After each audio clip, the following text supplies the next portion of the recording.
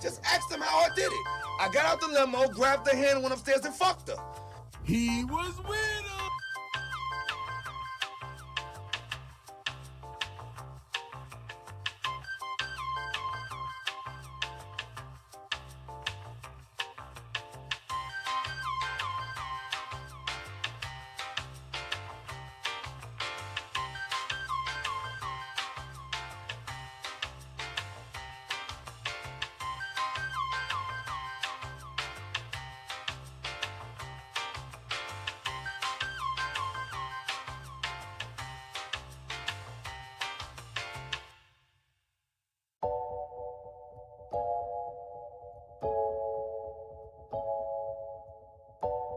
I would have been swallowed up. Have you ever been swallowed up? Have you gone through a time of swallowing?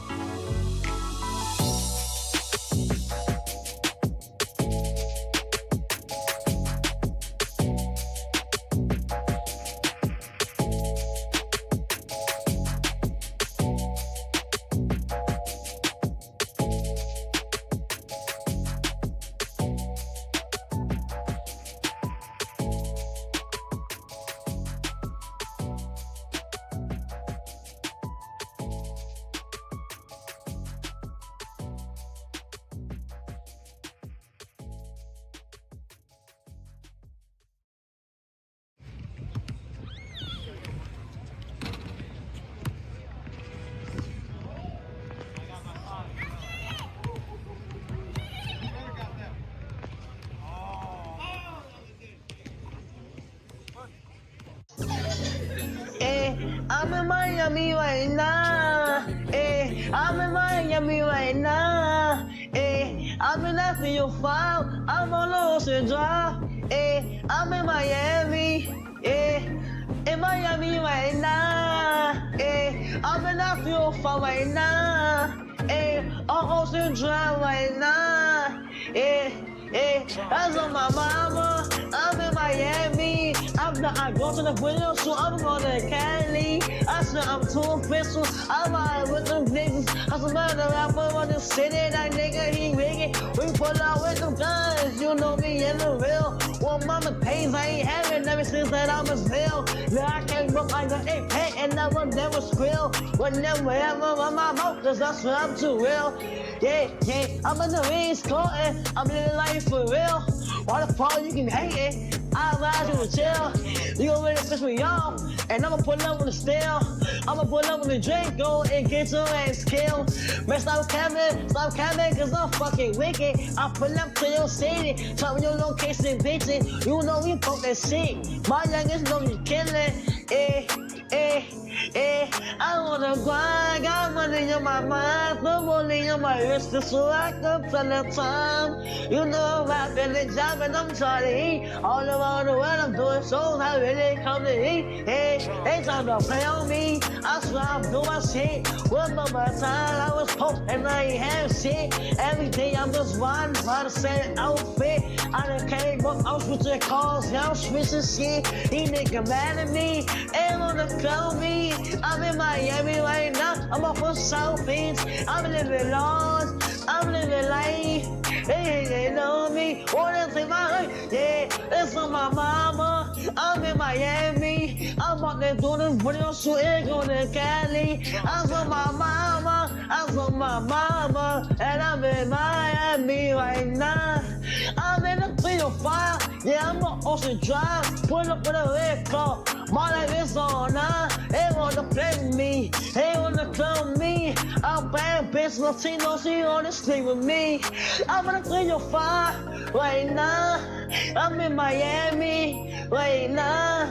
On Ocean Drive right now. I'm in Miami right now.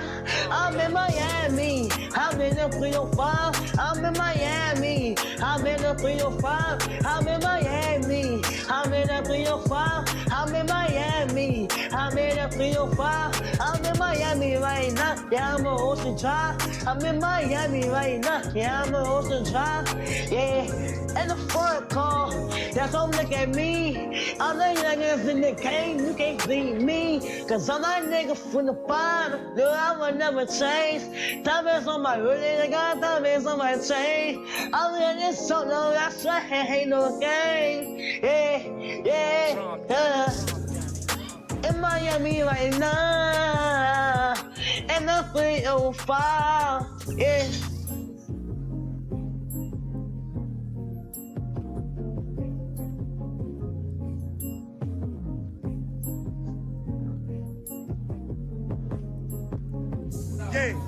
Yeah.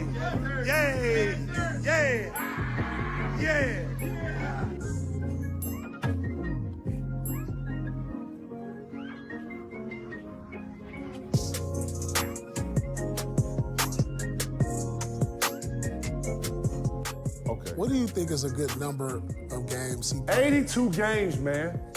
This is what the fucking job calls for. You're not practicing. You're not even playing a whole fucking, you don't play in the summer? Right. I can see if you playing in the summer, you on the playground, you went to the Olympics, then it's training camp, y'all do 30 days of fucking tour days. Okay, that's when you get rest. Man, I don't wanna hear this shit, man. I don't wanna hear none of this shit. Motherfucker can sit out a back-to-backs. Bro, hey listen, we done with that comparison of the era shit. We're gonna respect this era and what it does, and that's it.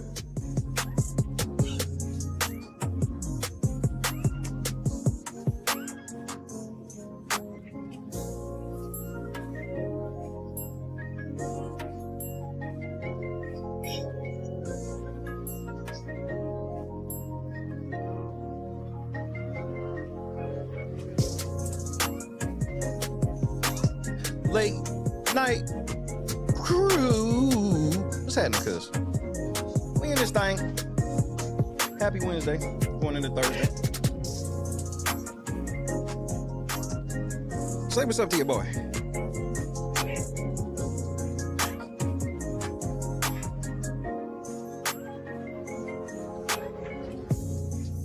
So, Tara, what's happening? Scott Johnson, Carefree.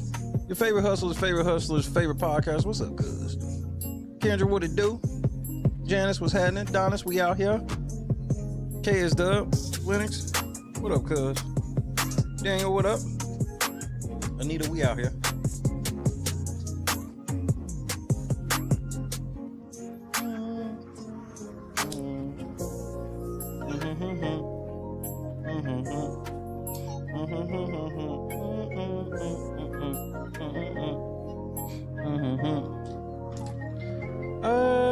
Maybe tonight ain't even gonna be that long of a show. We'll see. Normally when I feel like this, something to change mid-show. We'll see. Diggity, what up, though? What's happening? Thugger might be coming home, bro. I mean, I only told y'all. I'm a Mason. Beat all my paces. He told y'all. Did the nigga ever look scared on the stand? The whole trial might be over tomorrow. Tracy, what's happening?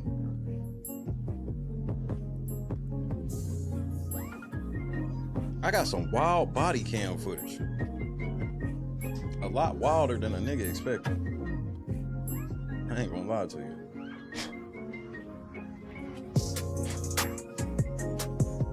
Mouse debris.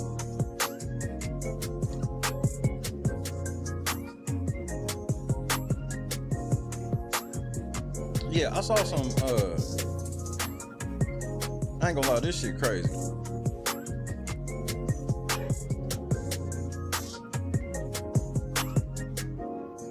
Hold on, where did I find it?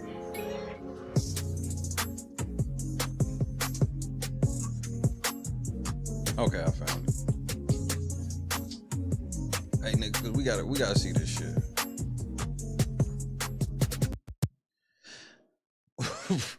This is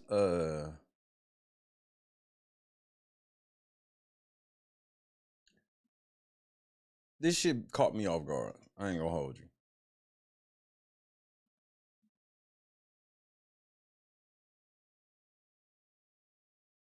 I ain't gonna hold you.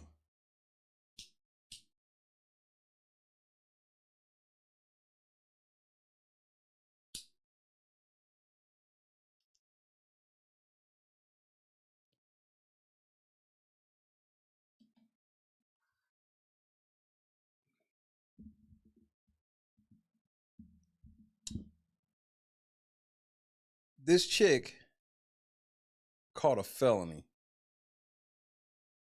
after getting caught cheating with her dude. But there's so many shocking elements to this shit. I'm just floored by it. I guess we'll knock this YSL madness out first. Because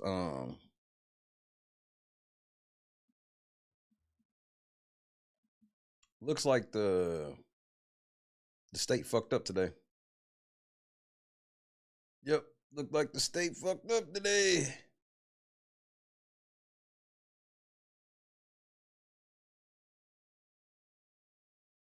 Which one of these do I want? Do I want this one?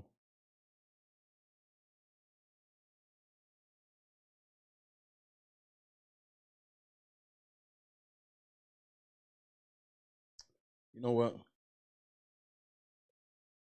Let's go here.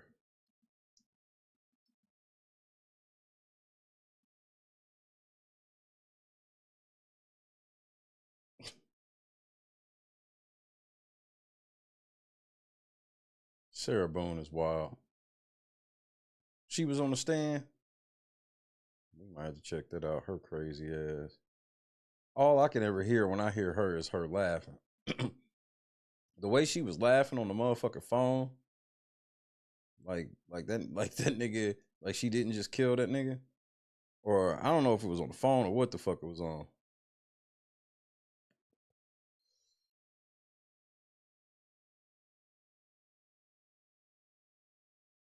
Okay, let's do this one first.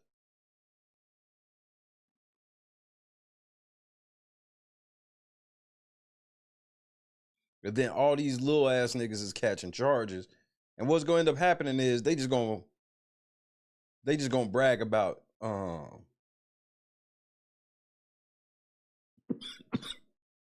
they gonna brag about, these niggas are gonna brag about getting all these little people that don't matter, but they're not gonna be able to brag about that shit's damn near a mute point. The best they can get from Thug, right, even at this juncture, the best they can get is some time served on some type of piddly charge. Because, I mean, this nigga been in trial for how many days? Like about almost 200. And I still haven't heard any evidence against this nigga yet. All I know is y'all keep trying to put up niggas that claim they was gonna snitch and didn't actually do it. Mitch was happening. Choose compassion. What up, cuz? Great to see you.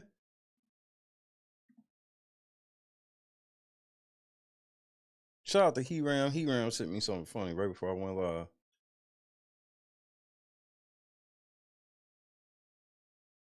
DA Love is a joke, but I'll hit her old ass. She thick. She thick, and she got that short haircut to accentuate her thickness. And she be wearing all them suits to show off how thick she is. Yeah. But as far as that bitch really convicting anybody, no. Take that shit to motherfucking trial. That's when I knew she was trash. When she stood up in court, calling herself quoting some Young Thug lyrics like that was going to indict him. If anything, all you did was prove to the streets that Young Thug wasn't lying when he did that song. Take that shit to motherfucking trial. Yeah. Joy was happening. Now he done did that shit. Now y'all motherfuckers want to act all surprised. Big, what's happening?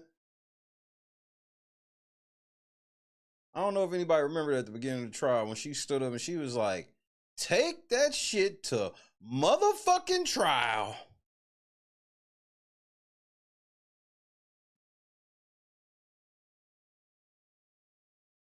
Oh yeah, Kayla hot, but I'm just fucking with 88 Love because she cougary. You having a little soft spot for the Cougars. That's when I knew she was trash. I was like, oh, you just got a fat ass in that skirt. That's it. What up, cuz? Happy 2K. Don, tell you what to do. Slime life indeed. This is why I put this on the soundboard months ago, because I told everybody what was going to happen. I'm a Mason.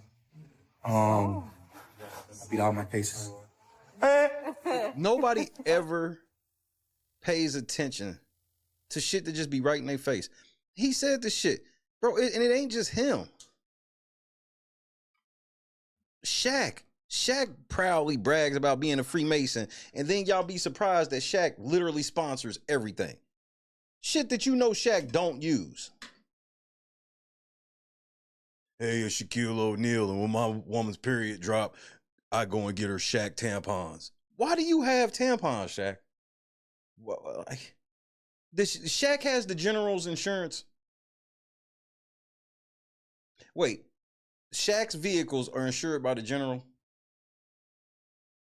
Shaq gummies. I've seen Shaq burgers. I saw Shaq burgers in the freezer section like a couple weeks ago. I was like, who likes Shaq? Like, there are no Shaq fans. That's how you know there's some Freemason shit. There's literally no Shaq fans. Shaq lost all his fans the moment Kobe won a championship without him. Let's go ahead and let's talk facts. Y'all be wanting me to keep it a bean. Let's keep it a bean. There's no kid growing up right now dreaming of playing like Shaq. Not even his own kid. I've seen this kid play. His kid don't play shit like him.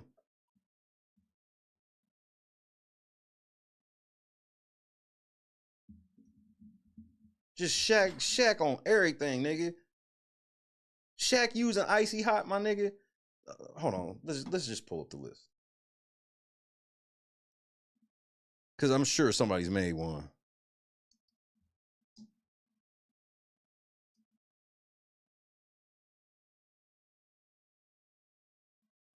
Shaq got Papa John's pizza. Like, so this is just the top 50. Let's just read the top 50 that he's had of all time. Sleep apnea mask, power balance bracelet. Oh, I forgot about the power balance bracelet scam. iGo headphones, Sister Sugar substitute. What the fuck is that? Quick Sticks, glucose. Nigga, you was selling glucose sticks? Oh Lord. Call Snap app. What? Apollo jets. Enlightened diet strips. Shack Down app. Tout. I remember Tout. He had an Audemars. Yeah, Audemars watches. He had an Audemars sponsorship. Toys R Us sponsorship. Black Fold. 24-hour fitness. Radio Shack. Soup Man. Zales. Arizona the Arizona Shack sodas.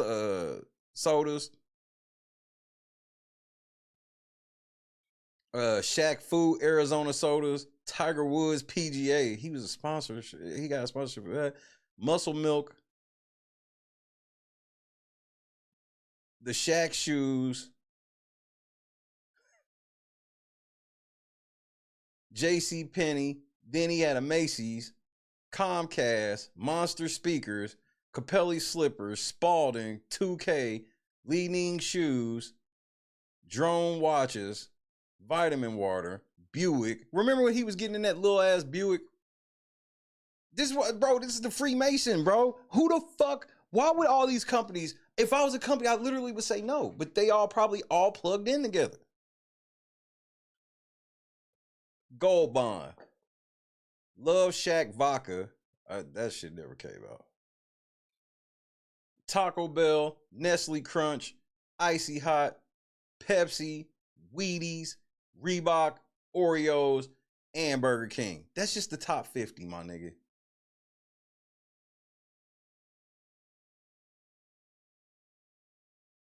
Why the fuck?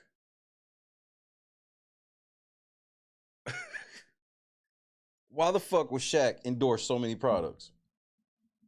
It's like him and Snoop. Snoop, we all, bro, we know Snoop is Freemason. He gotta be free something, nigga.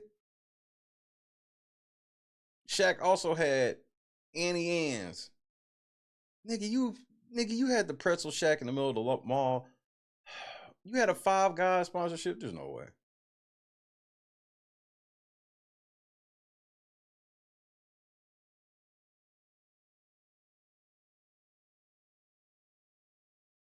Like, this is ridiculous. I bet you there's no way to even find a complete list.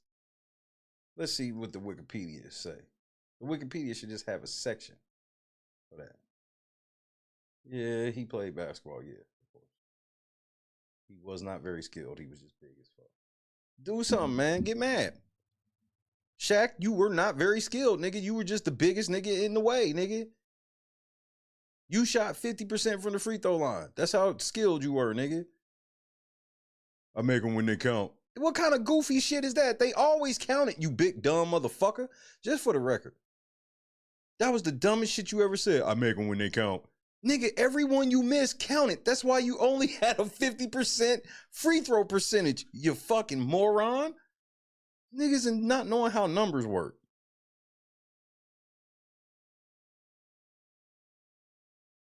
This nigga had a platinum rap album. People forget that Shaq had a platinum rap album. Shaq's literally the police. He done fucked Kevin Hart on camera.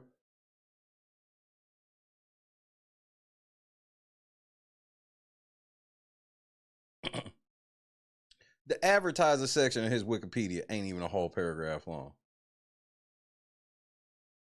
But it include the General, American Express, Frosted Flakes, Carnival Cruises, Epson, Hulu.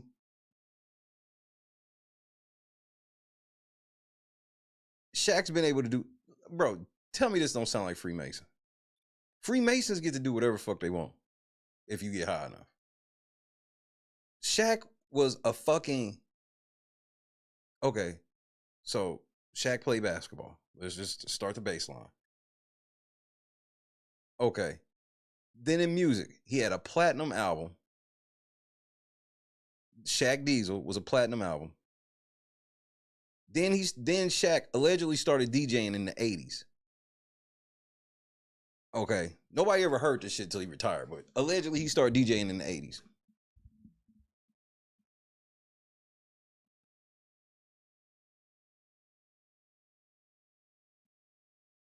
Then so Shaq's DJ'd. He was in he was in movies before he even got to the motherfucking NBA. Shaq was not the best player in college coming out. He was not. And Kobe tried to tell y'all niggas and didn't nobody want to listen. Acting, he did Blue Chips and Kazam. Blue Chips was my shit, though. And then he did Steel. It was like he was just doing whatever the fuck he wanted to do. Then he was on Curb Your Enthusiasm, My Wife and Kids, The Parkers, Freddie Got Fingered, Jack and Jill, Scary Movie 4, 311 music video, P. Diddy's video for Bad Boy for Life. Of course you were. Aaron Carter's video, That's How I Beat Shaq. The video for Owl City's video, Vanilla Twilight. He was in a Maroon 5 video. He was in CB4. He was in a Sports Center commercial. That don't count. I think that don't count. Mike the Tiger from a Tree. What the fuck is that? Shaq wanted to be in X2 in 2003, but Marvel told that nigga to eat a dick. I'm shitty. He was in Grown Ups 2, Static Shock. He did an episode. He did voices of Static Shock. He did a voice in Johnny Bravo, Uncle Grandpa, the Lego Movie, and the Smurfs 2. And Nikki, he was in UFC. He was in a UFC game. Like, this is this shit I be talking about. Shaq, okay, cool. You've been in all these NBA games, of course. How the fuck were you in Ready to Rumble Boxing 2 and UFC Undisputed 2010? How? Then TV, you got a show called Shaquille. Then you had another show called Shaq's Big Challenge.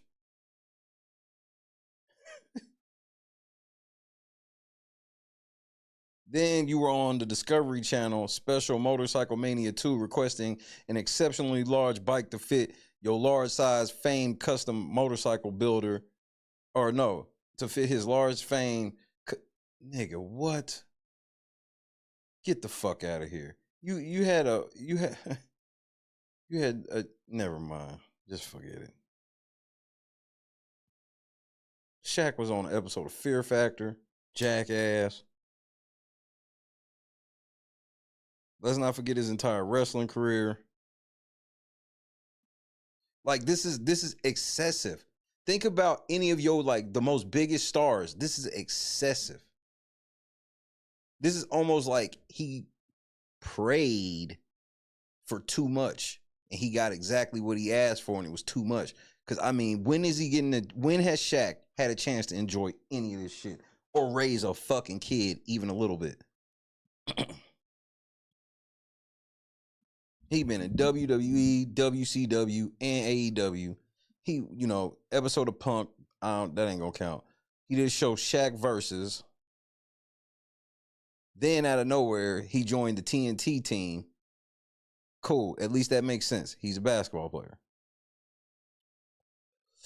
You take Charles Barkley, who was arguably a way better basketball player than Shaq, had arguably the same amount of accolades. He had more popular shoes, all this shit.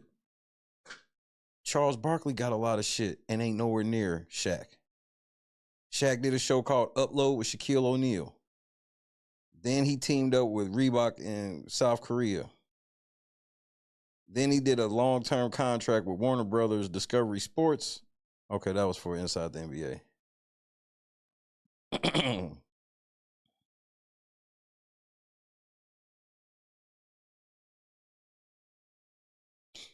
He was in a Pepsi commercial where he pretended to be in I Love Lucy, Bonanza, and Woody the Woodpecker.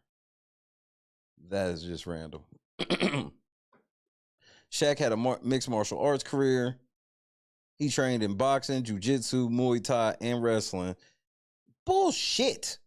That's the other thing. They always say Shaq got all of these credentials. We ain't never seen him ever work. It just pops up, Shaq's this. Because here's where this shit starts getting ridiculous for me personally. This is where it starts getting ridiculous. And why are we going through all this? Because I'm trying to show y'all niggas how thug going home. Trust me, this all matters. Pay the fuck attention. Some of y'all niggas already know what time it is.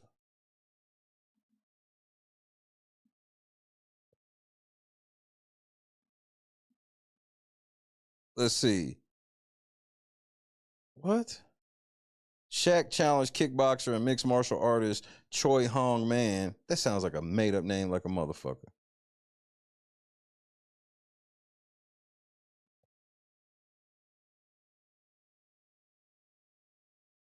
So, apparently Shaq tried to challenge somebody to a fight and it never happened.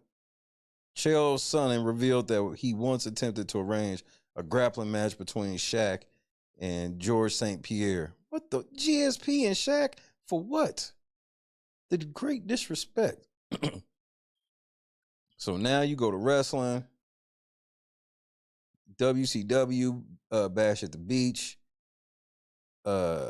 He gave the belt to Hulk Hogan and Ric Flair. Guest host of a live broadcast of WWE Monday Night Raw. O'Neal got into a physical altercation with 7-foot-tall wrestler Big Show, a.k.a. Paul Wizzy. In September 2012, O'Neal made a guest appearance on TNA. Damn. Nigga, you was on TNA too? On Impact Wrestling. He was in the Andre the Giant Battle Royal, Memorial Battle Royal. Apparently, him and Big Show almost got to a fight on the red carpet at the ESPY Awards, which, you know, was kayfabe. And Shaq, WrestleMania 33. But the match got canceled. Dave Meltzer claimed. You mean to tell me Dave Meltzer gets a mention here, but not all the commercials? Then he did a couple AEWs, business ventures. Here we go. As of 2022, O'Neal is among the 5 wealthiest NBA players with a net worth of $400 million. Why? You're Shaq. You literally don't even have to buy much of shit. Just hoarding.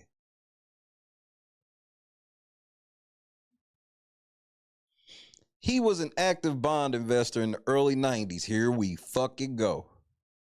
But continued to wade into stocks and made investments in various companies such as General Electric, Apple, and PepsiCo. Shut the fuck up, nigga. See, this is where this shit just comes in, where it's like, y'all gotta remember, there's only so much luck a motherfucker can realistically have before they tapped into some other shit. I mean, this shit is outrageous. What this nigga want me to believe? No, I don't believe you, Shaq. No, I don't. You didn't get your way to 400 million on Apple stock. Stop. How did everybody buy Apple stock? Have you ever noticed that? There's a lot of people that claim they got rich on Apple stock. Nigga, there was only so many stocks. That's how that shit works. It's a lot of motherfuckers that claim. I think a lot of niggas be washing their money through that. Yeah, this nigga hit a parlay, a 5-leg stock parlay. Nigga, what kind of shit is this? You want me to believe this shit with a straight ass face?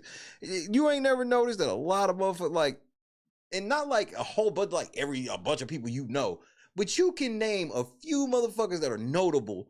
It's like, yeah, I got rich off of Apple stock. Like, all y'all did? How? How did all of y'all?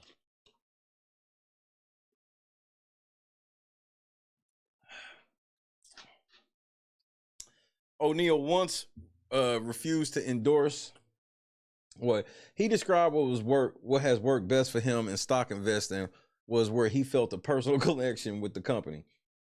O'Neal refused to endorse Wheaties cereal. Man, I just saw him on a Wheaties box. All that shit was fake.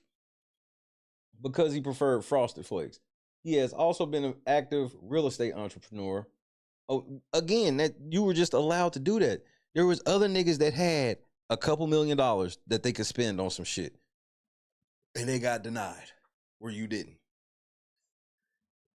Because that's the other thing that people don't realize is sometimes there's niggas with money that'll tell you, Hey, just because you got money don't mean you can buy everything you want. You still got to get the go ahead on buying some shit you want. If you got all these millions, like let's say you were like YouTube millionaires. One thing with YouTube millionaires is they still ain't got no juice in the world. They got all the money, but they can't really move nothing with it. They can buy more gizmos and gadgets for the stream and shit, DoorDash everything. But as far as them, you know, these YouTubers that's got all this bread, hey, we about to find out with Mr. Beast.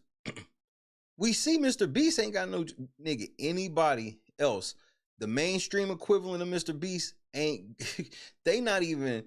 The media would have already pushed the narrative off of them and put it on like the company or something. Let's say it was a celebrity in Amazon instead of Mr. Beast in Amazon. If it was like some type of celebrity in Amazon, the media would have already fully pushed it on Amazon. They have not really pushed this shit on Amazon at all. Even though Amazon's the nigga that's bankrolled this shit, they get the last say so on everything, regardless of what the fuck Mr. Beast say. You can miss me with Amazon signed a contract with this nigga that states he get the last word over them. The fuck you mean? The only way they was damn near would sign off on that is he would have to leave YouTube. He could have maybe got something kind of like that, but he would have had to leave the platform.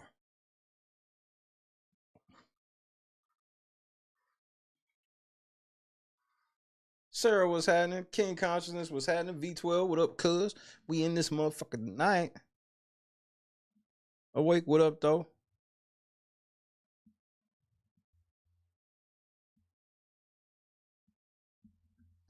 Y'all just gotta understand the level of like, to get to the NBA is 1 in a million. To become like a Shaq figure, that's like 1 in 10 million. To become a Shaq figure and then get all of these fucking endorsements and just have gotten everything right and never took a loss. Never took a loss. Never. I've heard of so many players, and not like, and when I say take a loss, that don't mean that the loss had to like impair you. Like Shaq Danner had to go to work type of loss. No, like, hey, I invested a couple $100,000 in this and it went belly up. No, Shaq ain't got nothing but stories of I won. Now, remember, how did Shaq get plugged? How could Shaq have possibly gotten plugged in like this from Jump Street? Remember, Phil, his father, who ain't his biological father, was a military man. We never know how high up.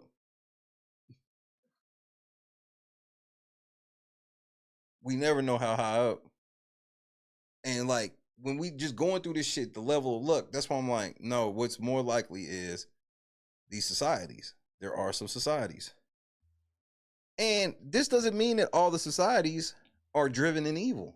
I can't say that. Some societies be public with it. Fraternities and sororities. These ain't nothing but public secret societies.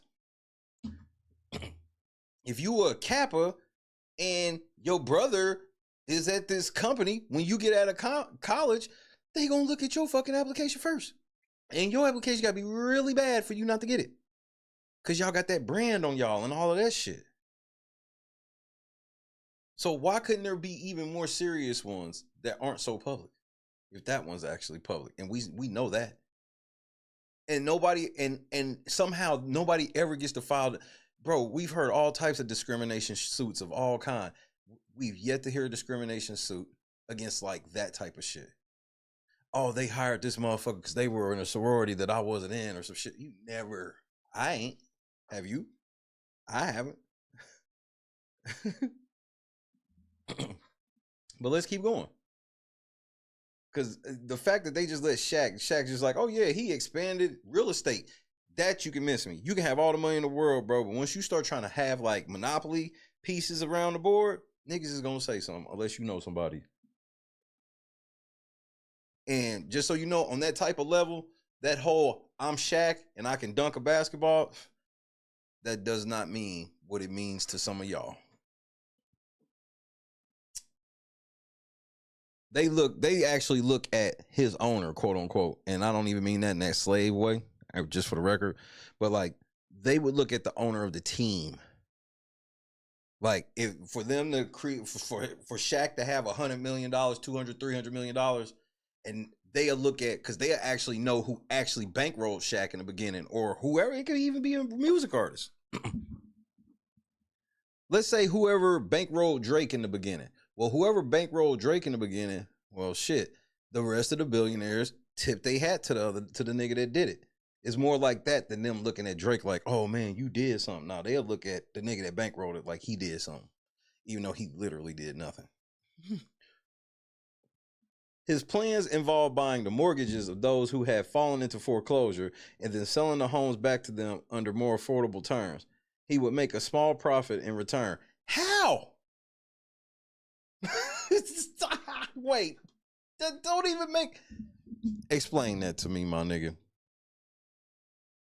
How would you buy mortgages that have fallen into foreclosure and then sell the homes back to people under more affordable terms? Now, I understand that he can afford this, but how would he make a small profit on it?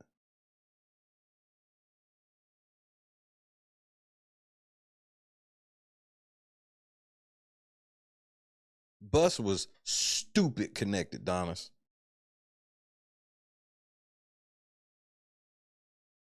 The whole way that the Lakers got Shaq in the first place, you have to be alive to remember, because that was some bullshit. They just robbed, the Magic just got robbed, nigga, with no pistol, nigga.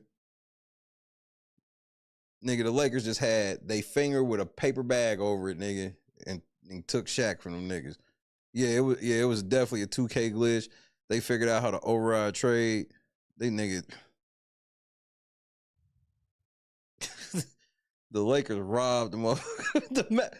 Understand, the Magic almost won the title, nigga. They ran into Hakeem Olajuwon, nigga. They ran into like the most prime of prime Hakeem Olajuwon, nigga. They was getting ready to win the title, and then the Lakers came up and robbed them niggas at gunpoint. And that was after they robbed the Hornets at gunpoint. Hey, look, we'll take Kobe Bryant, right? And we'll give y'all Vlade Divac.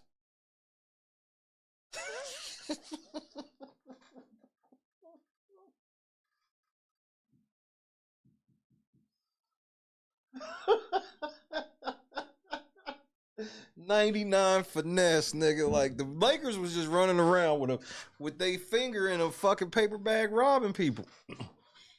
They would just run up at anybody's motherfucking clubhouse and they would rob you for everything, nigga. These niggas like, oh yeah, Rick Fox is old. Remember how they try to sell you on Rick Fox being old before they got him? Like, the Lakers loaded up. Bro, we don't forgot. Let me take you all the way back of how the Lakers was cheating. Cause that was God came down from on high in 2004.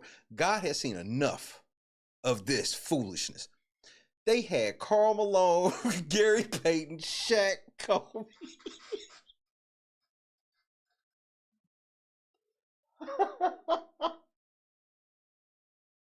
They had the only big four in NBA history. Shaq, Kobe, Karl Malone, and Gary Payton. I don't give a nigga. Karl Malone at the time was had the third most points in NBA history.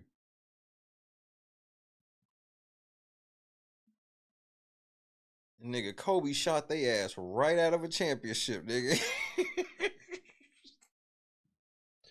I never seen no nigga. Kobe missed so many motherfucking shots, nigga. That if you ever wanted to know if you a Kobe hater and you really just can't stand, and you want nigga, go watch him in the finals against the Pistons in 2004, nigga. Nigga, when that nigga hit the one off the side of the backboard in the deciding game, nigga, I was like, what is happening? Because at that point in time, even though it was like Kobe fucked up the first game or two, and he was like, yeah, nigga, he about to get in their ass. He mad now. It just never happened. So the Lakers been cheating like that.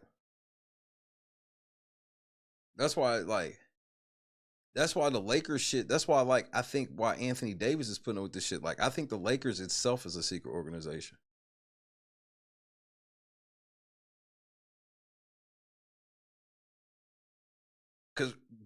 DeMar DeRozan and Klay Thompson really wanted to go there.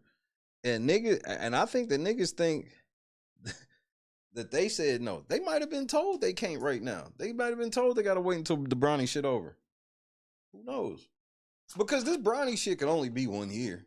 At the end of the day, they can't cut him and just pay him.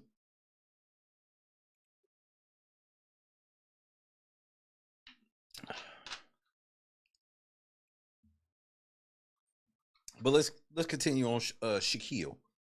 This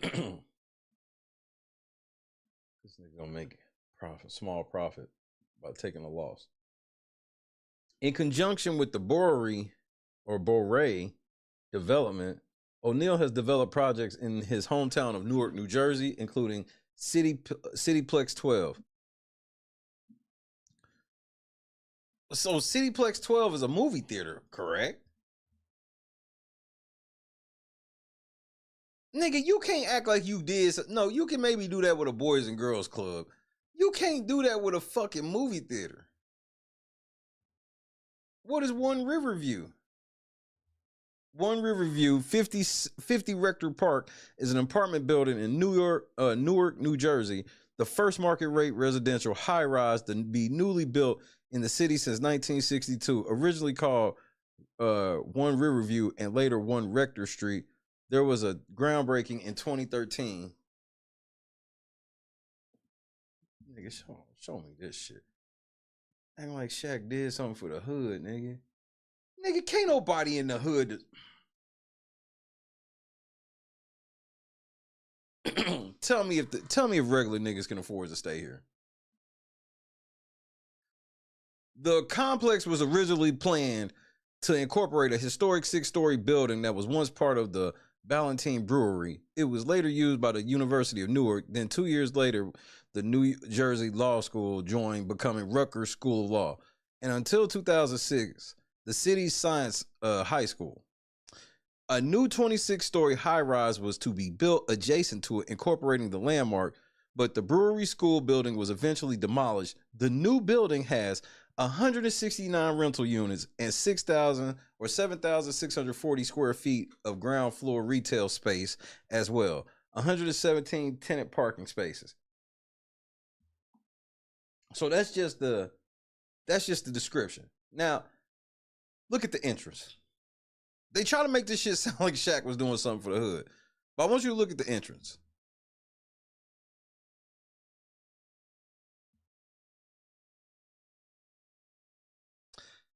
Does that look like regular niggas is staying there? Does that look like there's something in the fucking hood, nigga? What type of shops you think are in there? They said there's 117 stores in there. No, I'm sorry, 169. Well, no, it doesn't say, and it just says floor retail space, but it's 169 rental units.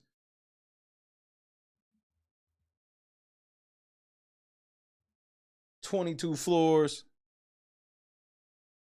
Get the fuck out of here, nigga. They try to make it seem like Shaq gave back to the hood by building a movie theater with high-priced ass snacks.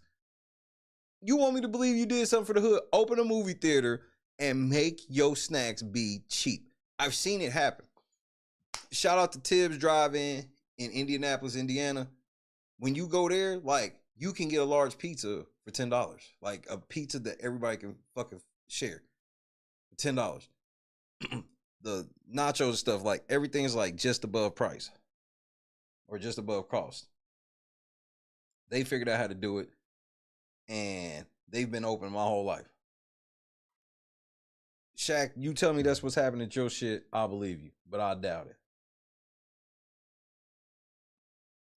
Hold on, let's see. And this is the thing. Here's another way you could tell that these motherfuckers are plugged in with possibly these quote unquote things. These quote unquote groups. Number 5, what's happening, cuz? Have you ever noticed that these niggas be rich as fuck, right? Like stupid rich, like Shaq, uber rich, LeBron, uber rich. But have you ever noticed that they don't own no business by themselves? Oh, it sounds like they do, and then you research it, and it's a co-ownership. And then if they end up falling out, you'll find out like Diddy. Everybody thought Diddy owned Ciroc until he made them mad, and then we found out he didn't.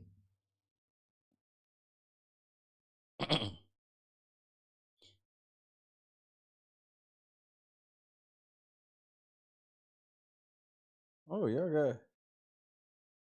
the Shaq Theater has the comfiest seats. Pause.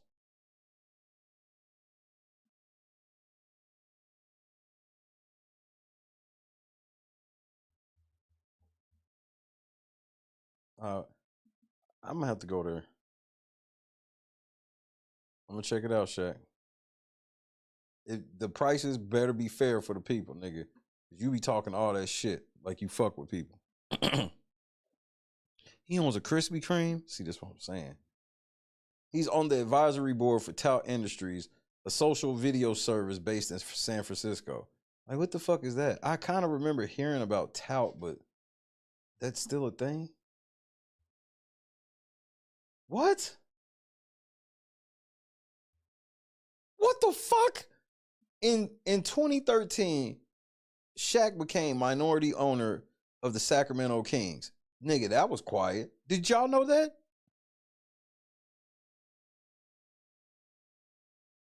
In 2018, Shaq was named the general manager of Kings Guard Gaming, the Kings NBA 2K League affiliate. In January 2022, Shaq sold his stake in the Kings. That's why I know it, KS Dub. Now I remember.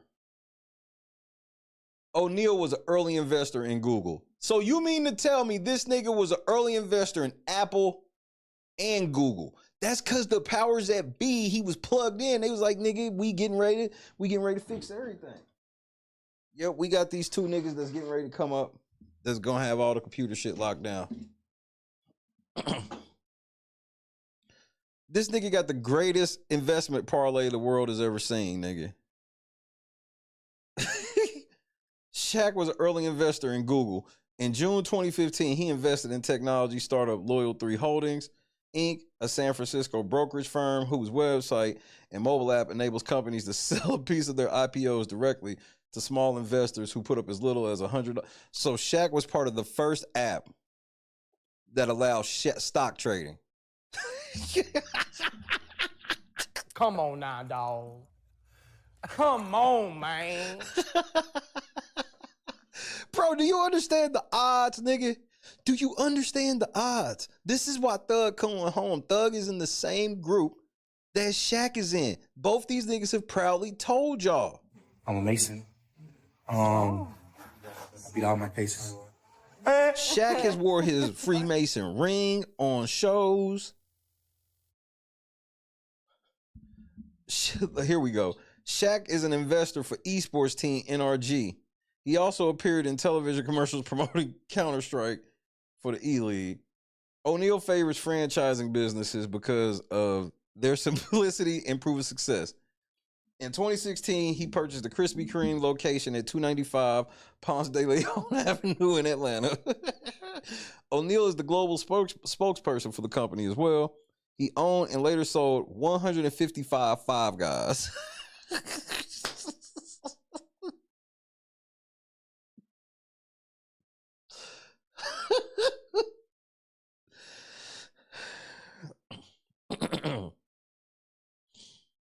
About 10% of all locations and owns 17 Auntie Anne's restaurants. Shaq also owns 150 car washes, 40 health clubs, a movie theater in New York, which I know, see what I'm saying? You digging all these shits, you're going to find out he co-owns these things at best. A movie theater in Newark and the Big Chicken brand of chicken sandwiches. In 2018, O'Neal created the combination music festival, circus, and carnival, Shaq's Funhouse, in partnership with Medium Rare. See, it's always in partnership. In early 2019, O'Neal joined the Papa John's board of directors and invested in, just like Diddy, the owner of Ciroc, and invested in 9 stores in the Atlanta area. In addition, he became the spokesperson for the company as part of a 3-year contract. So how are you on the board of directors but got a contract for endorsement? See what I'm saying? Shit don't ever make sense. The next year, Papa John's introduced the Shaq-a-Roni, a pizza dedicated to O'Neal. In 2021, O'Neal, among other high-profile athletes and celebrities, was a paid spokesperson for FTX, a cryptocurrency exchange. Who knows about FTX? Press 1 for yes, 2 for no. So Shaq got all the benefits of FTX. Now that all the shit done fell under, is Shaq involved?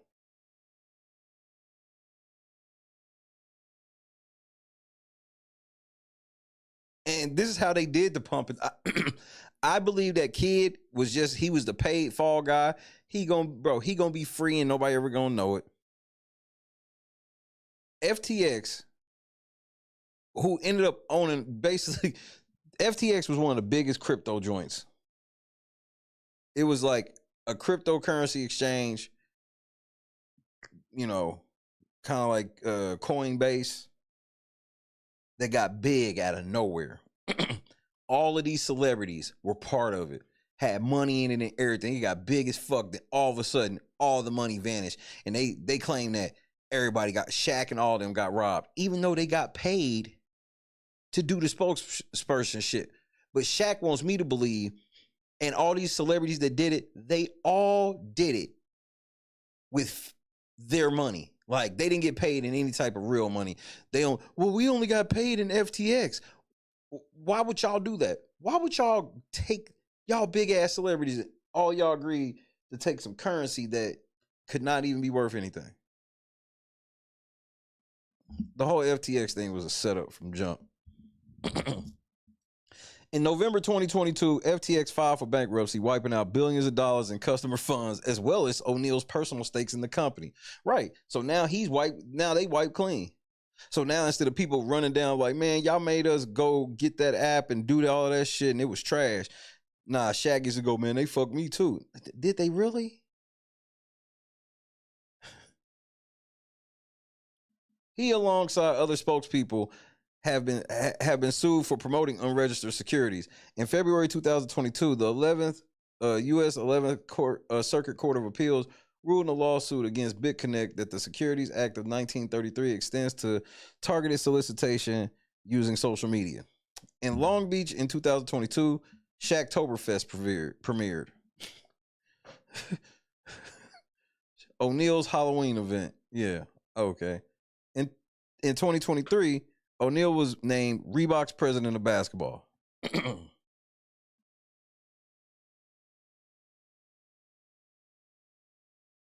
Now, let's read some of Shaq's legal shit and tell me how. I guarantee some of this shit you ain't never heard of. Okay. In August 2010, O'Neal was sued by his personal IT technician, Sean Darling, after O'Neal had allegedly attempted to plant child pornography on Darling's computer. Darling claimed that O'Neal had originally tried to protect himself by hacking his mistress' voicemails and deleting relevant messages. Darling also alleged that O'Neal had used law enforcement contacts to obtain restricted evidence or restricted information on those mistresses, and that O'Neal subsequently threw his laptop into a lake to destroy possible evidence. In 2017, a trial court ruled that Darling had not filed the lawsuit in good faith, and that the accusations made by Darling occurred after he had attempted to extort $12 million from O'Neal in return for thousands of stolen emails and electronic files. Throughout the trial, Darling failed to submit adequate evidence to support his claims. In 2021, the litigation ended with a court ruling that O'Neal was entitled to $412,914.50 in legal fees. I'm a Mason. I beat all my cases.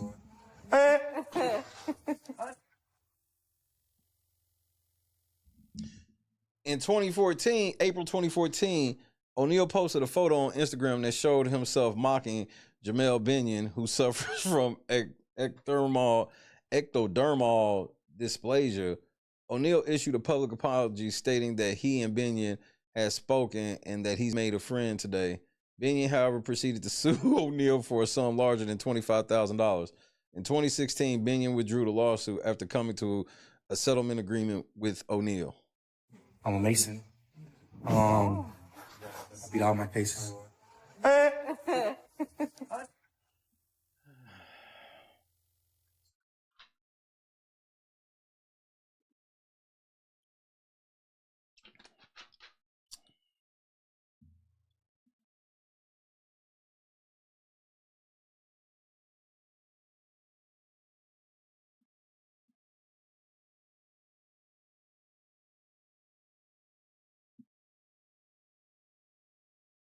O'Neal is a member of the Omega Psi Phi fraternity.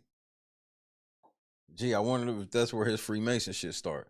O'Neal is a 2009 inductee of the New Jersey Hall of Fame. O'Neal became a Freemason in 2011, becoming a member of Widow's Son Lodge number 28 in Boston. O'Neal is a Prince Hall Freemason. Yo, the devil's in full effect. I'm a Mason. I beat all my cases. Thank you, V12. That purple and gold.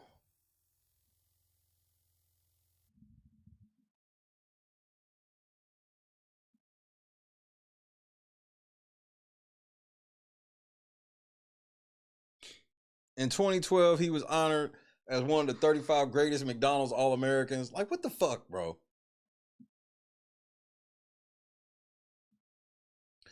In 2014, Shaq dropped the ceremonial puck and drove a Zamboni for a game between the Devils and the Florida Panthers. Yo, the devil's in full effect. Shaq also owns an English football club called Northampton Town and has posted videos of support to their official YouTube page. O'Neal's a fan of National Football League's Dallas Cowboys. According to him, football was actually his first sport, and he wants to be like his idol, Ed Too Tall Jones. Nigga, but again, you claim, bro, Shaq's had so many origin stories. It just don't even make sense. He didn't even have time as a kid, obviously. O'Neal purchased a 14.3 acre two-house compound in McDonough, Georgia for $1.15 million. That sounds cool.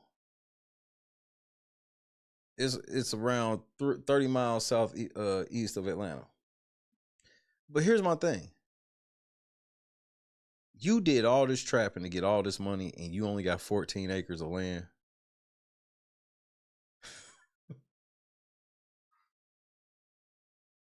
That shit sound cool and a million for it's like, yo, you making all this money, then you just got 14 acres.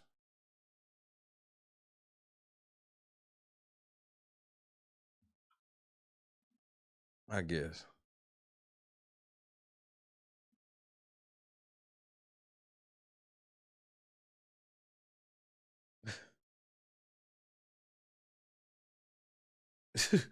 Shaq endorsed Republican Governor Chris Christie in 2013 and then Joe Biden in 2020.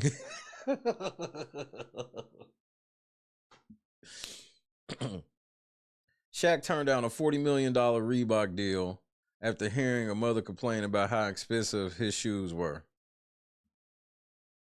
Not the cap. Wouldn't that be a great way to start your own brand of cheap ass shoes, though, is to claim that?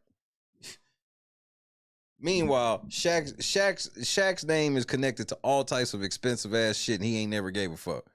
Just for the record. That's the only thing he ever did that with.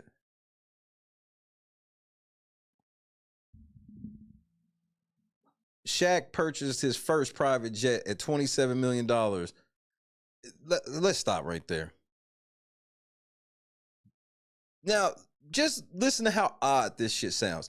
Shaq got all this fucking money. Where he lay his head at, he only spent $1 million on.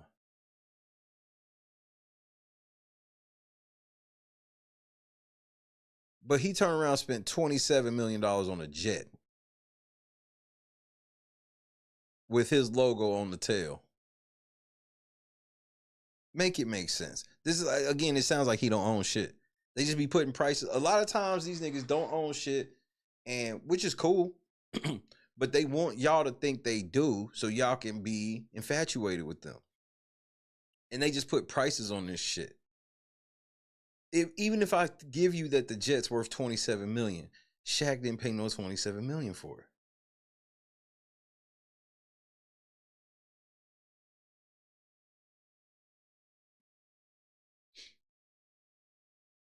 JC, what's happening? I mean, his statue at the fucking at Staples is one of the most amazing, like, no diss to Kobe. That Shaq statue is the most amazing basketball statue I've ever seen for somebody. I looked up and was like, nigga, what the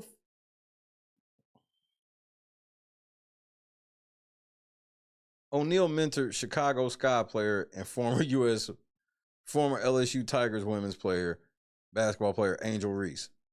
Reese identifies O'Neal as a father figure. So let's stop right there. They be telling y'all right in y'all face. Y'all gonna find out that Caitlin Clark, she basically was chosen. Look, Angel Reese and Caitlin Clark, they were chosen years before y'all even knew. These were the bitches that were gonna get people interested in WNBA. They were chosen like LeBron was chosen. If you were alive when LeBron was getting pushed down everybody's throat, you would know that LeBron's the only 8th grader I ever seen on TV. And he was not that good. Yeah, he was dunking, or 9th grade when they showed him dunking. Yeah, he had some hops and shit, but I've seen that shit before. He wasn't the only nigga I seen at that age taking off like that. I'm not trying to be funny. But when he started hitting them roids, nigga, ooh-wee. Ooh-wee.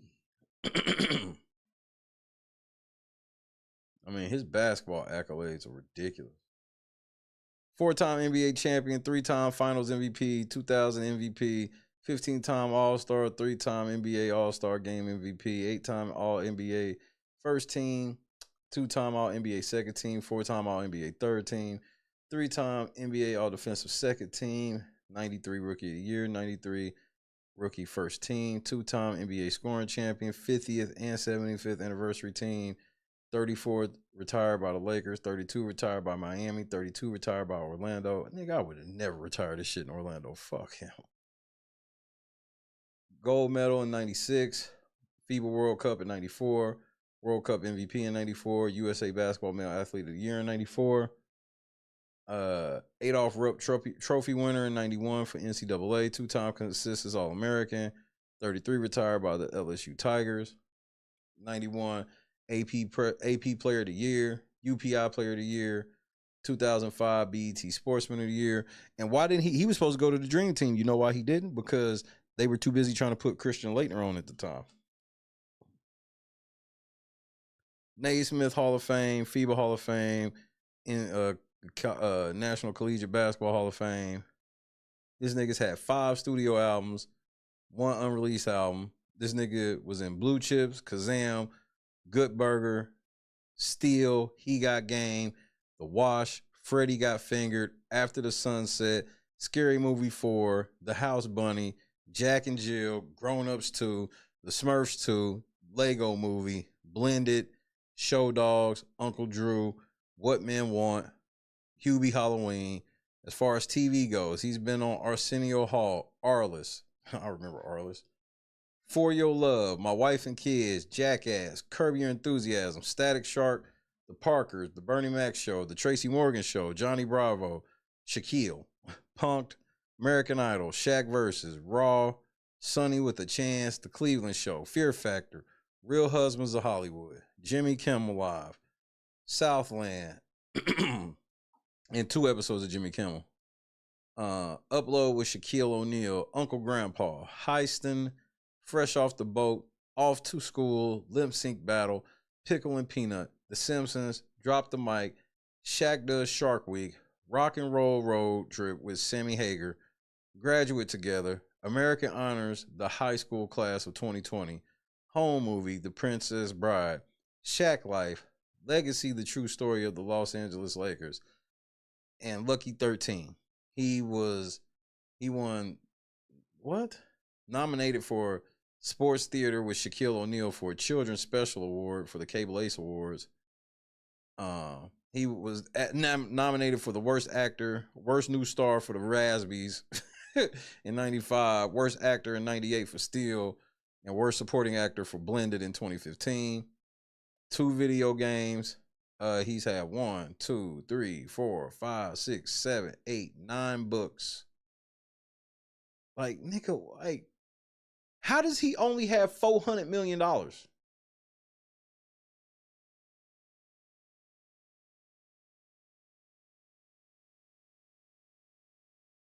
Nigga, you've done everything, nigga. And we ain't even got the list of every commercial you've done.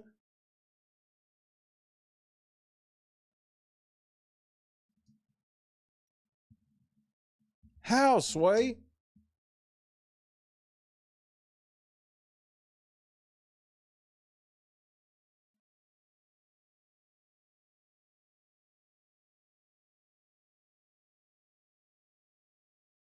In the past 30 days, commercials featuring Shaquille O'Neal have had 1,138,290 airings. Who the fuck is a fan of Shaq? So we got, he got one general commercial, Icy Hot commercial, another general commercial. Well, like 5. Hold on. So how many of these are general? 1, 2, 3, 4, 5, 6, 7, 8, 9, 10. Wait, time out. Yeah, 10, 11, 12, 13, 14, 15, 16, 17, 18. You telling me Shaquille O'Neal believes this much in the general?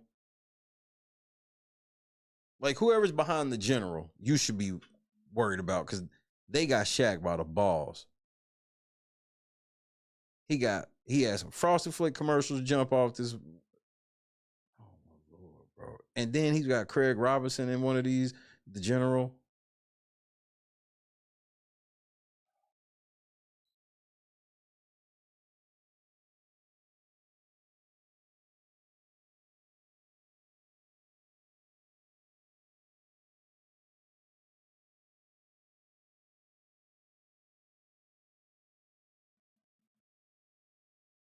Shaq doing Spanish in a TNT commercial, Epson printers, Carnival cruises.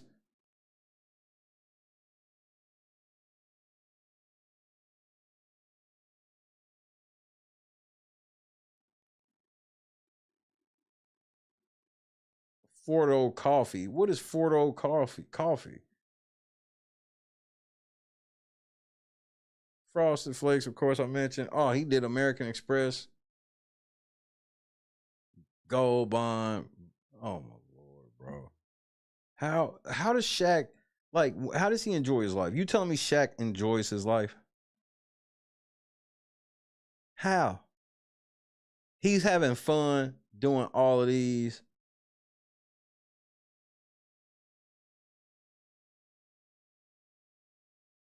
Why? Who would just have fun hawking You know, here's my prediction right now. LeBron James is going to be next when he retires. Remember, what the fuck, and bro, who, if you near my age, like you like 40s and up, ask yourself, what the fuck did Snoop promise to beat that murder? Because Snoop the same thing, and nobody even thinks that Snoop got that much money. Nobody ever talks about Snoop as one of the richest people in the world. But Snoop is in every fucking commercial, sponsoring everything and everybody's song.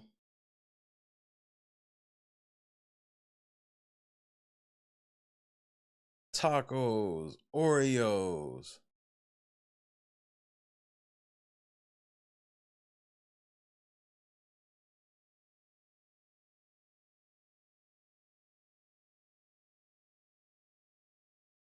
Not this nigga was, he was Tammy part of here just Ring. got the Ring alarm. Professionally monitored security for just $10 a month.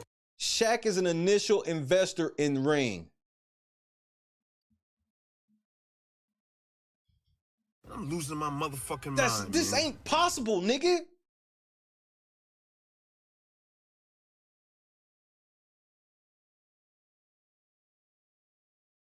Nigga,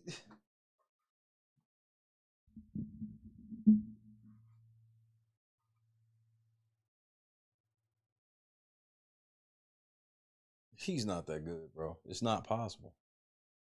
Oh shit, I forgot. Shaq used to sell All Sport. Remember All Sport, the drink?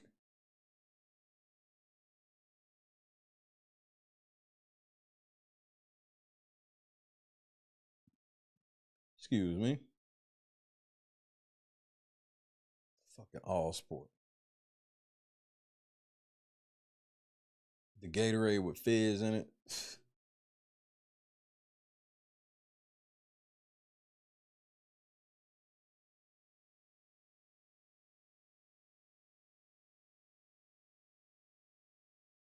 Let's see if the IMDb page got all his commercials on it.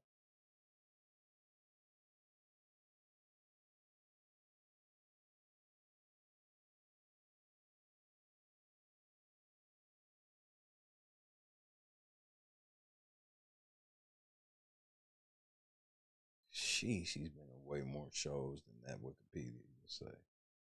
Jesus.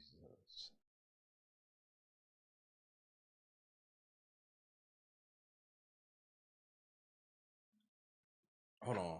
I gotta check on my boy. Hold on.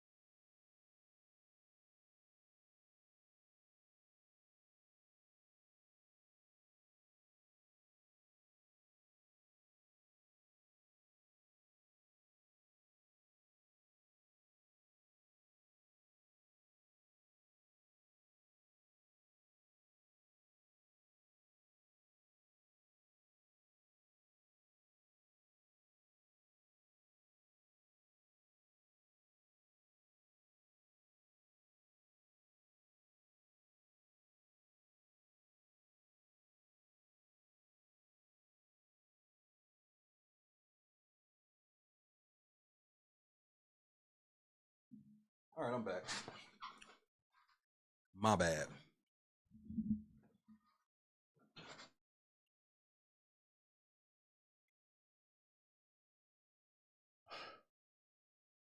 How much do you think Shaq got paid for the movie Kazam?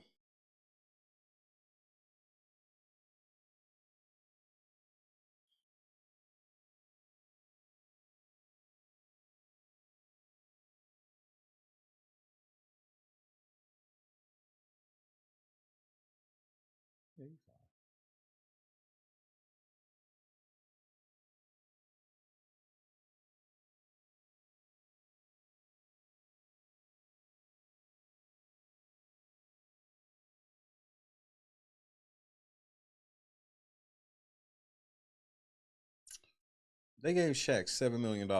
And that's $7 million back then. That's like half a Will Smith movie. This nigga got 7 M's.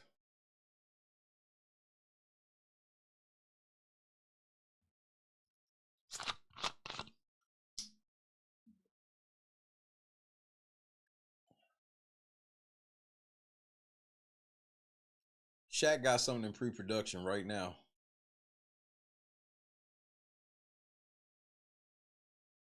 Shaq Talk. I'm losing my motherfucking mind, man. Shaq Talk.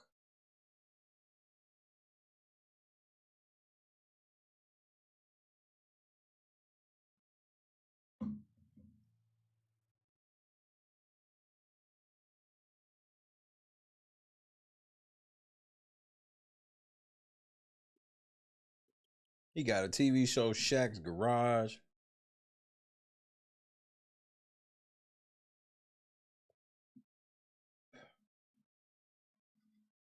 Wait, bro, only certain niggas can get to where Shaq at. Oh, I'm so sorry. I ain't trying to be mean.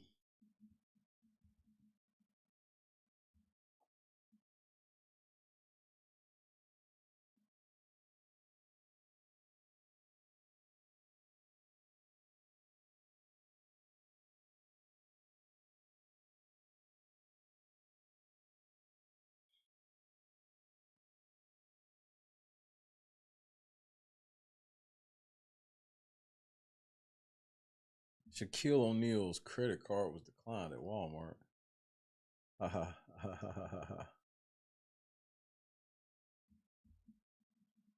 They put your ass in check, Shaq. You must have said something slick.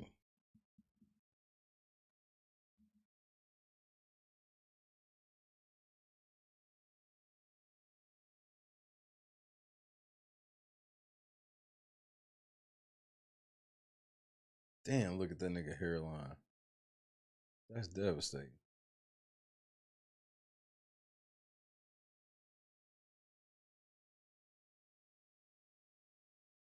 This motherfucking clip has like left the internet.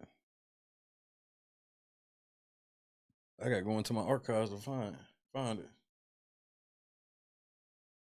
Oh, okay, here we go. I found it. These niggas be telling y'all to y'all face, but because everything gotta have some type of freaky connotation where it's like it's always some type of kinky sex shit. That's the only way people like accept certain shit. The big Shaq-a-roni. Pause. Blues, what's happening? Oh yeah, he walked through a door and I'm about to show you. I thought this clip had been erased.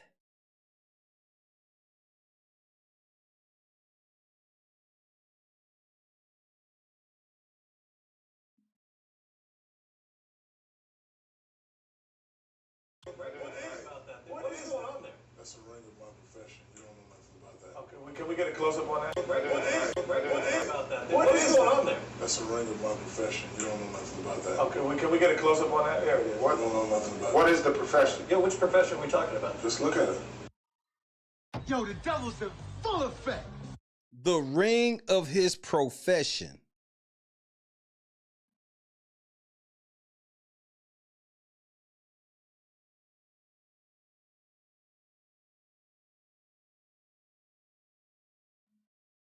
Is it a legal profession? Of course it's legal. It's a ring of my profession. Is it a legal profession? Somebody scared the motherfucker that ring. I'm trying to read it. Okay. It's too many diamonds. Ah, that's too bright. That's too bright. Go anyway. Oh, Mason, are you a Mason? Of course I am. Okay. Of course I am. I'm a Mason. I beat all my cases. Now this nigga's the richest nigga ever. He got more money than all them niggas combined. He was the rookie at the table at the time. Now he runs shit.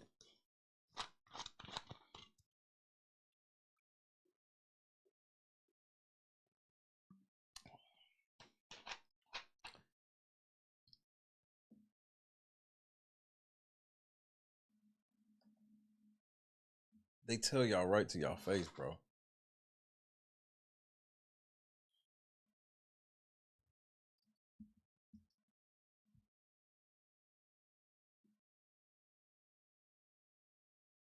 Okay, let's talk about Snoop then. How about I play you this about Snoop before we go through Snoop's list? I mean, again, this is why I told y'all niggas that Shaq was gonna beat that motherfucking case. Or not Shaq, but your boy. Young Thug. Tactical nuke incoming!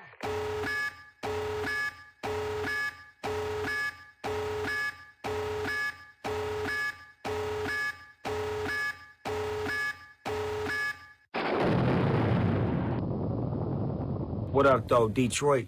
January 30th, Masonic Temple. Big Snoop Dogg. I want my homeboy Young Shoebox Money Calico. Trick, y'all come on out and support this, man. Come get on stage and do y'all thing with the big boss dog. Detroit, here we come.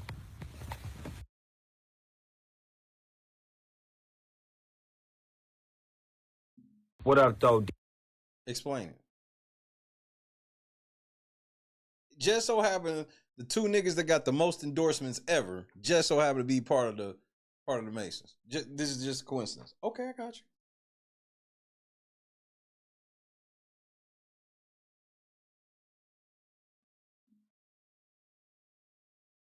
Let's read this other Freemason shit.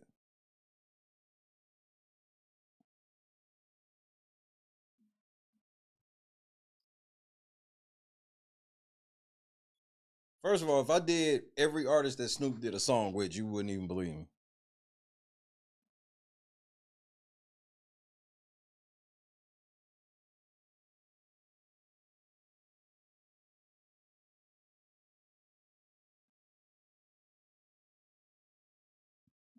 Let's see. All right, here goes a list of what's supposed to be his other works. We'll definitely check against this as well. That was a Mason ring. Hold on, I'll put the ring back up there for you, number 5. What is on there? That's a ring of my profession. You don't know nothing about that. Okay, can we get a close-up on that? There it is. What? I don't know nothing about What that. is the profession? Yeah, which profession are we talking about? Just look at it. Is it? Snoop was in a Limp Bizkit video, few Dr. Dre videos, one underground release, Smoke Fest 96. Mariah Carey music video, Bow Wow music video, Exhibit, a commercial for XM Satellite Radio. He was in a Diddy video, Genuine, 50 Cent video, Chingy video. Everybody fuck with him. He was in an AOL 9.0 commercial, T-Mobile commercial, Little Scrappy video.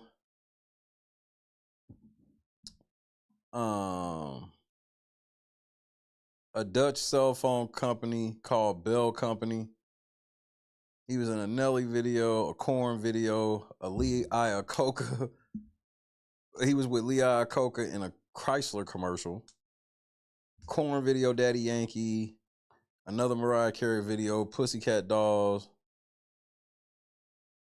Obviously a St. Ides commercial, a St. Ides radio commercial. WWE Raw Nation TV commercial. WrestleMania 24 commercial. Katy Perry video. DJ Khaled video. Flo Rida video.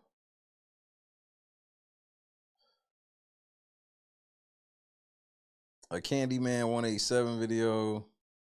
Jason Derulo. Psy video. Prince Royce.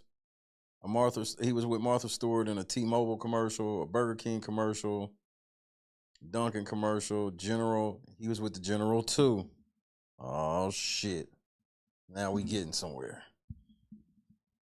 And Burger King. Tostitos with Martha Stewart. Corona beer. Anthony Sandberg for the Coronas. He did Skechers with Martha Stewart, Tony Romo, and Howie Long. Like, what the fuck, bro? Make it make sense.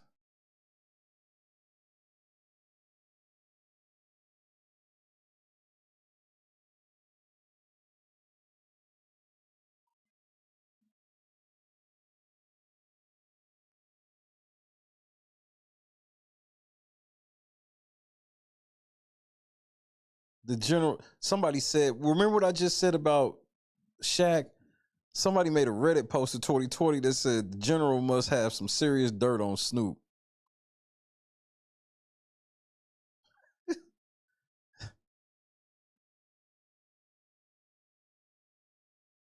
Just let's go to Snoop's quick and see what's going on. I don't need to know your whole music career, nigga.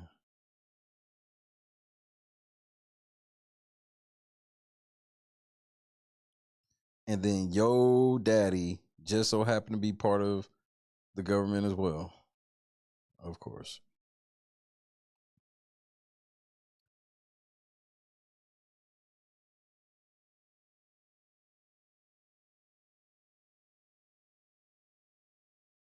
Just like Shaq, you was with your stepdad.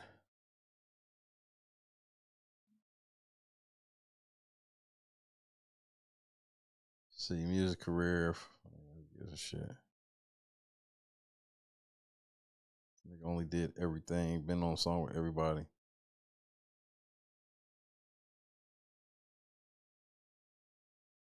All right, here we go. He was in The Wash. He did Bones, Mac and Devin Go to High School, Training Day, Half Baked, Starsky and Hutch, Bruno, Doggy Fizzle, Televizzle. We watched some of that shit. That was ridiculously trash.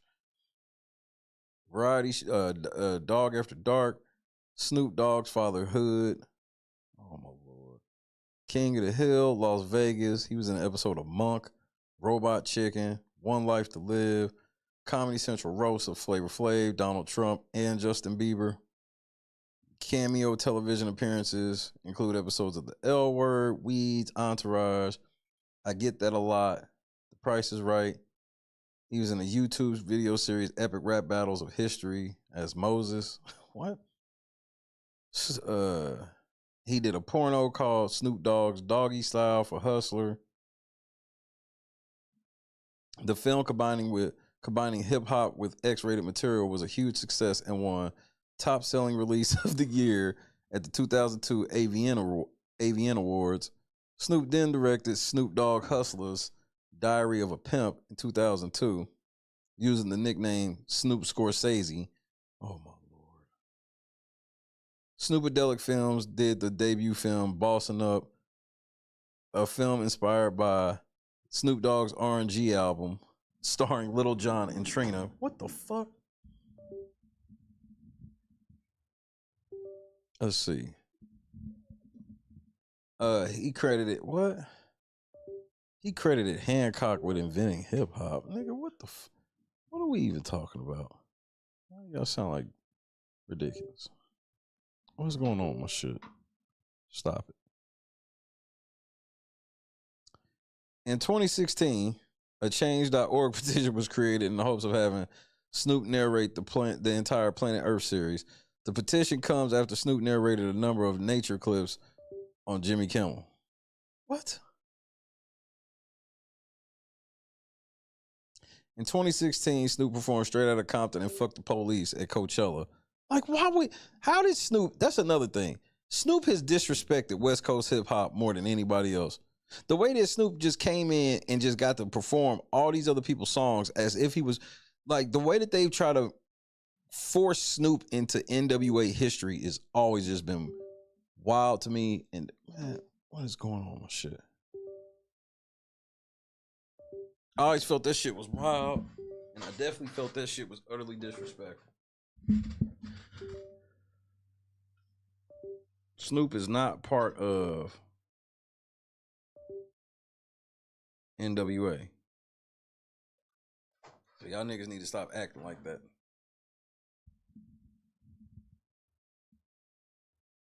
He hosted a basketball fundraiser, Hoops for Water, for Flint, Michigan. Yeah, did you ever fix that water situation? Did y'all just go hoop? And it was with Sweet Mo Pete, Morris Peterson, the left-handed shooter. In fall of 2016, VH1 premiered a new show starring Snoop and his friend Martha Stewart called Martha and Snoop's Potluck Dinner Party. Then they starred together in a Super Bowl commercial for T-Mobile. And then it's like the same shit that Martha Stewart got caught up with. They put Snoop together because Snoop got a lifetime deal. Snoop had to sell his soul to get out of that murder. Snoop also created a fried chicken recipe with barbecue flavored potato chips as an added ingredient in the batter.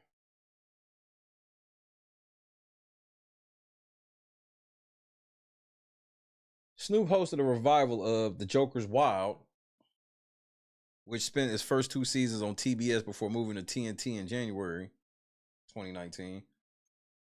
2018, Snoop released a cookbook, From Crook to Cook, Platinum Recipes from the Boss Dog's Kitchen. What? Containing 50 recipes inspired by Snoop's family staples and favorite comfort foods, with instructions to make everything from fried bologna sandwiches and baked mac and cheese to soft tacos and orange chicken. The book is co-authored with Ryan Ford. See how I'm saying it's supposed to be a shit, but then you read and it's not. Ryan Ford, and has a foreword by Martha Stewart. The cookbook had a wave of over 200,000 sales in 2020. White people, y'all did that. And entered the Amazon bestseller. Look, all his sales go to white people. Martha Stewart told all y'all white people it was cool to like Snoop, and y'all fell for it. So as soon as that's the real crossover really be when niggas get tired of you. then they send you over there.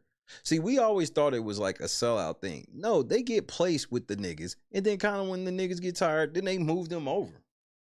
We all know they sell out in the very beginning. Before they even were with the niggas, they had already sold out. We just didn't even know it. That's how it really worked. The sellout came well before. See, a lot of people think, nah, you was cool with the black people, and then the white people made you sell out for more money. Nah, that was always the plan. They sold out before that. Yeah, the Puppy Bowl. In 2020, Snoop launched his debut wine release under the name Snoop Cali Red in a partnership with the Australian wine brand 19 Crimes. The red wine blend features Snoop's face on the label. Snoop provided commentary for Mike Tyson versus Roy Jones, who some pundits described as having won the night through his colorful commentary and reactions. At one point, Snoop described Tyson and Jones as like two of my uncles fighting at the barbecue. He also began singing a hymn, Take My Hand, Precious Lord, during the undercard fight between Jake Paul and Nate Robinson after Robinson was knocked down. Snoop would just be everywhere. In 2021, Snoop officially joined Def Jam as his new executive creative and strategic consultant, a role allowing him to strategically work across the label's executive team and artist roster. His immediate focus was A&R and creative development, reporting to Universal Music Group chairman and CEO Sir Lucian Grange, as well as Def Jam interim chairman and CEO Jeffrey Harleston. On November 12, 2021, Snoop Dogg announced the signing of Benny the Butcher on Joe Rogan's podcast.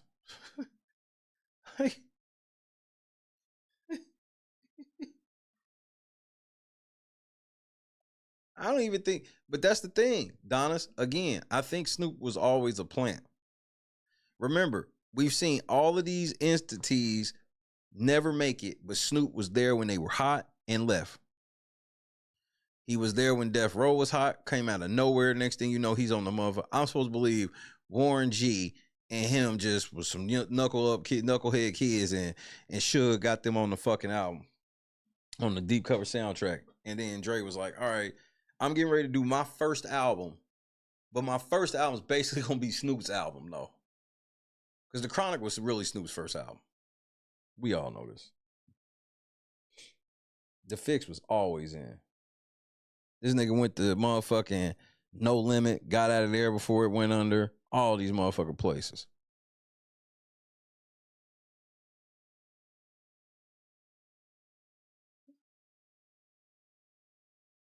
This nigga was put in 2 Call of Duty games. Then out of nowhere they said, remember when in 2022, yeah, Snoop acquired Death Row Records. Yeah, okay. He's the stakeholder in Fluff World and NFT community based on 3D Rabbit avatars. In 2024, Snoop would be featured as a coach on the 26th season of The Voice. This nigga also been in wrestling, all the motherfucking brands. I don't think he been in WCW, but he definitely been in AEW and WWE. Business ventures. Here we go. Snoop has been an active entrepreneur and investor. In 2009, he was appointed creative chairman of Priority Records. In May 2013, Snoop and his brand manager, Nick Adler, released an app, Snoopify, that lets users plaster stickers of Snoop's face, joints, or a walrus hat on photos. What? Adler built the app in May after discovering stickers in Japan. As of 2015, the app was generating $30,000 a week and $30,000 in weekly sales. How, nigga? Y'all have to be. I think another thing they do is lie to these other countries, because they do all these fucking commercials over here, and that shit just be corny to us. Them other countries probably think that them niggas are like some of the biggest stars over here, because why else would they do all them commercials? That could be another thing too. It don't be making sense.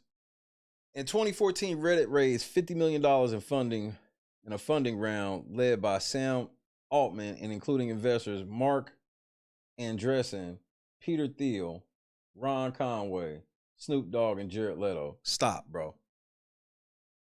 again, y'all niggas just so happen to be at the ground floor of like the biggest shit the world's ever seen.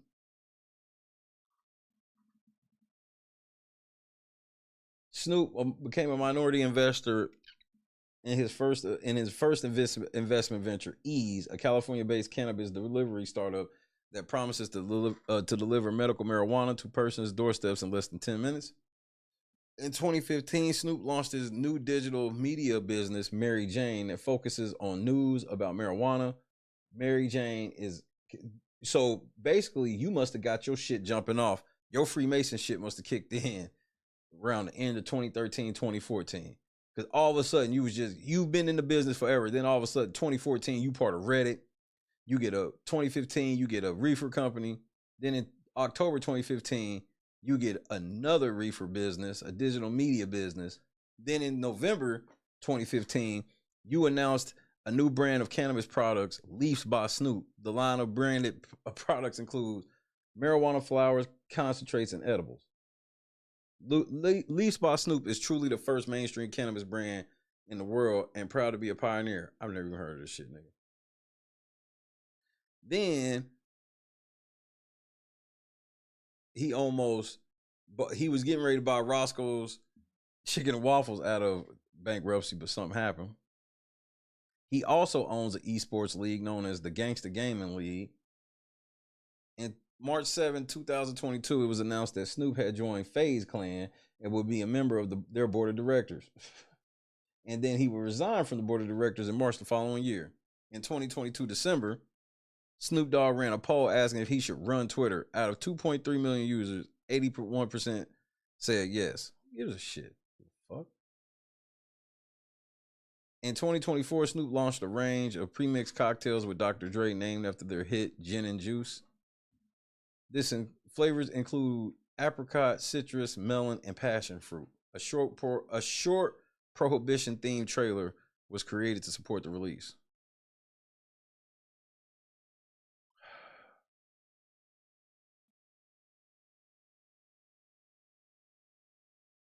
In 2024, Snoop finally opened up a weed shop. Make it make sense. This nigga got... Then apparently he's a prolific NFT collector. Yeah, when everybody just give you one because you Snoop. It's easy to collect them then, ain't it?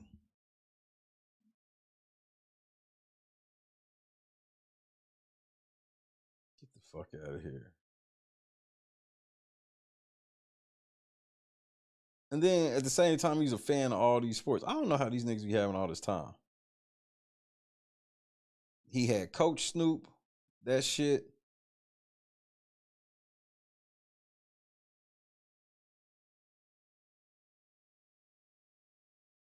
Let's see. He owns part of the Ottawa Senators. How the fuck does Snoop Dogg own part of the motherfucking Ottawa Senators? Somebody explain this to me. On what planet does this make sense?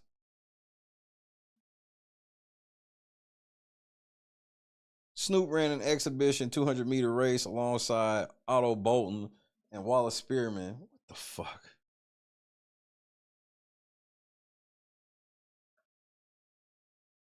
And he was a torchbearer.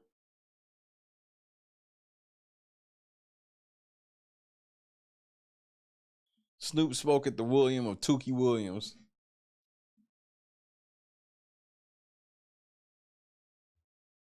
But he also endorsed Ron Paul and Barack Obama. And one of the top reasons that he said he was going to vote for Obama was, quote, he's a black nigga, end quote. Oh, Jesus.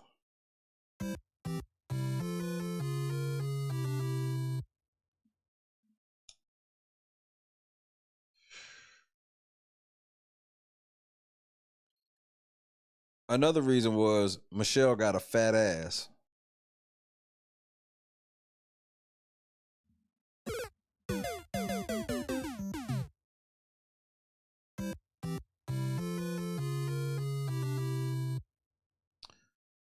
But here's my favorite quote. He's BFFs with Jay-Z.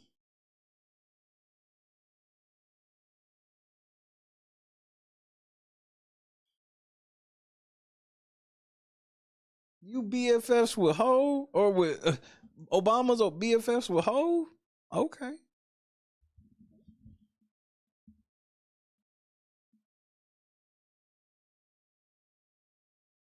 In 2013, a Huffington Post interview, Snoop Dogg advocated for same-sex marriage by saying people can do what they want and as they please. I don't know how that's advocating for, but go off. Keynote address at South by Southwest in 2015. He endorsed Hillary Clinton on an episode of Watch What Happens Live. Oh, man, when we look up his IMDb, this is about to be ridiculous. Oh, I forgot the game, and Snoop had that peace walk in 2016 that led to no peace.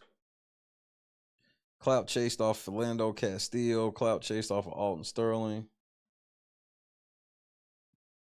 Clout chased off of gun control.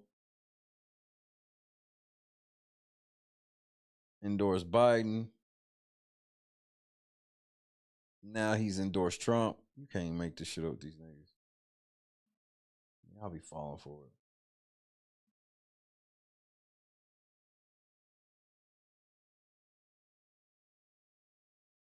Snoop regularly wears real fur garments, especially large coats, for which he attracts criticism from animal welfare charities and younger audiences. Shut y'all woke asses up, nigga.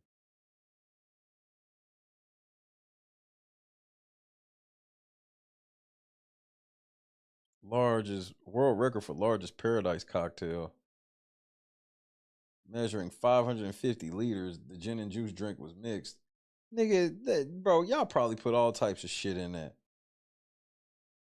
Snoop, Warren G, Kendall Coleman, Kim Caccelli, and Michael Voltaggio set the Guinness World Record for the largest Paradise cocktail, measuring 550 liters, which is 150 U.S. gallons. The gin and juice drink was mixed from 180 1.75 liters bottles of gin, 156 1-liter bottles of apricot brandy, and 28 gallons of orange juice. Get the fuck out of here. Legal issues. Felony possession of drugs and a 3-year prison sentence. Shortly after graduating from high school in 1989, Snoop was arrested for possession of cocaine, and following 3 years was frequently in and out of prison. In 1990, he was convicted of felony possession of drugs and possession of sale. So how the fuck was he in prison for 3 years, but somehow he was gearing up to be chasing Dre and them down? Okay. So you turned state a long time ago. 93 traffic violation, gun possession, and guilty plea. In July 93, Snoop was stopped for a traffic violation, and a firearm was found by police during a search of his car. In February 97, he pled guilty to possession of a handgun. It was ordered to record 3 public service announcements. That's literally the definition of snitching. Perform 800 hours of community service and pay a $1,000 fine. And serve 3 years probation. But this is all. So remember, he got caught with a handgun in 97 after being acquitted in 96. He beat a murder charge in 96 and then got caught with a pistol in 97, and all he got was stop, bro.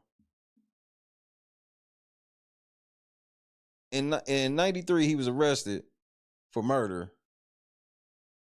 While recording Doggy Style in 93, August 93, Snoop was arrested and charged with first-degree murder in connection with the shooting death of Philip Walderman Merriam, a member of a rival gang who was actually killed by Snoop's bodyguard, McKinley Lee, aka Malik. Snoop has been temporarily living in an apartment complex in the Palms neighborhood in the West Los Angeles region, in the intersection of Vinton Avenue and Woodbine Street, the location of the shooting. Both men were charged with murder, as Snoop was purportedly driving the vehicle from which the gun was fired. Johnny Cochran defended both of them, of course. and they beat it. Why? How'd you beat that shit, Snoop? Be honest. I'm a Mason. I beat all my cases. In 1998, he got arrested in Los Angeles for some weed, Cleveland in 2001, and Sierra Blanca in 2010.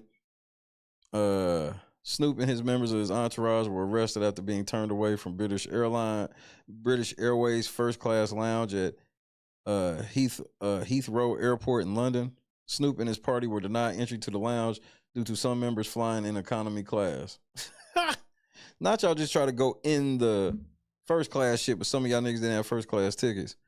After being escorted outside, the group got in a fight with the police and vandalized a duty-free shop. 7 police officers were injured during the incident.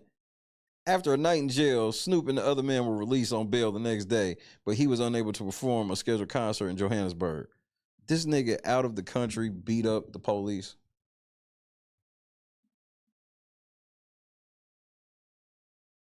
In September 2006, Snoop was detained at the John Wayne Airport in Orange County, Florida, by airport security after airport screeners found a collapsible police baton in his carry-on bag. What?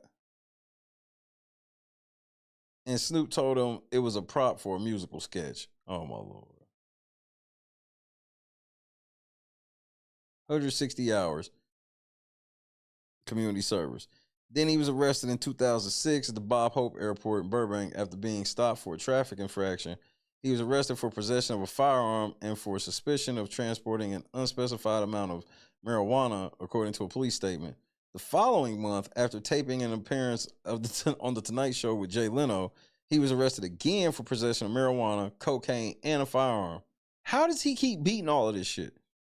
2 members of his entourage, according to the Burbank police statement, were admitted members of the Rolling 20s Crips gang and were arrested on separate charges. In April 2007, he was given a 3-year suspended sentence, 5 years probation, and 800 hours of community service after pleading no contest to 2 felony charges of drug and gun possession by a convicted felon. How? He was also prohibited from hiring anyone with a criminal record or gang affiliation as a security guard, talent manager, or driver. Then he got arrested in Sweden for illegal drug possession in 2015. Then he allegedly assaulted a fan and had a lawsuit over that in 2005.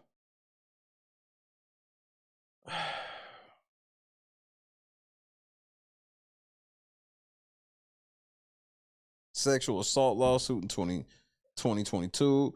In February 2022, a woman sued Snoop Dogg for $10 million, alleging that he sexually assaulted her in May 2013 following a concert in Anaheim, California. Only a few months after its filing, the suit was withdrawn, then reintroduced in July. In May 2023, court documents revealed that the case had been dismissed. Snoop Dogg was also sued for sexual assault in 2005. This nigga has been banished from fucking the UK. He was banned from the UK. And then, out of nowhere, his ban was lifted.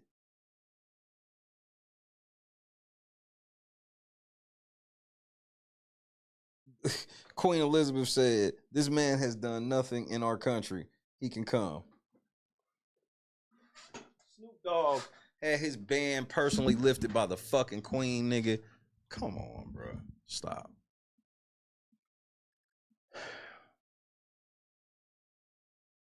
He's banned from Australia, but then they lifted the ban in 2008.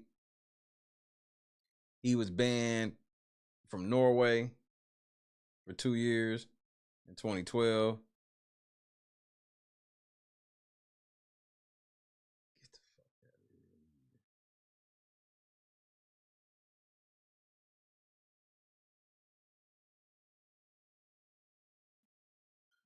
here. Nigga, let me get a drink. I'm outraged.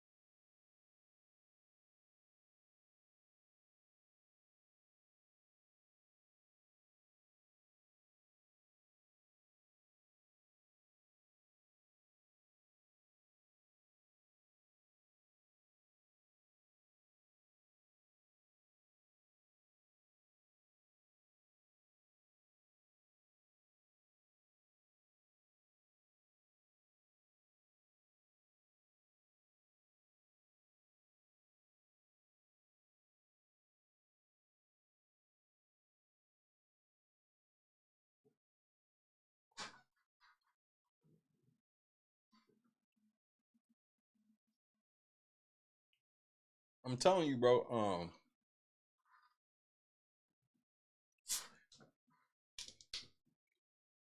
It's not a coincidence. When Thug get out, he gonna have to do a bunch of shit. Thug about to be dropping so much music and shit. It's gonna be crazy.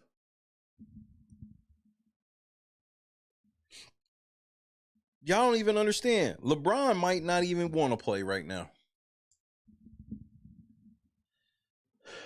It's possible LeBron wants to retire, but the powers that be won't let him because it's too much money for him to keep playing.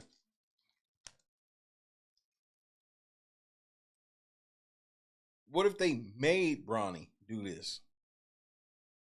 What if they made him? Remember, there's so many contracts and stuff LeBron signed to.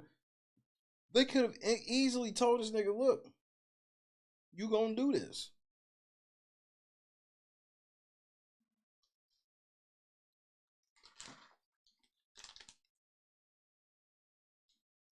And who gonna come out and say, I don't really want to hoop my son?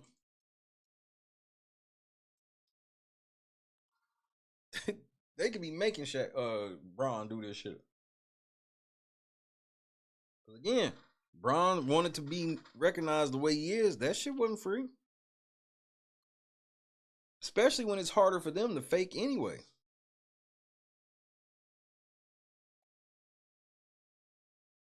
Because as much as they've tried, the consensus does not consider him better than Jordan or Kobe or even on the same level. No matter how many of them fake ass fucking records and shit he break and shit, they still won't talk about the fact that this nigga only shoots 37% outside of 3 feet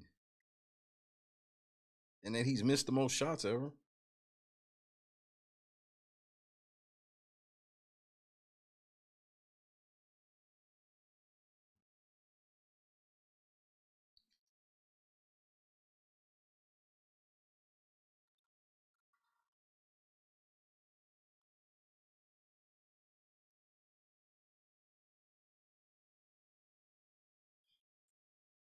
But we gonna see as we get ready to read these motherfucking Snoop appearances.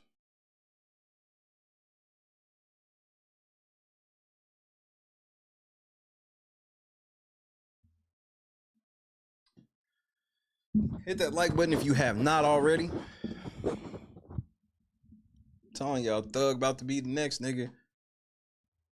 It's gonna seem cool at first. Then at some point, Thug will end up doing a crossover. I mean, remember, Thug was already known for wearing dresses and shit.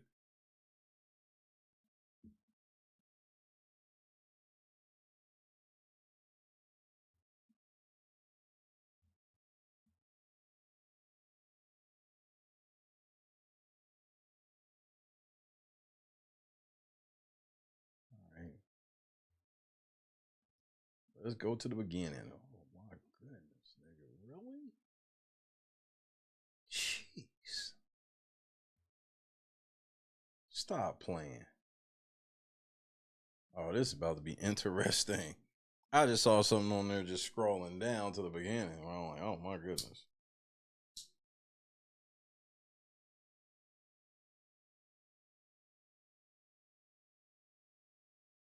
Okay. First music video, Deep Cover. Second music video, Nothing But a G Thing. Cool. Oh, that shit's normal. You know what I mean? Fuck with Dre Day, Let Me Ride, Who Am I, Gin and Juice.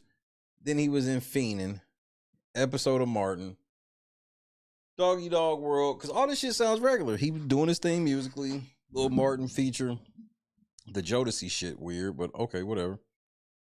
Then the Lady of Rage shit. Then Murder Was the Case. Very interesting in 94.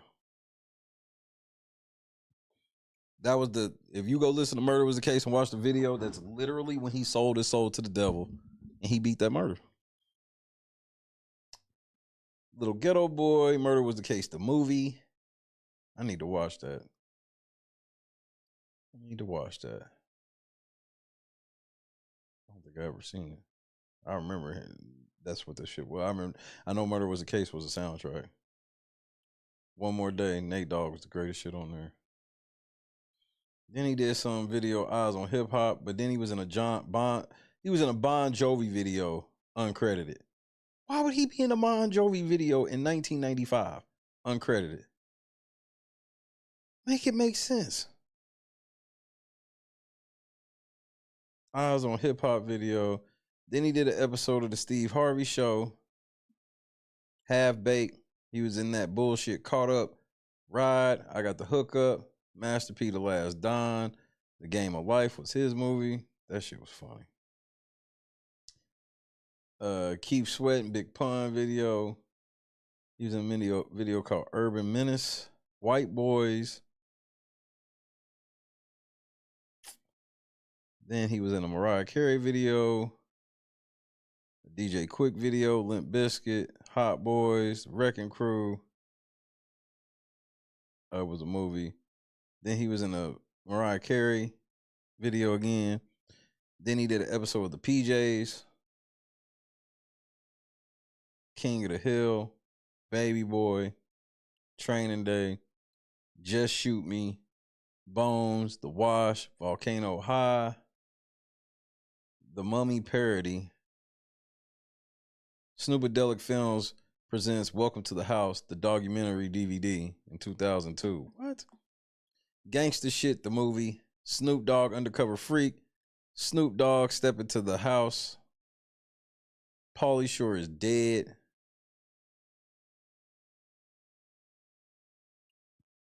Put this list over here for now.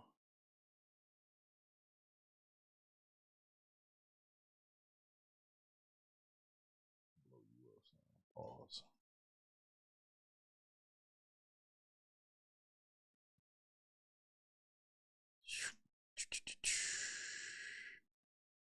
Better. Malibu's Most Wanted, Crime Partners. This nigga did 2 episodes of Playmakers. Very good show. Nocturnal, Chingy. He did an episode of Mad TV. 2 episodes of The L Word, was in Starsky and Hutch. Soul Plane, Bernie Mac. Soul Plane was like all of their humiliation ritual. For some reason, they was like, so remember, Soul Plane was considered like the worst movie ever. And I still don't even understand why. Was it a good movie? No. But remember, Soul Plane was a running joke. But that was like the motherfucking marketing of it. That was the beginning of Kevin Hart and all that shit. A lot of people was in that motherfucker too. Burning Mac show episode. He was in Def Jam Fight for New York. Then this era, the Snoop and Pharrell era, that was a whole nother thing where they literally handed him Pharrell to give him an album. When Pharrell was at his hottest, he decided to do an album with Snoop. He could have did an album with anybody he wanted to, but he did that shit with Snoop. And the shit was crazy though. Britney Spears video, Racing Stripes, a video with Charlie Wilson and Justin. LA Riot Spectacular as the narrator. The Tenants, Bossing Up, a Bow Wow video, a Korn video, a DPGC, a Nelly video, him and Pharrell, another Mariah Carey, Pussycat Dolls, Hood of Horror. Fuck. He was in an episode of Weeds. Yeah, he got that banger with R. Kelly that everybody forget about. The banger with Akon. Arthur and the Invisibles. Okay. Then he's in the video Busta Rhymes with Rick James. That's my shit. Daddy Yankee video, a Coolio video, Ice Cube video, the Naked Brothers Band, a TV series, pause. Episode of Entourage, episode of Monk, Robot Chicken, 4 episodes of the Boondocks, the Kelly Rowland video, Big Snoop Dogg presents The Adventures of the Blue Carpet Treatment. You just be making shit up at this point.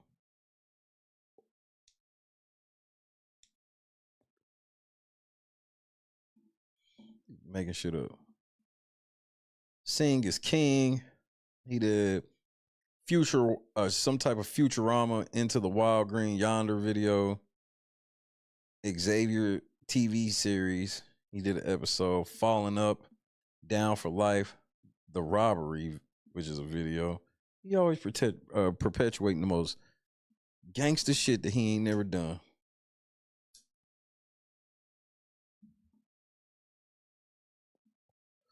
Two episodes of Brothers.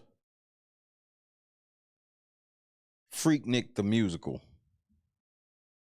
Come on now, dog.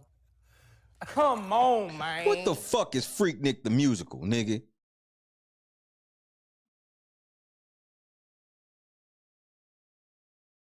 Malice in Wonderland, a Katy Perry video, Sailor Ron, the movie, Sailor Ron, The Big Bang, a Gorillaz video, Dr. Dre, Snoop, and Akon video, a YG video, a Wiz Khalifa video, whoever Ian Carey is, Big Time Rush video,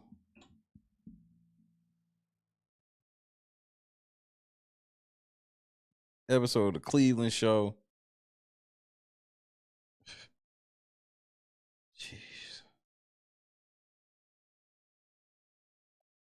Mac and Devin go to high school. Man, Mike Epps had me dying in that. Black Dynamite in 2012. Epic Rap Battles of History. I forgot Snoop line. Scary Movie 5. Miley Cyrus. Robin. Rita Ora. He was in Turbo. These motherfuckers I can't pronounce. Eddie Murphy music video. He did an episode of The League. He was in GTA Online. He's in GTA Online, yeah, I'm sure. He's in Ghost. Another thing for Turbo. He's in another Diddy video. Family Guy video game. Jason Derulo video. Side video. Souls of Mischief. Afrojack. A Roma. Another Wiz video with Ty Dolla. Rick Ross video. He was in Pitch Perfect 2. Snow on the Bluff 2. He did an episode of Sanjay and Craig. Jeez, bro.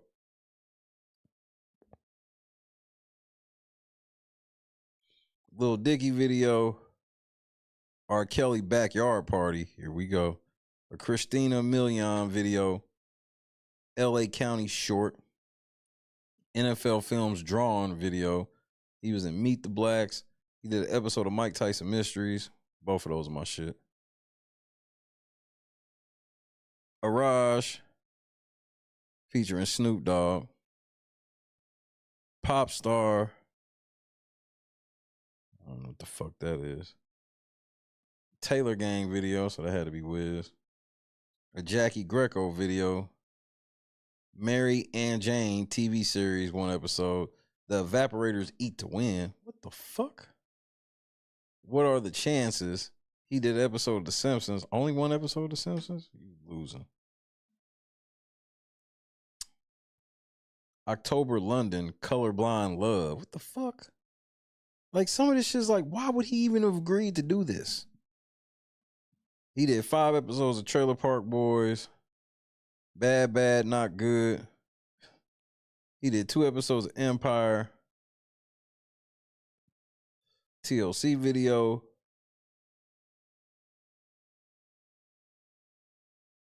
Hotline ads, a TV series. What? Adidas Originals. A Dr. Zeus video. An episode of Door Number 1. Like, I've never even heard of some of this shit.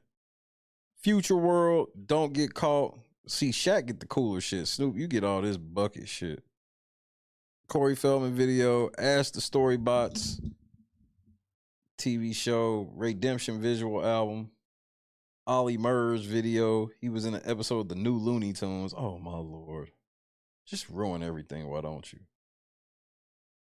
Trade of Truth, Molly Music, Only in Atlanta video, and something called The Beach Bum.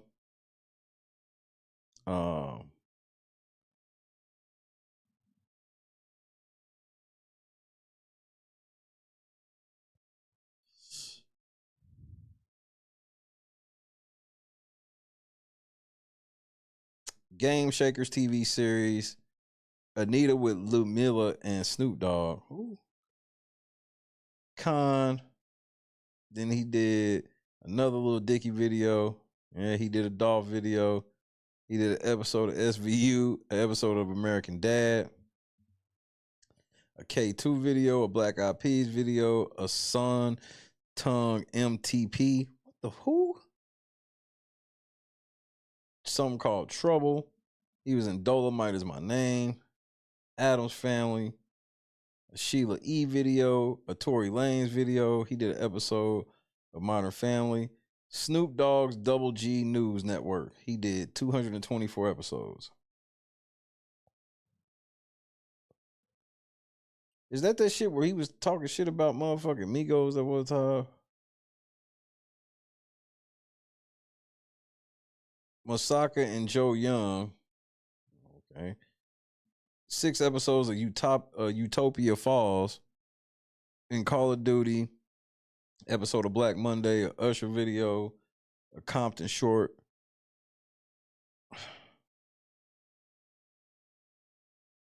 The SpongeBob movie, Sponge on the Run. Oh my goodness. Another Wiz video, something called Unbelievable. He was in Madden, Madden 21, the franchise mode. Wow. NBA Youngboy video. A Layman, Banda MS, a Bad Bunny video, AEW Dynamite, Big Sean video, Isley Brothers video. Isley Brothers video, nigga, really? Some commercial. Sneaking in with Drewski. Drewski's another nigga that he's clearly Freemason material. I mean, there's not enough hours in the day, Donis, I could have swore. And then like 90% of the shit is just like, it's clearly he did these as favors.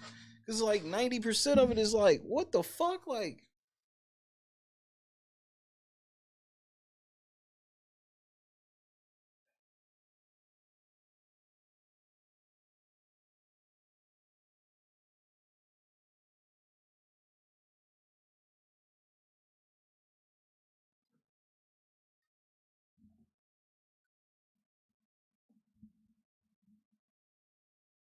so yeah, Drewski's up next.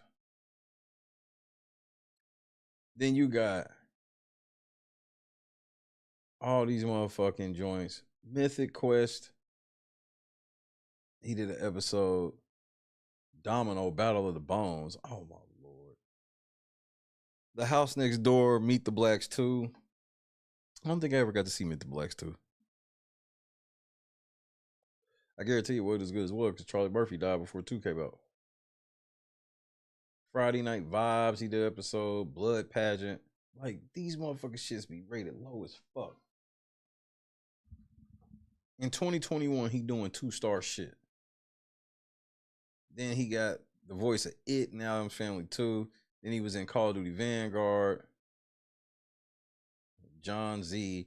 Then he did 3 episodes of F is for Family. Was in some shit called Bromates. Man, pause.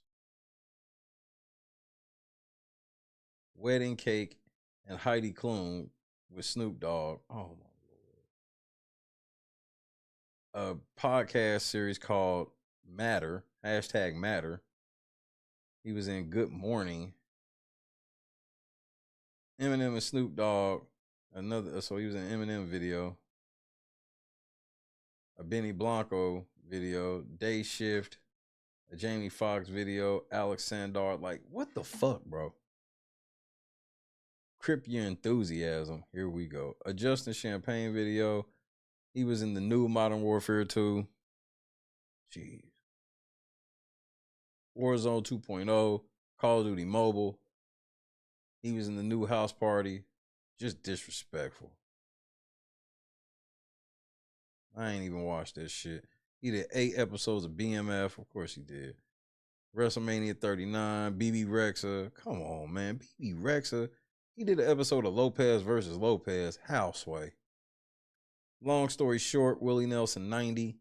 A T-Pain video. Bomb Pizza. He's like, what? 54 episodes of Doggyland. I've never even heard of this shit. Like what? Have you heard of Doggy Land 1 for yes, 2 for no? The Underdogs, Love You More, Garfield movie, another Eminem video.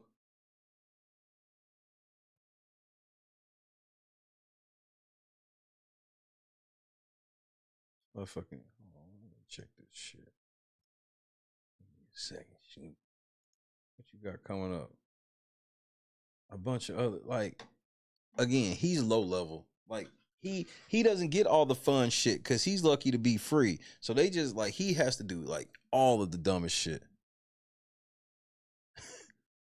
I'm so serious. They make him do all of the dumbest shit.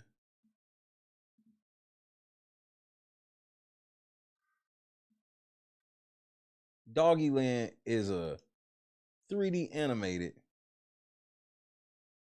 series that features a colorful cast of dogs in a vibrant world where they sing, rap, and dance to fun and educational songs that teach learning and cognitive fundamentals for kids all around the world. So you mean to tell me you got your own Coco Melon?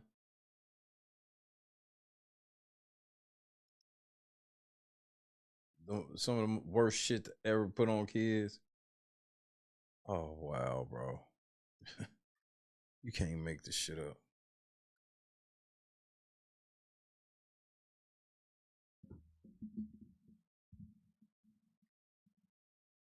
You can't make this shit up, bro.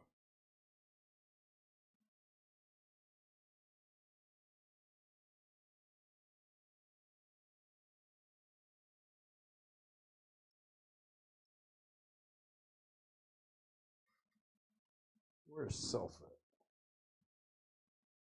Let's see all the times you were yourself on something, nigga.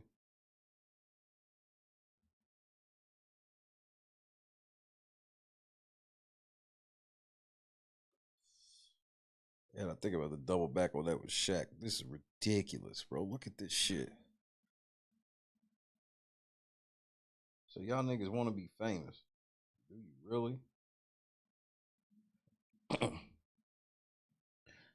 He was in an episode of Cops in 1990. Doing what?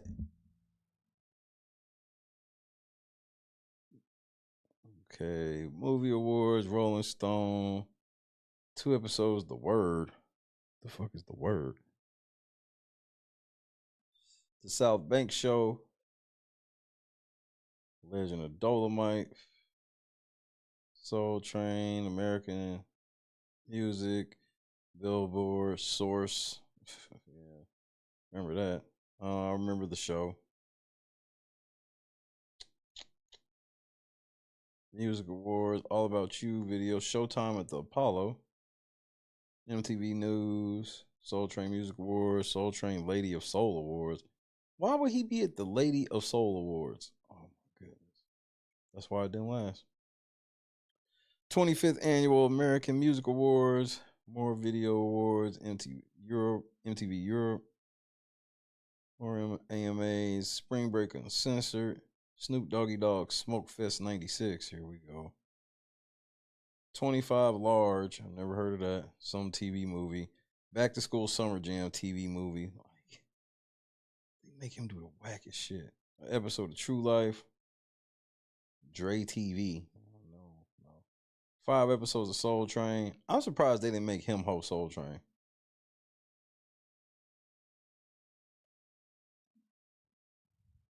They might be waiting until Snoop get about 10 more years older, then make him do it. He did an episode of Roseanne.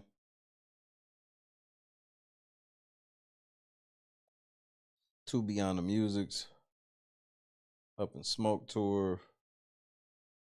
Lyricist Lounge. I remember that. Source Awards. More AMAs. He was 4 episodes of Howard Stern. 1 episode of The Greatest. Fashionably Loud. Spring Break Cancun 2001. BET Testimony. Spring Bling. Beach Towel Throwdown. Grab the Mic. 20 Years of Hip Hop on MTV. Suge Knight on The Real Death Row Story. That nigga Suge Knight's a bitch. That nigga's a bitch for life. what the fuck is some whatever Snoop said in that song was such a big deal. He's like, oh, he did Suge Knight. Like what? Suge Knight could kill that nigga at any point. He was too loud. First annual BET Awards in 2001. Damn, the first one was in 01. That's crazy. It sucks now already. Diddy video, XM radio ad, Welcome to Death Row video. Say It Loud, a celebration of black music. Michael Jackson 30th anniversary. Explain to me why the fuck would Snoop be there? Okay, the disrespect. Wait, you got it. Doggy Style, Exhibit Restless Exposed, Gonna Meet a Rock Star TV show, Hip Hop Story, the movie, Bow Wow video. And remember, Snoop was grooming Bow Wow, or did y'all forget? Nobody brings that up. Like, everybody bring up shit from the past. Don't nobody bring up Snoop shit, though.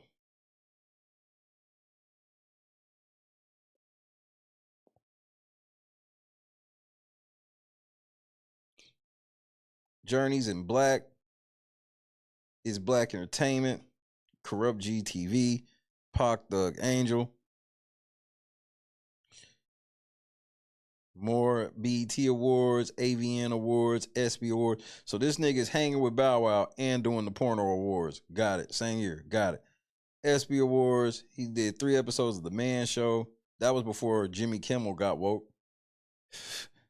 They got Jimmy Kimmel mind right. Got him up off The Man Show. Girls Gone Wild, Doggy Style. Now you telling me that in Snoop's Girls Gone Wild, are you willing to bet your house that no girl in any of them videos was underage? You sure?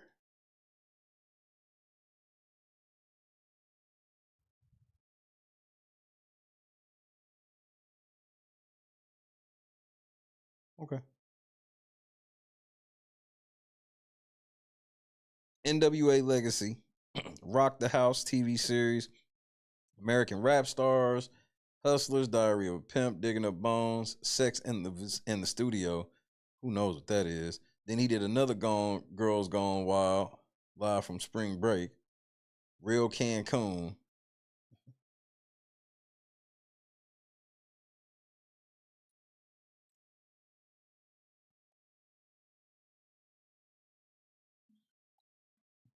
He was on MTV Icon Metallica.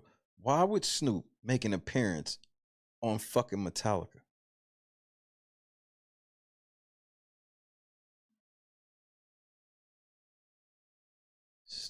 The new face of late night TV, Old School Orientation. So maybe from the movie Old School. More BET Awards, Snoop to the Extreme, which is a TV movie. Seawalk, It's a Way of Living. Oh my Lord, I've never seen Snoop Seawalk. Not credibly. Not until I saw other people do it. Drake stole his whole thing from Snoop. Snoop was a little more slick than Drake. Remember, Drake is the king of wave riding everybody's shit. Snoop did that shit first.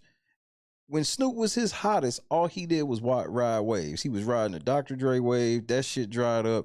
He ran over. He was trying to ride this wave, that wave, No Limits wave. When they was hot, all the shit. Snoop Ben did it. When Pharrell got hot, all of a sudden he got an album with Pharrell.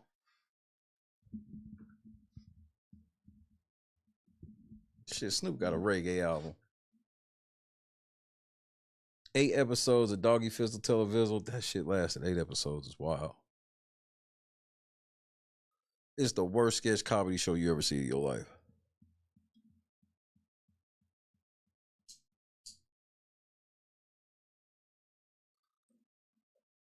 Teen Choice Awards.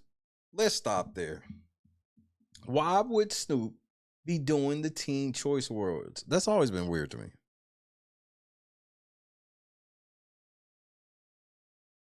I'd rather him do the Nickelodeon shit than the Teen Choice. But at this point, y'all niggas need to just cancel all the shit for anybody under 18. Tinseltown TV, VMAs, Hip Hop Babylon 2, MTV Movie Special, Tupac Resurrection. The amount of money you've made off that nigga's death is wild. Scarface, Origins of a Hip Hop Classic. You literally just clout chased off somebody's movie. Dub C, Daz, the Best of the Sorts Awards. There we go. He's just in everything. Interscope presents the next episode. He was in True Crime, Streets of LA. Damn. 2 episodes of Crank Yankers. Shout out to Crank Yankers. VH1 big in 03. Like, that was when VH1 stopped being that white people adult contemporary shit. Man, what I wouldn't give to watch some classic VH1 for real. Like, in its natural state. So many fucking bangers the VH1 was playing that was all on that WPS nigga. Motherfucking watch VH1 Studio. Studio. Vibe Awards. Hip Hop Uncensored Volume 5. You mentioned Tracy Morgan's show. Something called Players. He was at the Grammys. Howard Stern 9 times. 2 episodes of HBO First Look. 2 episodes of Chappelle's Show. 4 episodes of SNL. MTV Movie Awards. Celebrity Blackjack. 1 episode. He been on Ryan Seacrest's show. Making of Def Jam Fight for NY. It's just, bro, y'all just be having throwaway credits. Shit. They residual checks. The Comedy Awards for BET, like, why? Why would we care what Snoop has to say at the Comedy Awards? The amount of awards shows he's been at where I'm like, why, is ridiculous. And You Don't Stop, 30 Years of Hip Hop. He was in an episode of Las Vegas. AMAs again, Vibe Awards. Episode of Cribs, 4 Mad TVs. New Year's Rocket Eve 05. Last Laugh 04. Iced Out. So he was on 2 New Year's Eve specials in the same night. Iced Out New Year's Eve 2005. Hopefully it was like the same channel, just a carry on.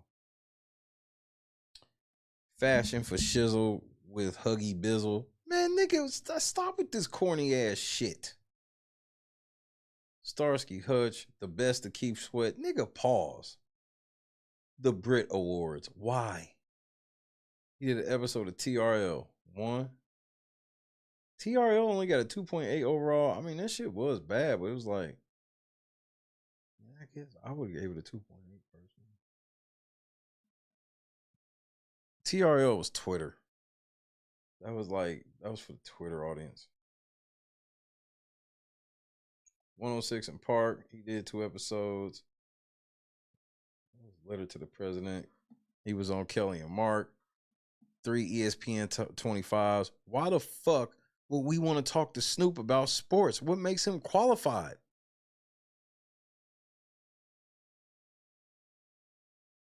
Because he went to a bunch of games?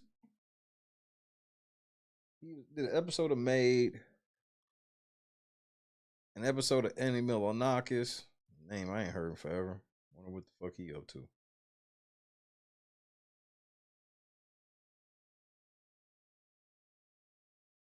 VMAs, World Music, Annual Hip Hop Honors, another Tupac shit, Silver Anniversary BET, Europe Music Awards, Korn makes a video, he was in Beef 3. Wow, this Snoop ain't never been in no beef.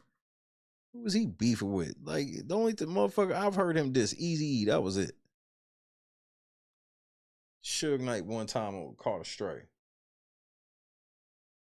John Legend, Radio Music Awards, ESPN Hollywood. He did an episode of Quite Frankly Stephen A. Jamie Foxx Unpredictable. He was growing up black in America. Nigga, like you know. You was rich by the time. Oh, never mind. Niggas be like, if they grew up black, if they grew up under certain circumstances till they was like 17, 18, they will make it seem like they grew up fucked up. These niggas be 50 years old. Still, man, I grew up so bad. Nigga, the majority of your life, you've been rich. Shut up.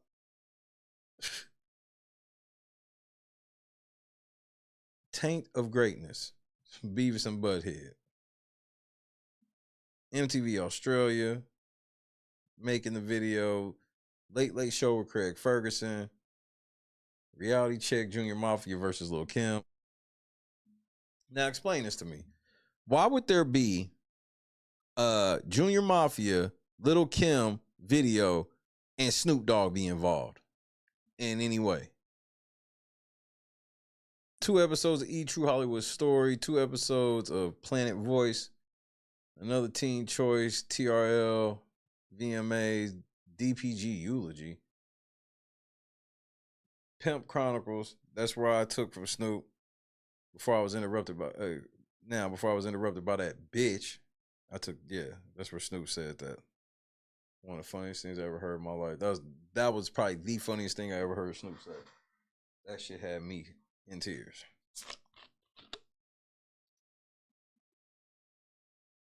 Life and Rhymes of. Then he was in Beef the Series.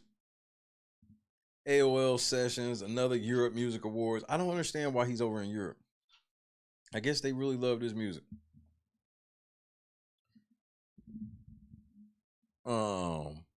Hip Hop Awards, BET, AMAs. He did an episode of Wendy Williams, something called Rap Sheet Hip Hop and the Cops. Be In Tune TV, 2 episodes. Youth Authority California TV movie. I'm gonna look up some of these fucking movies of Snoop.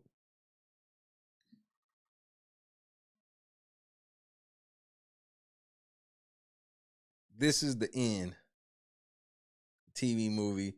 The Apprentice. He did an episode. 2 episodes of Wildin' Out. Somehow he was on the WWE draft special. Something called In Prison My Whole Life, because, yeah, Snoop, that was him. Some TV special called Live Earth. North Sea Jazz Festival TV special. Teen Choice. Access Granted, he did 4 episodes. Peep This videos. Why is he included in all these beef videos, bro? He just be instigating shit that he don't even be a part of. Cat Williams.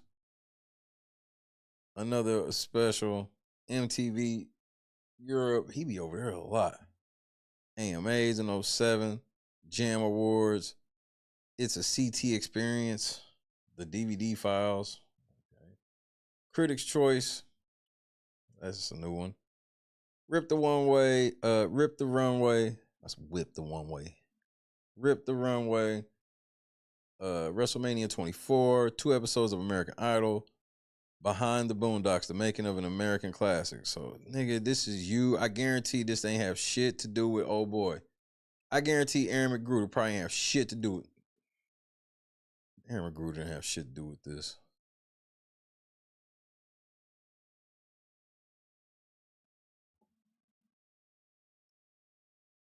Yeah, all you dirty ass niggas created your own shit. Oh, there it was. Okay. As long as this nigga is right there, then I'm good. All right. Don't say I ain't never held you down, Aaron. Because I was ready to cancel the whole thing if I ain't see you, nigga. You lucky, Snoop.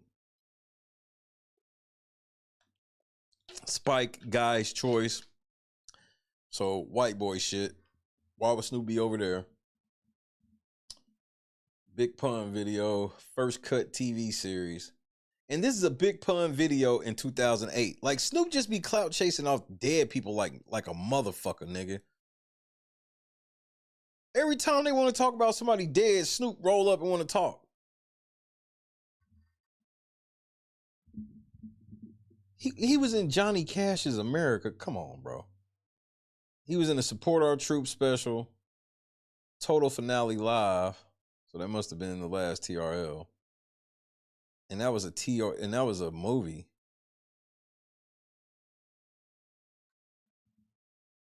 How come I don't remember this?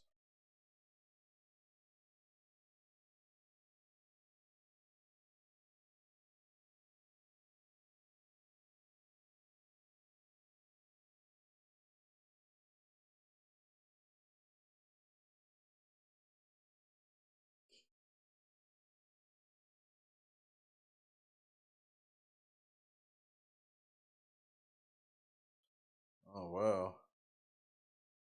The amount of people that was like actually at this motherfucking thing and got like and uploaded some shit. Like I'm talking about this shit was uploaded like 15 years ago. I'm gonna have to find that episode, the last episode of TRL. Oh shit, I didn't mean to do that.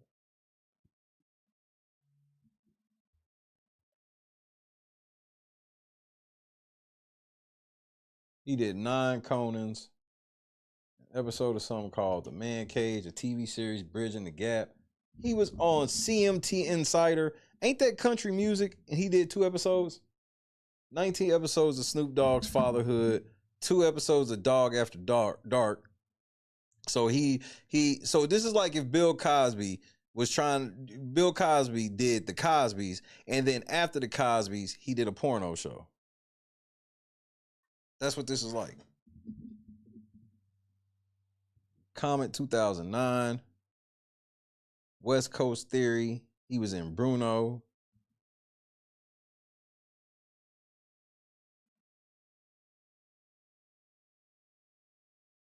Oh, nigga, you gay. Episode of Kathy Griffin Life on the D-List.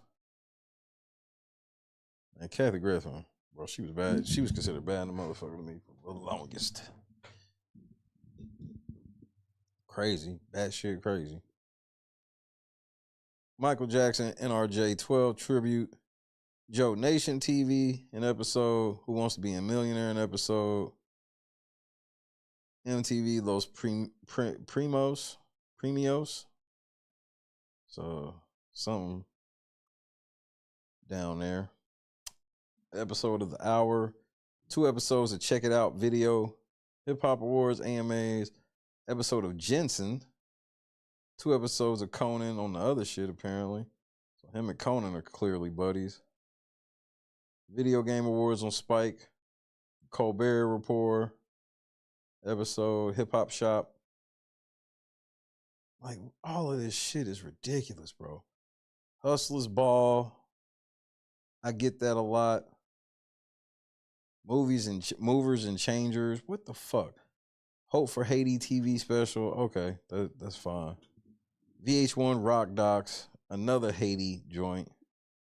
One Life to Live. Like, you really didn't do shit for Haiti outside of that. That's your way of helping, even though you got paid. One Life to Live, 3 episodes. Ain't that a soap opera? This nigga was in 3 episodes. Potato Gamer was happening. Jim was happening. I hope I said what's up to everybody. I just been reading like a motherfucker. He did 3 episodes of this of a fucking soap opera, nigga. 3 episodes of The Daily Show, 17 Jay Leno's, Another Kid's Choice. He did 9 Carson Dailies. Episode of Howard Stern. Star Wars Adidas Original Cantina 2010 TV short. He was with the Gorillas. IGN Daily Fix episode. Glastonbury 2010. Cubed. Like, what? The VH1 Do Something Awards. Nigga, what? 4 episodes of Larry King. Profiles in Philanthropy. He did an episode of X Factor. He did a 360 session. 2 TV one-on-ones.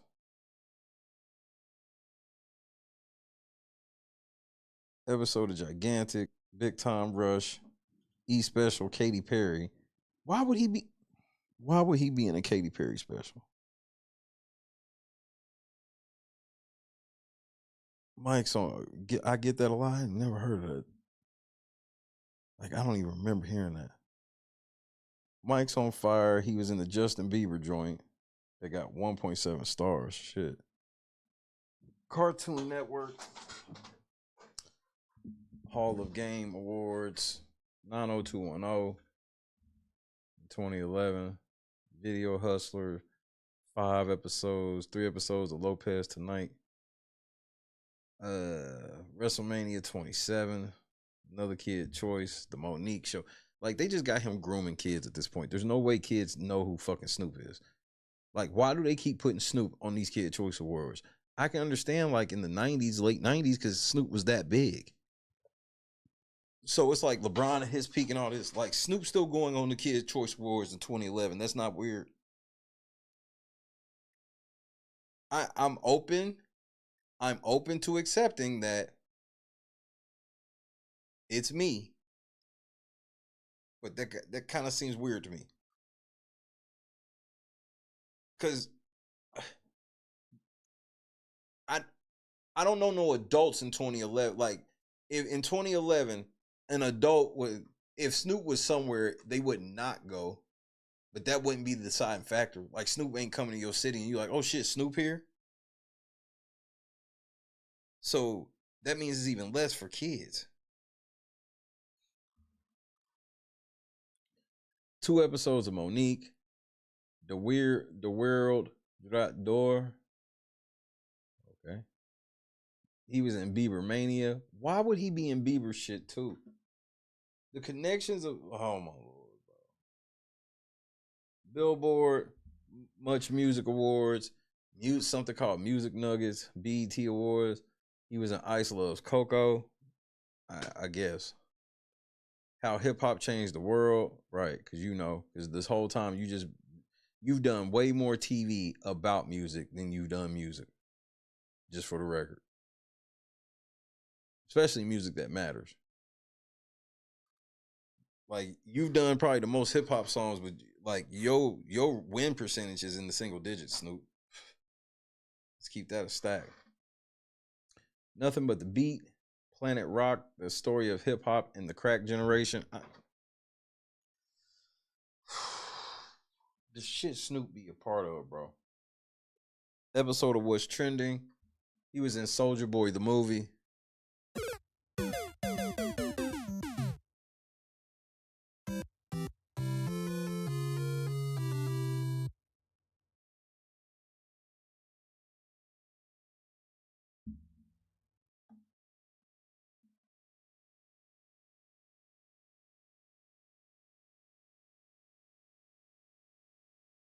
Asian Music Awards. What? Bondi Rescue. Episode of Price is Right. Something from Nothing. The Art of Rap. 4 episodes with Jimmy Fallon. An episode of Ali from Vegas. Ali 70 from Vegas. Why does it sound familiar, but I can't place it? He did The Bad Girls of Comedy. 2 episodes of The Roots of Fight. What? Dynamo Magic, Magician Impossible. He did episode Bizarre Foods. He did an episode of Express Written Consent. Oh my lord. He was in something called Reincarnated. Oh, here he go. Demon Time. Iceberg Slim, Portrait of a Pimp. He did an episode of Mike and Mike. Oh my goodness. Hip Hop Awards, Life and Time of Gangsta Brown, Man Code, Dub Magazine. Hello Hollywood. Episode of Bill Maher. 2 Carrie Keegans. Real Junkie, Playboy Morning Show. I Love Jenny. Okay. Then another Larry King Now. MTV Awards. Rap Fix Live episode. 2 VH1 Big Morning Buzz Live. Pause. 9 David Letterman's. 1 Katie. 1 More, 1 Life. More, 1 Life to Live. Okay. Must have been some type of weird special. South by Southwest. Flashback. 1 Life to Live. Did 4 episodes. Guy's Choice. 1 Vinyl Weighs a Ton. This is Stone's Throw Records. What? All-Star Celebrity Care of Kids Benefit. Here we go. Why would he be there at 2013? Why would kids want Snoop there? 3 episodes of Chelsea Lately. Deadliest Catch. He was on an episode of Deadliest Catch. What the fuck? And Strombolopolis. What the fuck is that? 2 Tavis Smileys. He was on the Arsenio Hall show, the 2013 version. Over in Amsterdam, he did episode The Click. The annual Kennedy Center honors. Like, that's wild that he performed at the Kennedy Center. Ooh, yeah, bro. Episode of Nash. Till Infinity. Or he was in Nash. I'm sorry. The Independent Game. He did episode of Ridiculousness. Episode of Unsung Hollywood. Take Me to the River. Billboard. The Massage. Like, nigga, we just in 2014, bro. CeeLo Green's Good Life, The Distortion, Jim Norton Show, Love and Hip Hop Atlanta, VMAs and some more. Suddenly, Culture Queen, 2 episodes of the Queen Latifah Show. I forgot about that. Queen Latifah Show. Fuck. Take a nigga back one time. Only the real know. Yeah, it was I Love Jenny. But it was with an I believe. On the Road with TPB. Love and Hip Hop Hollywood. A Football Life. Real Husbands of Hollywood. Snoop and Son, A Dad's Dream. Elite TV, iHeartRadio Music Awards. Comedy Central Roast. 3 episodes of that. Roasted Justin Bieber pre-show. Like, we gotta go watch the Roast of Justin Bieber now. That shit probably hits differently. 2 episodes of Follow Me, Honda Stage, because he's young to get a roast. Most people don't get roast till they old. Wow. Yeah, I gotta watch that. 2 episodes of Graham Norton, Radio 1's Big Weekend, The Chew, okay. Secret to Success, BET Experience, Sprite Celebrity Basketball Game. Yeah, in 2015, Who Wanted to See Snoop? Davis Vlog, Monet TV, 2 Trailer Park Boys podcast, Cocktails with Chloe. Oh my Lord. Whitlock's House Party by the Bay. All Deaf Movie Awards. Okay. Lace Anges. Noisy. Episode of Lopez. Hall of Fame. WWE. Yeah, he's in the WWE Hall of Fame in the celebrity wing. Make it make sense. Snoopervision. WrestleMania 32. He did an episode of The Talk. Lip Sync Battle. Naughty War, The Human Serviette. What? Away Days. Celebrity Family Feud. Talk Stoop. Peanut Butter Gamer. Black Eyed Peas. Tom Hanks League of His Own special. Why would he be in a Tom Hanks special? Good night, Ham Dog. Why the fuck would he be in a Tom Hanks special? Hilarity for Charity. Yes, a comedy special including Snoop Dogg. Make it make sense. He was in a PK Saban TV movie. I'm done, bro.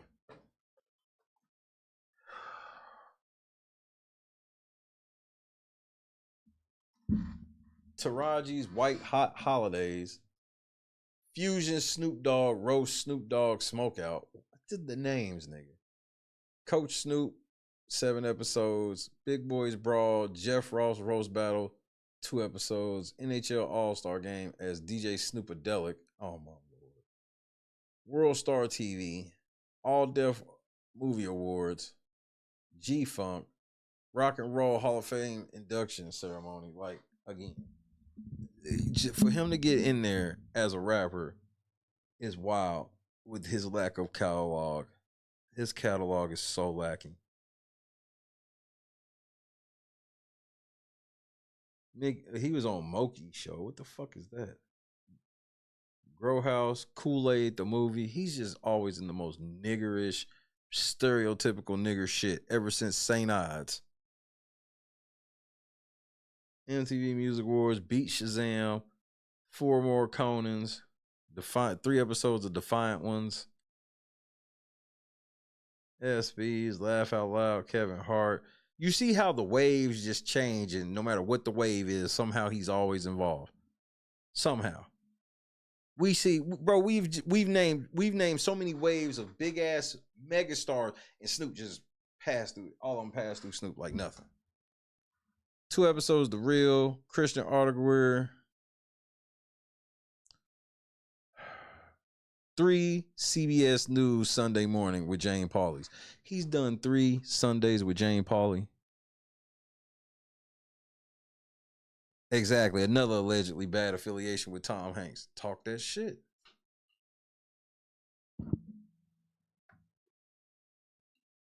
Henry Danger. Showtime at the Apollo. Sparked one up with Santa Claus. Grammys. Episode First Take. Super Bowl Gospel Celebration. We're done. Yo, the devil's in full effect. You've got to be fucking kidding me. You've got to be. The 33rd Annual Stellar Gospel Music Awards. Yo, the devil's in full effect.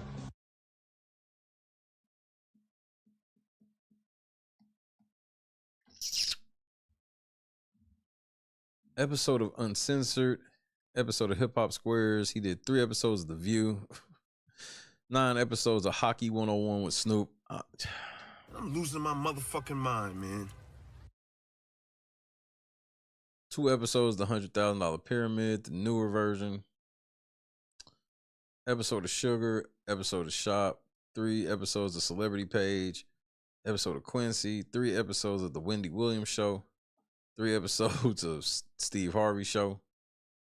Complex and Fuse. He did an episode of WGN Morning News. Gamers Choice Awards. 2 episodes, Your Best Life. Complex Con episode. GMA 3, What You Need to Know. What is that? It's 3.2. It's not worth finding out. Episode of Stellar Sunday. Carpool Karaoke. 5 Raw, WWE Raws. Parlay Star TV. 16 episodes of Snoop Dogg Presents The Joker's Wild. He's had whole ass TV shows I've never even fucking heard of. 4.1 obviously was trash because don't nobody like Snoop. It's 2017. There are no Snoop Dogg fans. Y'all just doing the shit because he got name recognition. Nobody's an actual fucking fan. That shit's over. Fan of him doing what? He doesn't do anything. He just sells shit now. And if he's on TV, he's just like himself, just Snoop Dizzle, Fizzle, Whizzle, Whizzle. Nigga, you make up some new words, nigga. Please. You sold all that shit from a 70s pimp and you just stopped evolving. Front Row Flynn, episode Grass is Greener, episode of Hot Boxing with Mike Tyson. They got YouTube shit on here, man. Still Laughing, The Star Celebrate, The Black Godfather. Oh my Lord. Another clout chase off somebody dead, I'm sure. 2 episodes of Game Shakers, To Tell the Truth episode, Tammy Ever After, The Miracle Mile Shot, 100% Julian Edelman, Close Talker with Michael Strahan, 3 episodes of Growing Up Hip Hop Atlanta. Why the fuck would Snoop Dogg be on a show about growing up hip hop in Atlanta?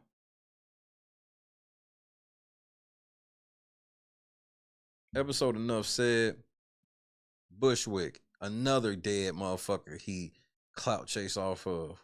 I ain't never heard Bushwick Will ever mention that nigga, but you in a fucking special about him? Give me a fucking break. 2 episodes of Hip Hop Evolution. Cabo Del Mar, the LA Marathon, episode of Rhythm and Flow. This is ridiculous. 2 episodes of Untold Stories of Hip Hop. Great performances. Jamel Hill is Unbothered. A Little Late with Lily Singh. Gorillas Reject False Icons. Bud Light Super Bowl Music Fest. The Ellen DeGeneres Show. Martha and Snoop's Potluck Party Challenge. 39 episodes. He did 8 Ellen DeGeneres. That's another connection that everybody be leaving out. Ellen DeGeneres be connected with all of these questionable ass people. Diddy, Snoop, and big homies of them.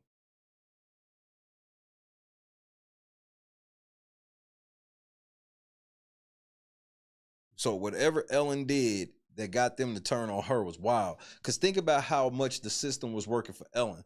When Ellen shit fell, you found out all the shit Ellen was really on. It was like, how was all that shit hidden forever? Same way with Diddy. It's like the powers that be was cool with it until apparently you did something to piss them off. And now Ellen DeGeneres just did this motherfucking comedy special because she's about to make a slow comeback. I wouldn't even be surprised if she got another show. It would not surprise me.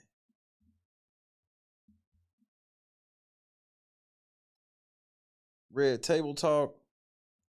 This nigga was on All the Smoke with Matt Barnes and Steven Jackson, LA Originals.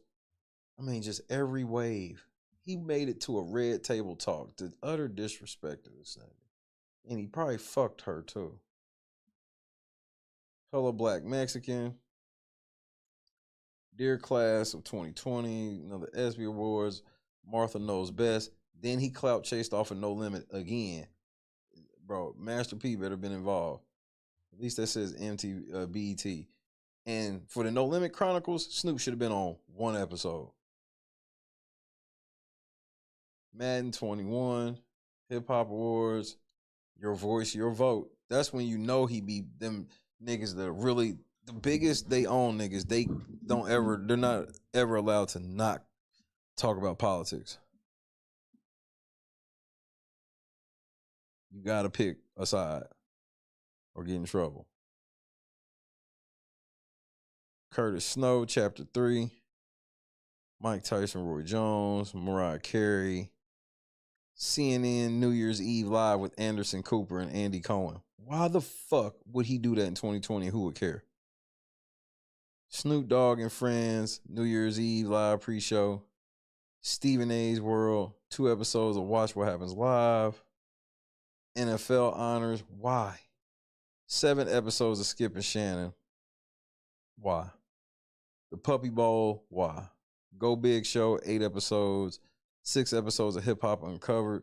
8 episodes of Unsung, clout chasing off other motherfuckers' careers. Triller Fight Club, what? MTV Music, Movie and TV Awards as DJ Snoopadelic. Hollywood Insider. 9 episodes of Olympic highlights with Kevin Hart and Snoop Dogg. Yeah, that sounded very entertaining. What kind of who came up with that show? Dionne Warwick, Don't Make Me Over. Wow, cloud chasing off Dionne Warwick, nigga. Unreal. Dogfather, Snoop and Martha's Very Tasty Halloween. Kevin Garnett, Anything Possible. Nigga, you a Lakers fan. Unreal. Joe Rogan Podcast. Madam Extra Q&A. Rock and Roll Hall of Fame induction. Fab and Dave East video. Power On, the story of Xbox. Oh my Lord, bro. Is this camera on me? Yes, it's on. That's stupid. Use your common sense. He's in something about Xbox, bro. He was in Shack Life. Of course, they did something together. 3 episodes of Shack Life. 2021, Snoop and Kevin Hart. Like, obviously, Kevin Hart's one of the newly inducted into that circle.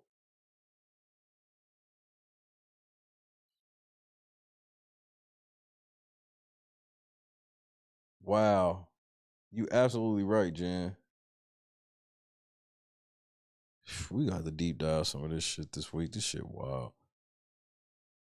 Pepsi, The Call, Super Bowl, Fat Tuesdays, Super Bowl halftime show with after behind the scenes with Adam Blackstone, Gucci Love Parade campaign. So he did some shit with Gucci. Play ITS, WWE Evil TV series, Mount Westmore, Bad Motherfuckers. Official Winning Time podcast, 8 episodes, So Dumb It's Criminal hosted by Snoop Dogg. Like, he just be having random shit.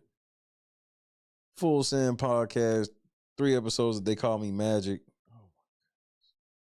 Because he gets to be in the Lakers and the Celtics shit. Obviously it's the Lakers. Well, why? For the Celtics. He hates the Celtics. Make it make sense. Arsenio Live, 8 episodes of American Song Contest. I've never heard of it. 2 Hollywood First Look, 430 for 30s. Why is he in 430 for 30s? He was in the Martin reunion. Oh my God. At least he was in a Martin episode where he did nothing. really. But he was that type of famous at that time. He's not now. Snoop Dogg's Fucking Around comedy special, episode of the Martha Stewart podcast. Who the fuck is listening to Martha Stewart on a podcast? This nigga clout chase off DMC not having a voice.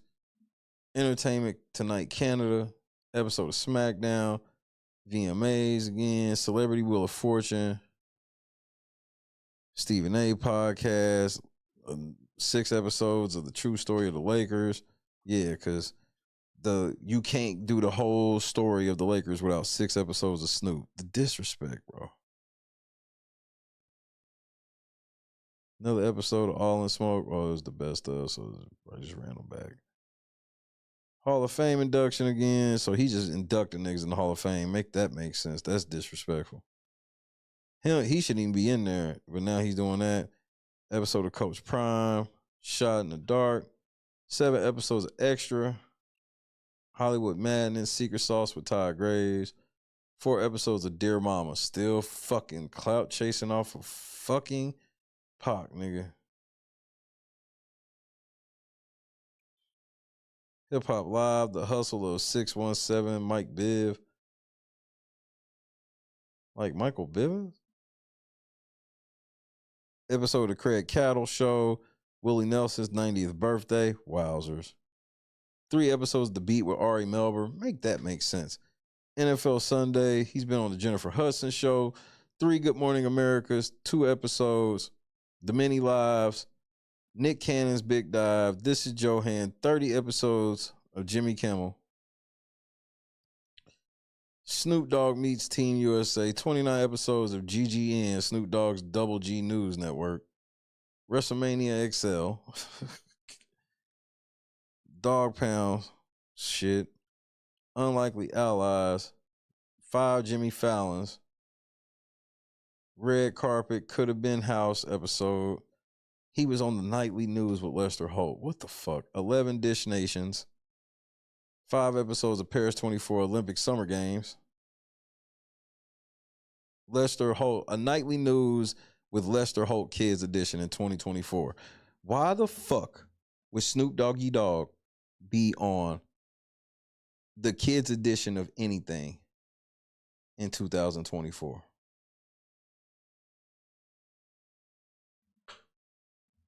The rabbit hole, my nigga.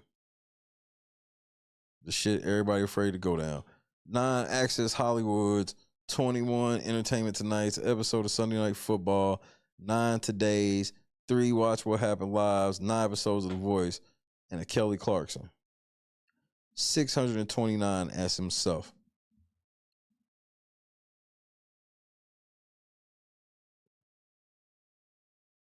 Oh yeah, I saw that shit earlier. His own Coco Melon.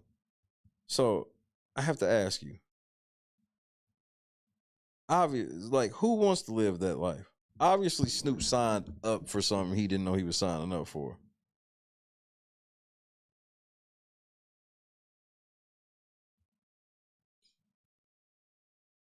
Because Snoop is only supposed to be worth $160 million. Now, you mean to tell me Snoop Dogg has did all of that amount of shit? And we didn't even go over commercials. That's just like all the movies, all the video games, all these appearances, all the tours, all the concerts, all the everything. And he's not even worth $200 million. Sound like he's being pimped.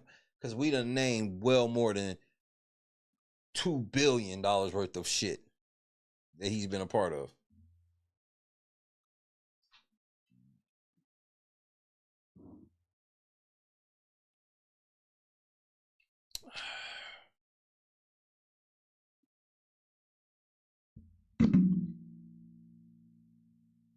And then it's like he's just been like they always tell motherfuckers they gotta stay relevant, but some people don't ever have to stay relevant. They're just relevant forever. Snoop Dogg he's relevant forever to the point where they put him on kids shows as recent as 2024. My daughter still has no idea who this nigga is. Like, she's seen him and sees him and stuff, but it's like I don't know who I would compare it to, but it's like there's people where I grew up and didn't realize that they actually did something else until it was like, oh wow, I only known you from just being like that.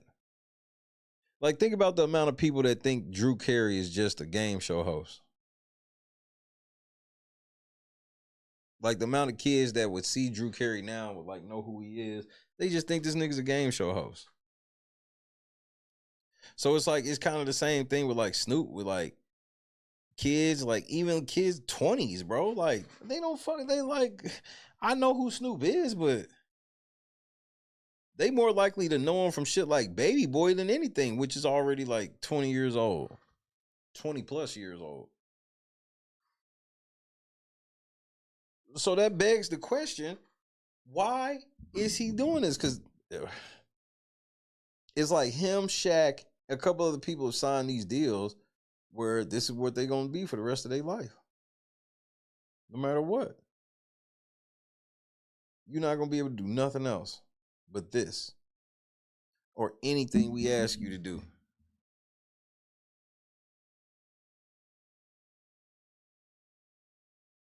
Just watch when Thug get out. He gonna be working like crazy.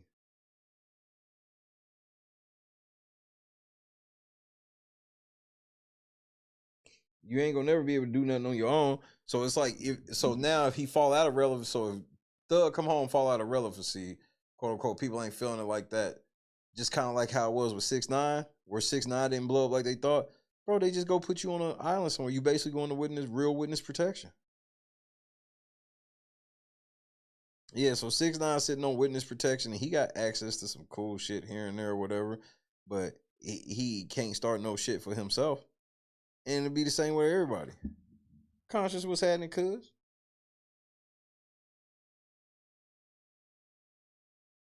All of them motherfuckers, bro. Thug, Shaq, Snoop, all them niggas is Masons, and they plug like no other, but it's like, they got the shit, like Shaq and Snoop got the shit in the stick. It's like, Snoop ain't even got $200 million, and this nigga has done 629 appearances just as himself.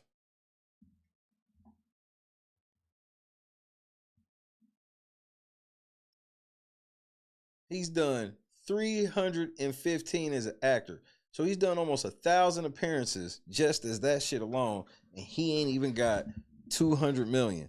And the amount of shitty shit he's done, he don't never really get called for no prime shit. He's only been allowed to write 11 times and direct 8 times, which is probably just some total bullshit. Like, get the fuck out of here, nigga.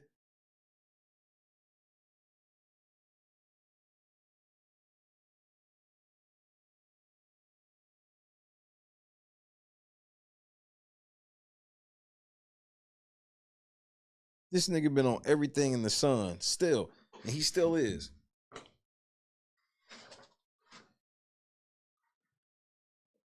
But he's the only one just like out of nowhere on some shit. Like, the whole West Coast shit was going just fine, and then out of nowhere, this nigga Snoop Dogg came. It was like Snoop came to break everything up.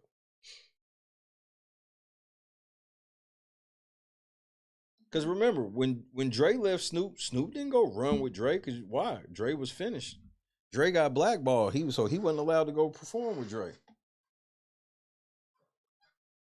Until Dre finally made up for his wrongs, and then they let him come back, and, you know. I mean, Dr. Dre has had the most anticipated album in the history of albums, to the point where it's like, I would never even want to listen to it. It's been like 45 supposed tracks leaked from the motherfucker.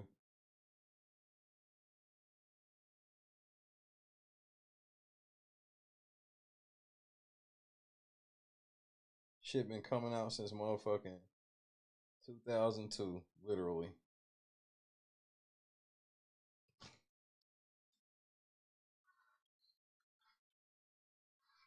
So when y'all get ready to see this nigga come home, bro, do not be fucking surprised. And he gonna come home, and he gonna go to work. You gonna see this nigga going to work. It's gonna start off, he gonna do a bunch, bro. He gonna be touring like crazy. That's the other thing. Y'all don't even realize how they make the artists tour now.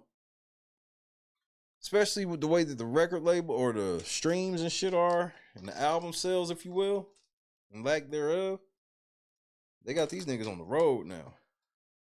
So it's like easy as fuck. Remember how hard it would be to like, it was a big deal if an artist came to your town? Like, even if you, like, unless you were in like LA and New York, it was a big deal. Nigga, everybody come to your city. No matter if you in what could be considered a decent sized city, nigga, everybody come through there.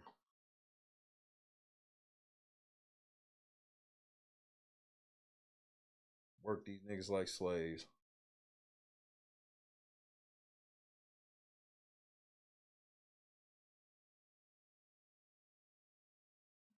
And I bet you if you ask Shaq about his Freemason shit now, you can't get that nigga to say a fucking word about it.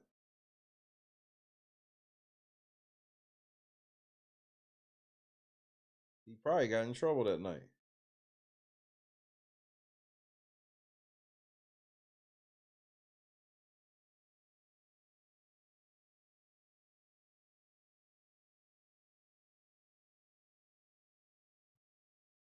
Because I don't know anybody who's buying products or being influenced by Shaq or Snoop, be honest.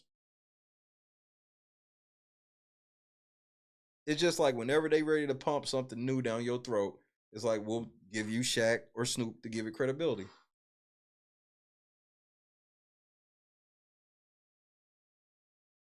Remember, Snoop right now is trying to sell us some shit where we can get high off of weed without it being smoked. And I'm supposed to trust that.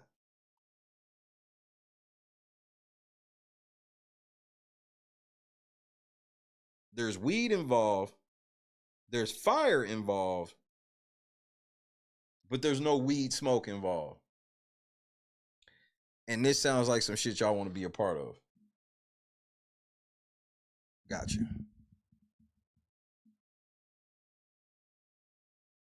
Gotcha.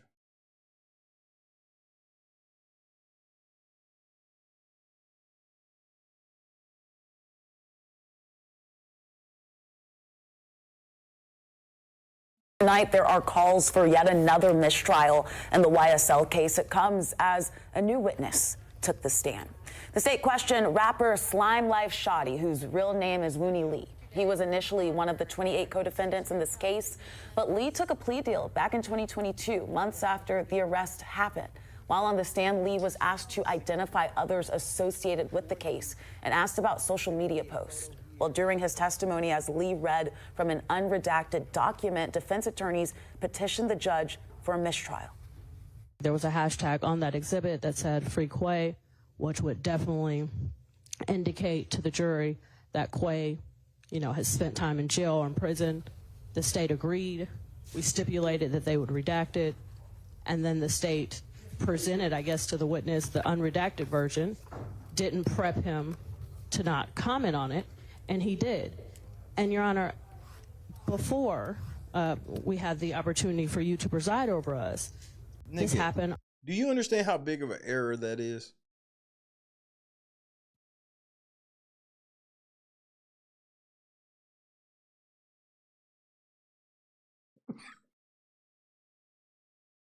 They gave him something that was supposed to be redacted. They gave it to him unredacted and forgot to tell him not to comment on the parts that were supposed to be redacted.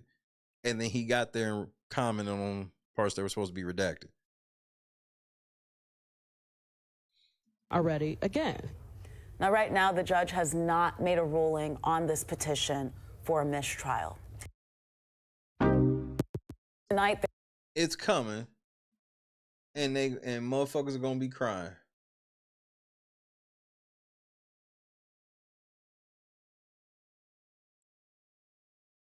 Yeah, you niggas is about to cry.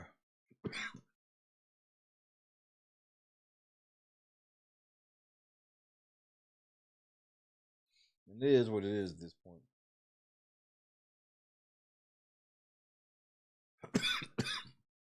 Yeah.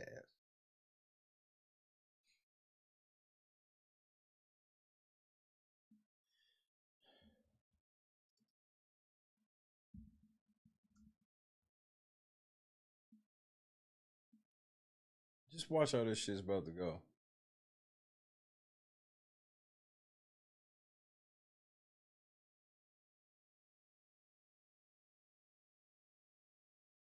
This is the one where it's like, this is bad. This is the one where it's like,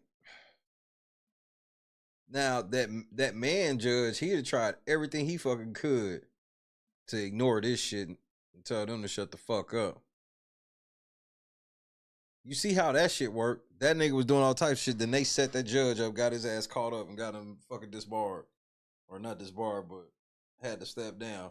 Then they got this new bitch in here who been giving the state hell.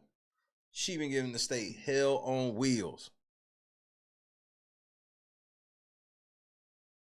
Oh yeah, this trial's going on forever. And they have been messing it up. But this shit about to come to a motherfucking screeching halt, nigga. Cause I think that this motion for mistrial, this is it. This is the one. They fucked up big time. Complete election coverage. You can follow us on the Fox 5 Atlanta news app. Well, tonight there is yet another reason for a potential mistrial in the YSL RICO case. Attorneys say the prosecutor failed to redact a piece of evidence today. For the past 11 months, rapper Young Thug and several other defendants have been on trial for violating Georgia's anti-racketeering and gang laws. Fox 5's Rob DiRienzo is at the live desk tonight with the latest courtroom drama. Rob. Courtney, Russ, good evening to you both. The motion for a mistrial today in court came after a witness read aloud a social media post that should have had redactions. After that slip up, the judge kicked the jury out and went in on the state. What I'm trying to do is fix your sloppiness. Another day, more drama erupting in a Fulton County courtroom in the YSL She's mad. RICO trial. I don't know if this was one of the things you were going to, but it's an issue now. Taking the stand Wednesday, rapper Slime Life Shouty, who is one of the original 28 co-defendants in the historic case. When the prosecutor asked him to look at social media posts to identify others in the case, he read aloud the caption, "Free Qua." The jury wasn't supposed to know which defendants had been locked up. But now the jury has repeatedly heard about Mr. Nichols being in jail, being in prison, and you cannot unring that bell. We would ask for a mistrial. Judge Paige Whitaker. Wowzers, nigga.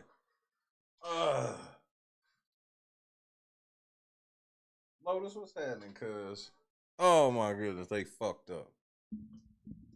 Whitaker excused the jury from the courtroom and heard from Quardavius Nichols' lawyer. It is painfully obvious that the state is not prepping their witnesses. It's just the latest chapter in the ongoing courtroom drama. Earlier this year, the defendants asked for a mistrial over an ex parte conversation between a witness, the prosecutor, and the prior judge. It's happening over and over again, Your Honor, and we're just not going to be able to unring 100 bells. Judge Whitaker said Wednesday a mistrial with prejudice was off the table, but a mistrial without prejudice is still possible. That would mean the state could try the case all over again. But at this point, the judge says that is a worst-case scenario. So that everybody won't have wasted, 10, 12 months of their lives in this trial. And Judge Whitaker hasn't ruled on when hasn't hinted on when she'll rule for the petition for a mistrial. The trial is expected to continue onward tomorrow, is now the longest in Georgia state history. At the live desk, Rob DiRienzo, Fox 5 News. Yeah, it sure has been long. Rob, thanks. See, this is going to be the one. I think this is going to be the one. Let's peep this right here. Yeah, Thugger getting ready to come home. We're making a motion for a mistrial on behalf of Mr. Nichols. We're not going to be able to unring this bell. Your Honor, this is the exact same issue that while we were at the bench, I brought it up. It was Exhibit 37NN that there was a hashtag on that exhibit that said Free Quay, which would definitely indicate to the jury that Quay, has spent time in jail or in prison. The state agreed. We stipulated that they would redact it. And then the state presented, I guess, to the witness the unredacted version, didn't prep him to not comment on it, and he did. And, Your Honor, before we had the opportunity for you to preside over us, this happened already again. And I made a motion for a mistrial. Now it's happened again. So now the jury has repeatedly heard about Mr. Nichols being in jail, being in prison, and you cannot unring that bell. We would ask for a mistrial. Your Honor, Carter Matthews for Mr. Marquavius Huey. We join in that motion for mistrial. And what's important for this court to know is that 45 minutes ago, there had been a reference to a person being in jail. Now, this witness has identified Marquavius Huey and has also identified Marquavius Nichols. So all the state had to do was ask this honorable court for an opportunity to have this witness maybe step out of the courtroom and go over with that witness that, you know, we don't need to say anything about someone in jail, what have you. That did not happen before he went on the stand, nor after that first slip up by this witness. There may have even been a document right there on the witness stand that should have been pulled from the state of Georgia from that witness stand so that this could have been avoided. So, Your Honor, we are joining in that motion as well. Oh, hang on. It's all right. You just didn't know, but we'll let you know when to come back in, okay? So we join in that motion, Your Honor. Your Honor, and I just want to briefly add that it is painfully obvious that the state is not prepping their witnesses. You can tell by the way when the witness spoke the first time and he said, oops, am I not supposed to? So that makes you go, well, did the state do it on purpose?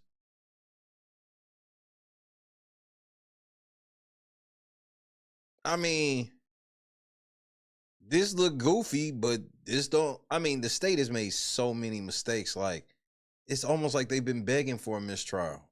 To say that, like, oh, I had no idea, which makes it obvious that the state had not spoke to him, had not prepped them, and this has happened repeatedly. It's happening over and over again, Your Honor, and we're just not going to be able to unring 100 bells. And finally, Your Honor, Mr. Marquavius Huey, we all have, it's been established that that his nickname is Quay. Okay, isn't there going to be, I mean, we talked today about, isn't there going to be a stipulation that references to Quay, at least at some points, are not either Mr. Nichols or Mr. Huey? I mean, we did. Yes, Your Honor, and that's a few things. So, one, Your Honor, it was not intentional because we clearly... Okay, but it was sloppy because I presume he's reading from the document that you handed him instead of reading from the screen. We should have instructed him to read from the screen, but... Or you should have presented him with a document that had that part redacted. It's just...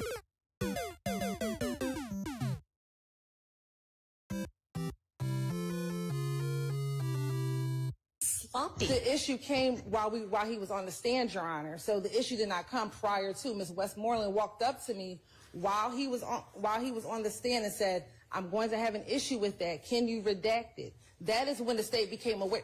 Then it should have occurred to you. You know what? I'm handing him a hard copy of this document that is unredacted. But not if there's multiple Quays, Your Honor.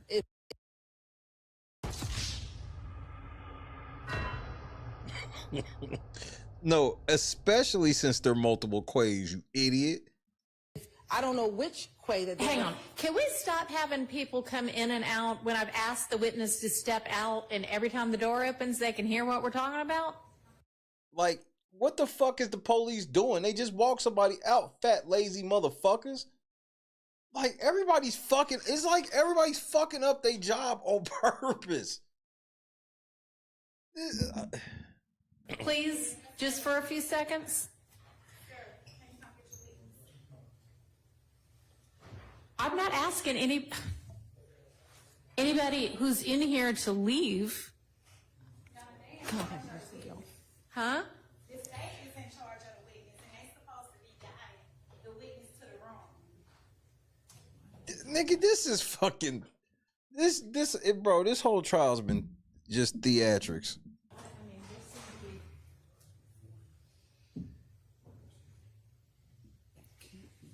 And so that is the point in which we learned of it, is we redacted it on here. Ms. Westmoreland brought it up here. Yeah, and you didn't redact. I mean, so the jury didn't see it, but now the jury has heard it. I don't think it is really that, much of a crisis, because there is going to be this stipulation that Quay is not always either of these defendants. So nor is it obvious to everybody that free whomever is such a quote about who knows, everything these days.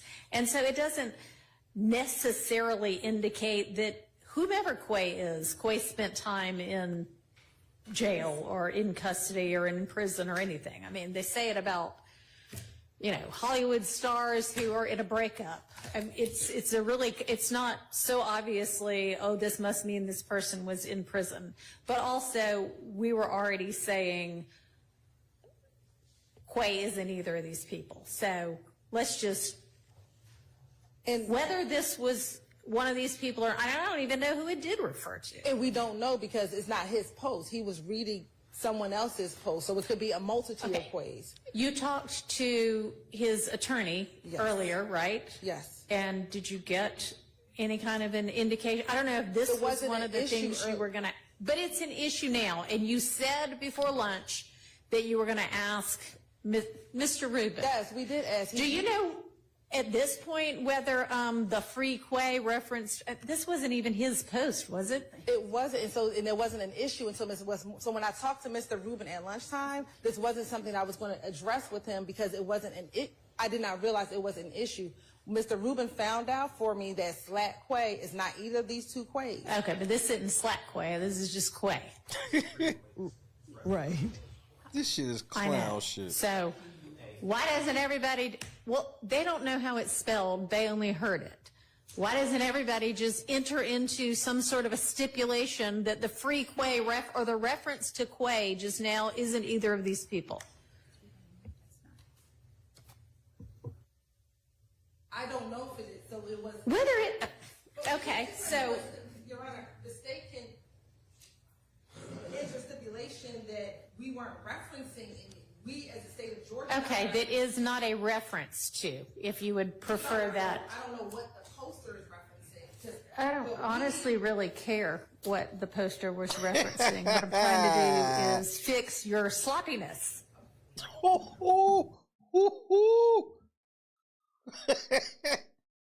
Somebody getting a whooping. Somebody getting a whooping. So that everybody won't have wasted, 10, 12 months of their lives in this trial. Yeah, we can come up with Okay, do it now.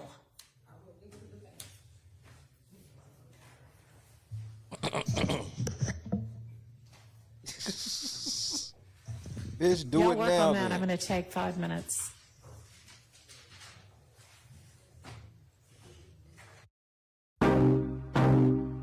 Man, nigga, y'all out here down fucking horrendous. You are down horrendous.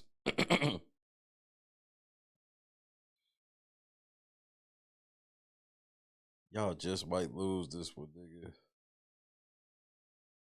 This might be the one you lose. This sure ain't the one you want to. This might be the one you lose, though.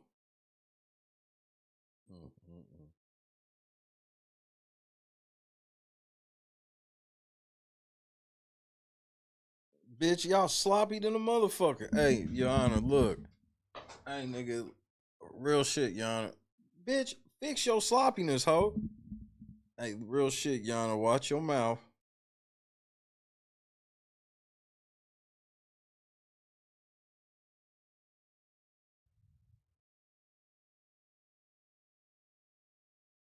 She about 3 seconds away from calling her a bitch. Bitch.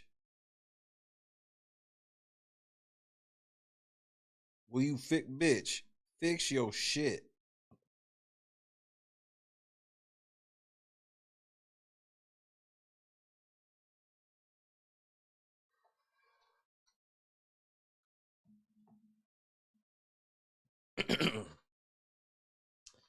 State better be careful, because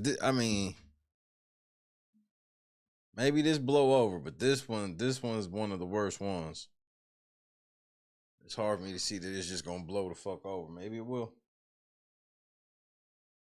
Maybe it will. I'm gonna do this video. I'm gonna do this body cam video tomorrow.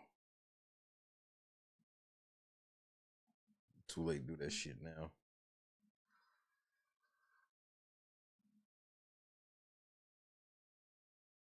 I didn't expect that to spend 3 hours going through Snoop and Shaq shit.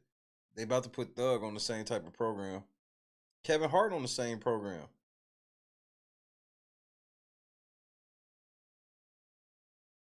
Like Kevin Hart and bro, Kevin Hart's drowning out his whole legacy, in my opinion. Because he's about to end up with so much. He gonna end up with more shit that sucked than all of his earlier shit combined. It's gonna be like 5 times the movies, 5 times the shows, and ain't none of it's gonna be as good as any of his early shit. Not even close.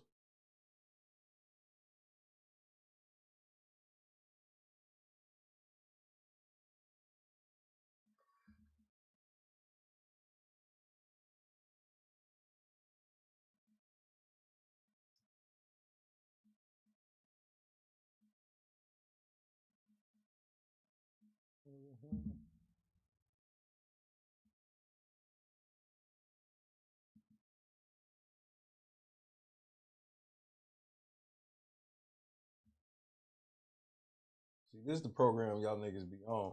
Put y'all niggas up on a little game right quick. Got enough time. Put you up on a tad bit of game.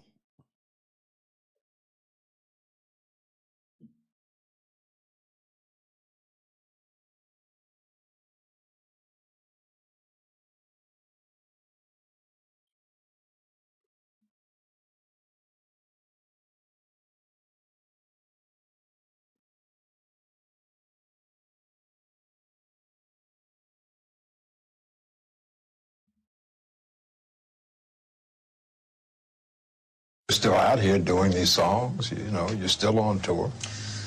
I do, but I don't take it for granted. Why do you still do it? Why are you still out here? Well, it goes back to the destiny thing. I mean, I made a bargain with it, you know, a long time ago, and I'm holding up my end. What was your bargain? To get where I am now. Should I ask who you made the bargain with? with the chief commander. On this earth? And on this earth, and then in a world we can't see.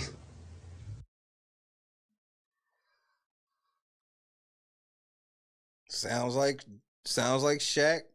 Sounds like Snoop. Just doing a whole bunch of shit because you wanted to get to a certain level. You got to keep up your end of the deal.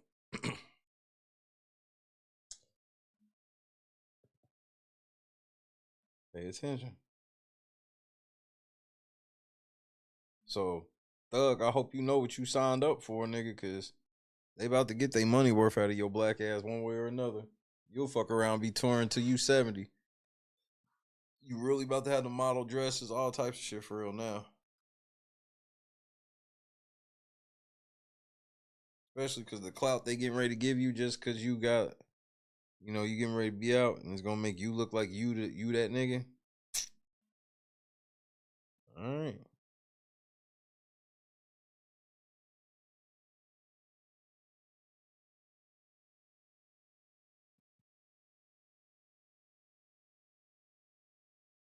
Pay attention to how they get them.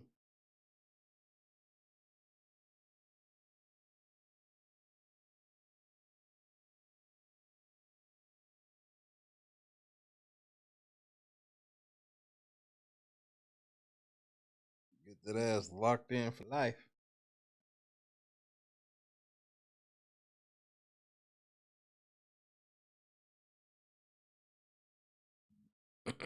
It's a cold game, bro.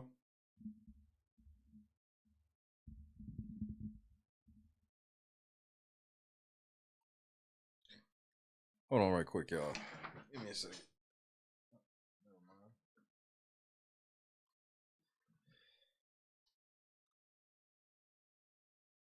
Kirsty apparently woke up and beat me in there.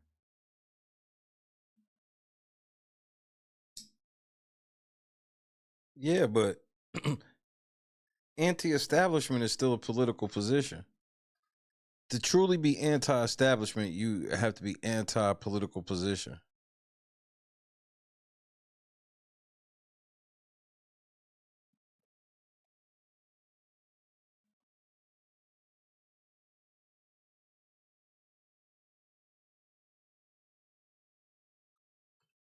It's crazy, man. But again, you see how they make motherfuckers do that shit. Like I showed you the same thing with Snoop and Shaq. They both was endorsing Republicans at one point.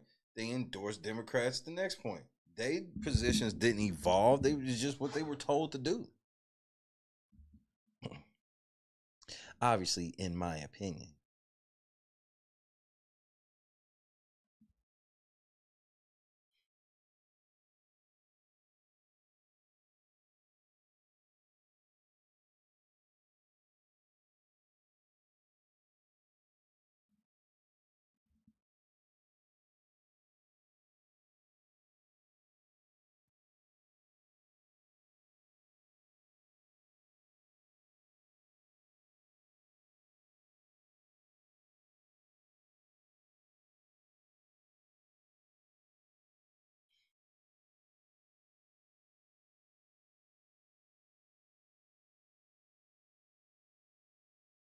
It is what it is.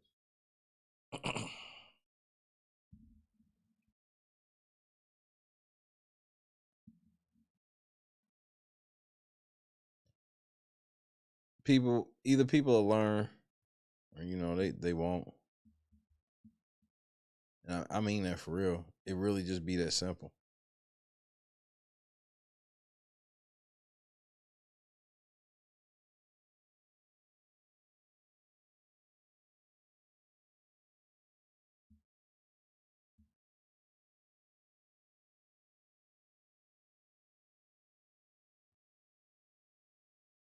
I know, Jen. Fuck me up too. Like I grew up 80s, 90s pop kid like everybody else.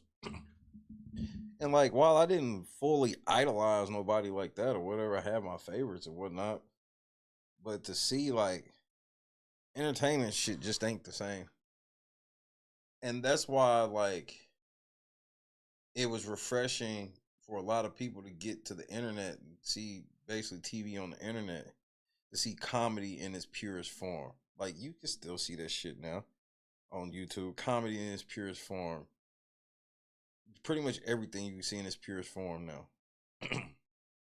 And that's why the mainstream, that's why they can never be the mainstream, because there are the masses that like being droned out. They like watching Coco Melon. And then, the internet will always, because mainstream will never be able to be what makes the YouTube and shit so popular.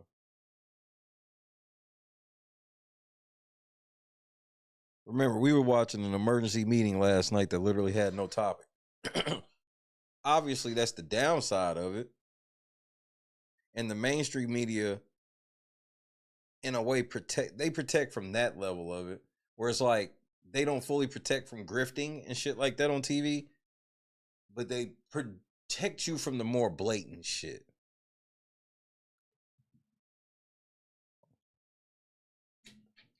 So, if Ellen had got hot on YouTube,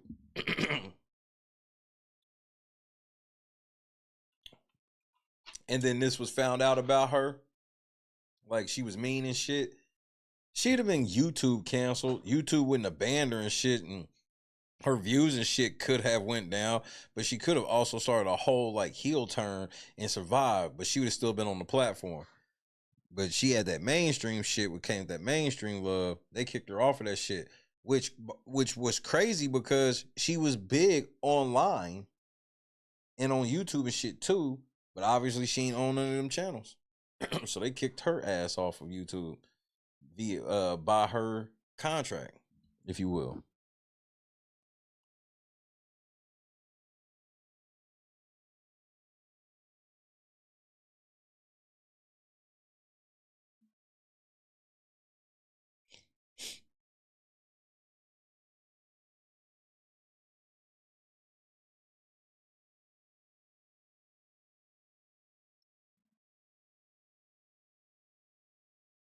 It's a cold game.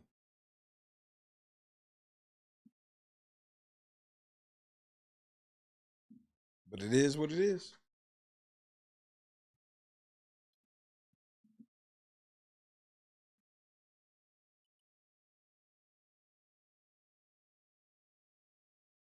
I mean, Kai Cenat, like he's gonna have to some of them people have gotten certain deals. They got to transition. I mean, you see the shit with Justin Bieber. Justin Bieber ain't even that famous no more, but for some reason they make it seem like he can't walk around. How come Justin Bieber can't just walk around now? He's not that famous no more. There aren't these mobs of girls like when that nigga was a teenager. That shit's over. It's like he's hidden from the world. It's like he's a slave that we can see. We see him looking all, bro, he look all rough and shit. Looking like basically like a drug addict, tatted up and shit. But then it seems like he can't, like, why can't he just walk away from Hollywood? His shit clearly don't make him happy. Shouldn't he have enough money to just go live his regular life?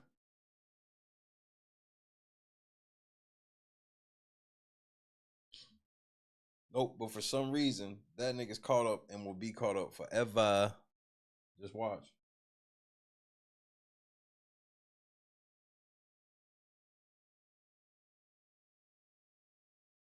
I mean, remember, don't the Britney Spears shit seem so different from us 90s kids?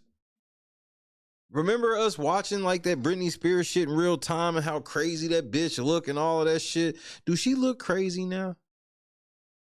Come to find out, the bitch didn't have no control of her money. They fucking let Justin Timberlake, they set her up with Justin Timberlake for her do nothing more to help boost his solo career and all of that shit at the cost of her career.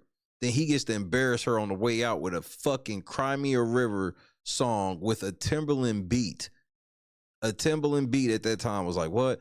He got a Timberland beat. Basically, Timberland produced his album and then got the remix with 50 Cent, who just so happened to blow up at the same time.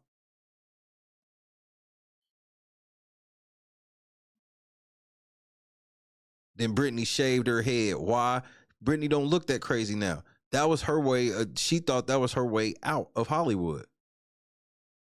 She felt if she shaved her head, she would be undesirable and can get out of all the shit. Remember, she didn't even have control of her money. Conservatorship and all of that shit. Britney was crying out for help, and we all was like, look at that crazy bitch.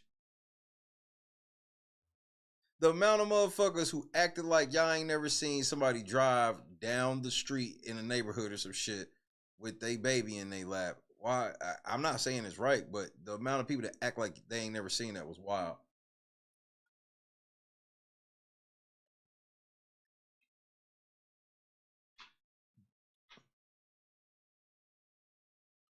I don't know where Britney at right now, but they made her make her comeback. She's never really been free. When has Britney Spears been free? Then they like, she's making her comeback. When the fuck she ever left? She's just been dormant. Sitting on social media with and keeping all the Britney stands on point. Cause Britney Spears, her fan base is still thick, nigga. Her shit's still up there with like a beehive type shit, nigga. No cap.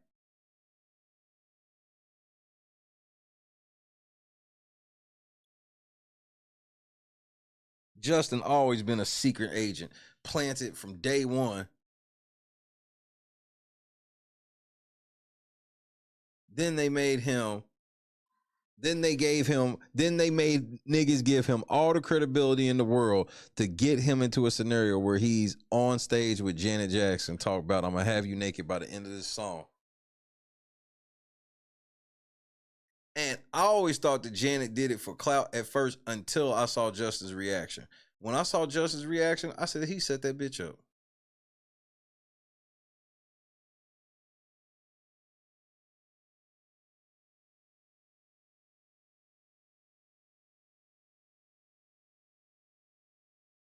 Nigga, that nigga turned into, I didn't even know what happened. Wardrobe malfunction. Justin done ruined 2 bitches and nobody. Justin has ruined so many bitches and nobody's ever said shit. And somehow he still gets this nice guy moniker.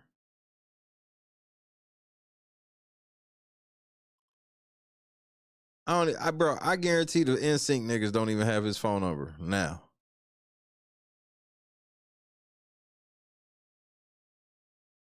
See, I'm always leery of people who just stay famous without doing anything. The Shaqs, the Snoops. It's okay for them to make an appearance here or there, but it's like, bro, you can't watch TV without seeing Shaq or Snoop.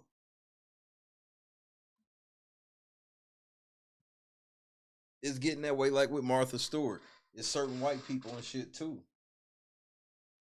Where it's like, you only really famous from just selling shit.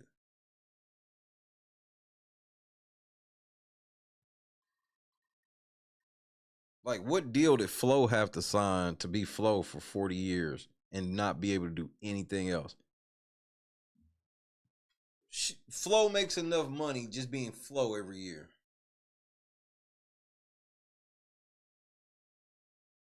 Nigga, that one nigga gets to make enough money being Mayhem. He used to be on SVU. The Mayhem nigga used to be on SVU. Now he ain't an actor no more. He just the Mayhem nigga, and he don't want to do nothing else. Flo, she used to be a stand-up comedian, trying to be on a TV show or something. She ended up not wanting to do nothing else for 20-something years. Her career over, nigga. Flo, you know who I'm talking about, Flo from the commercial, the insurance shit or whatever. That bitch got on, and when she was young, she's literally old now. Her whole career passed her by. So what deal did she sign? What deal did these niggas be signing? This is what you want to do? Your whole career is just this? Be a pitch man for one company for 20-something years? You went from being on SVU to being a pitch man for Mayhem? What, these commercials are that fun to you? And you don't want to do nothing else? That shit, to me personally, I see that type of shit to be coming across forced. It feels, thank you, progressive. Right on, Joy. That shit feels forced.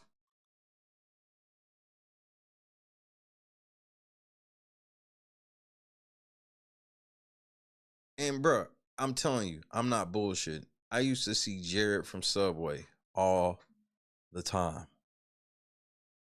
He from Indiana. He used to be in, so when he got balling, he used to be in Nap all the time. So he would be in the club though, right? But it never felt right. And we used to, me and my brother used to just look at this nigga and be like, why is Jared always in the club and ain't never got no hoes? Like, you know the way Jared Fogle looked at, you know how sometimes you seen, have you ever seen somebody in person and somebody had to tell you that's who that was and you almost didn't believe them because people be looking so different in person? I don't know if you've ever seen anybody famous like that. Understand Jared Fogle, it looked like, every time I seen him, it looked like he just got done filming a Subway commercial. He looked just like how he looked in the shit was. And you would see bitches try to flirt with him and shit, and the nigga just basically wasn't fucking with no hoes. So when all that shit came out about Jared, me and my brother was like, knew it. I'm talking about, like, because I told y'all I DJ shit Nap. I would see Jared Fogle in the club all the time. Never with no bitches. He just be in there, have a couple drinks, and bounce. And I think he would always be by himself. I think maybe he would have like one person with him.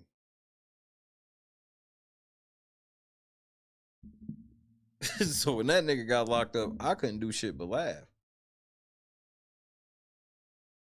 Cause my brother was talking to like one of his managers. Cause I believe one time one of his managers came up to the club with him, and it was a chick. And her and my brother were talking. I think that's all he did was talk. I truly don't know. But shit, she never got in trouble or nothing, so obviously they didn't think she was involved.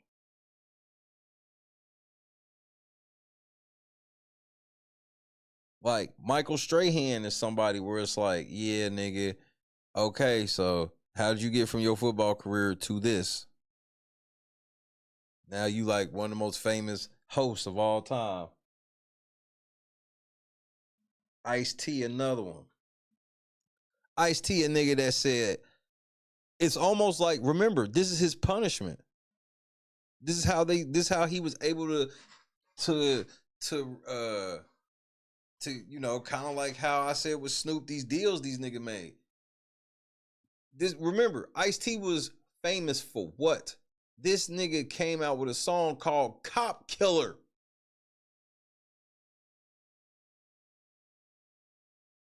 And he didn't get blackballed. Instead, he had to play a cop for the last 20 years. Y'all don't even be paying attention, nigga. It be right in your face. And then they always make these niggas do these off-brand shit. So, Shaq got the General. What Ice-T got? That bullshit, like, car insurance shit for, like, repairs.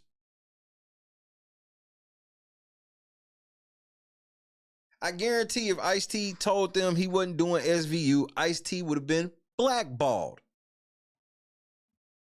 So now, 20 years later, most people don't even know how big that Cop Killer shit was. That was a big deal.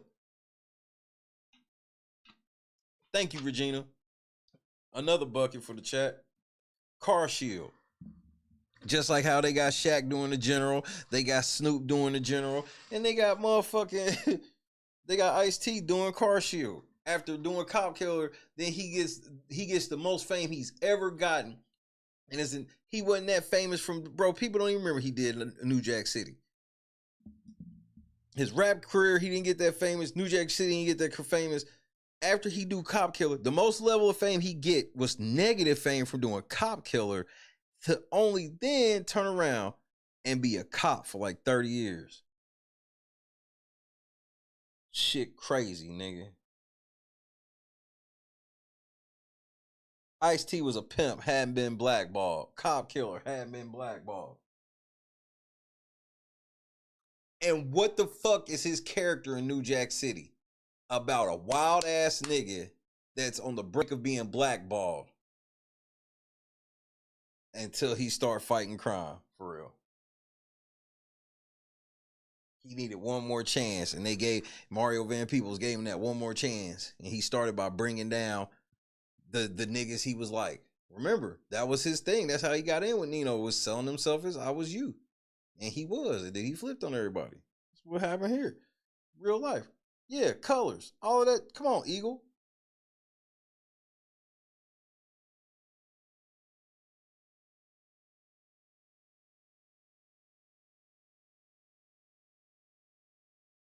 Especially when certain niggas have like that crossover. It's one thing if you got like a LL Cool J level of longevity. Yeah, LL Cool J has some movies and shows, but he ain't never been more famous for acting than he's been for rapping. Ever. At any point. He's literally right now trying to make rap come back now. That little joint he got with Eminem that just came out was actually decent. I hadn't heard LL snap like that in a minute. He really spazzed out. Yep. You know how, so Terrell, I'm glad you brought up Slater, AC Slater, bitch ass. You know when I knew that they got AC Slater for real? The way that nigga was interviewing Screech as if he didn't even know that nigga was the weirdest shit I ever seen. R.I.P. Screech. Certain motherfuckers where it's like they do these weird crossovers that don't make no sense and stay there. I'm glad somebody brought up Ice-T because that's a perfect example of another nigga's like, yeah, you sold out on an extreme elite level. He got to have his plastic bunny and fame. And then remember, Ice-T had a level of fame just for dating Coco.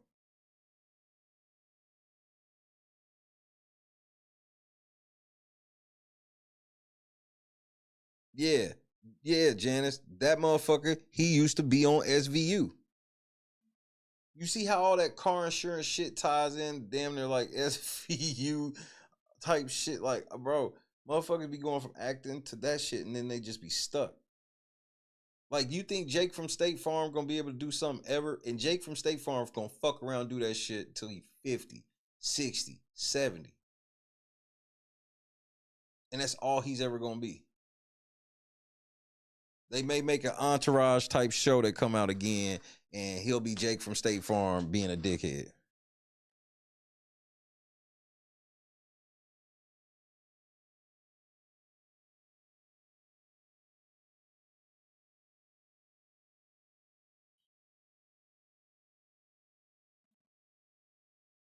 It'll be like, oh, we met Jake from State Farm for real.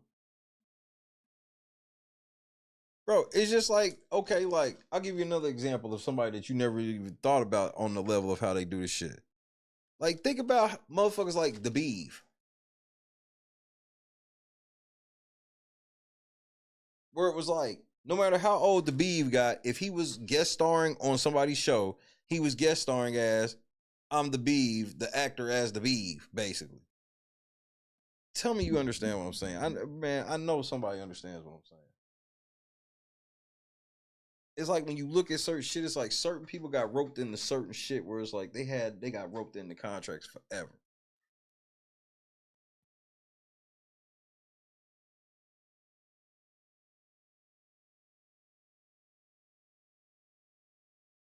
It's a different level type casting though.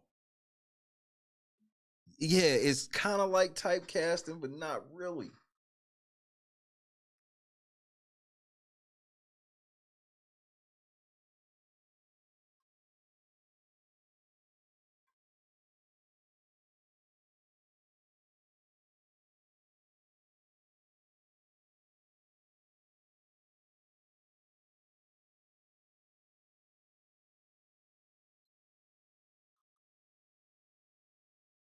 Now we have Ludacris clearly sold out.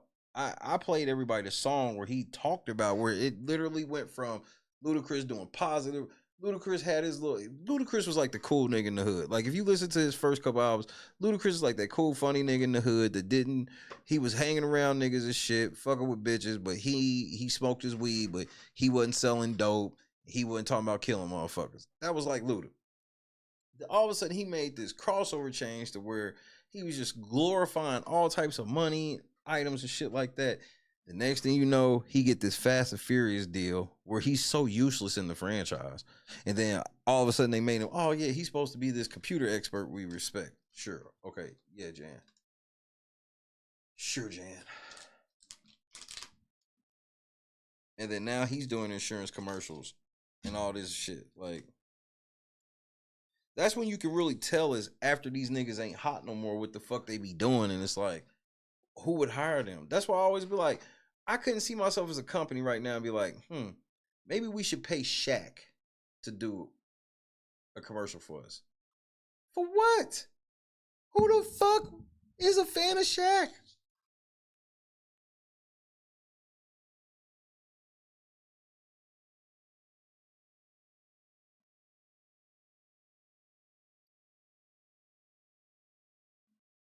This shit crazy, bro.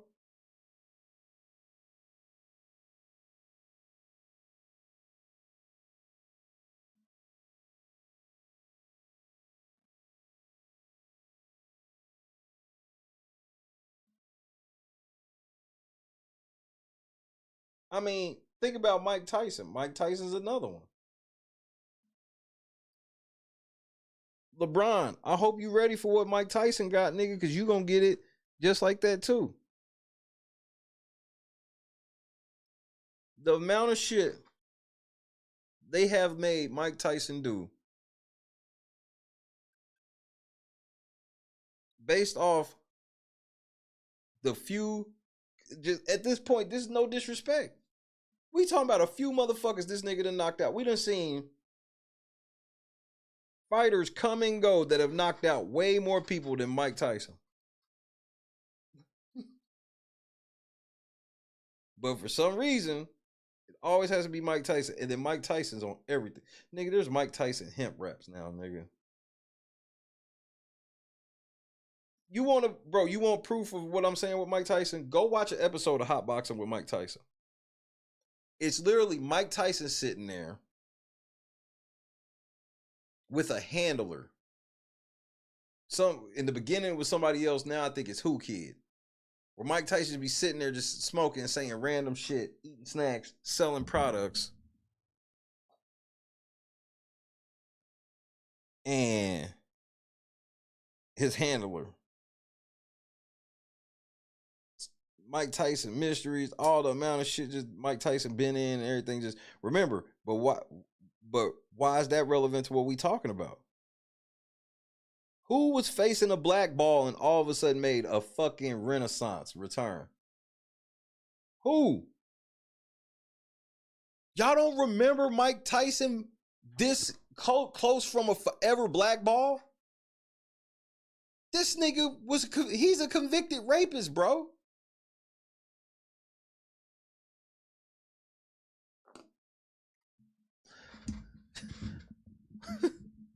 He made that deal. He made one of them. He made one of them Bob Dylans, bro.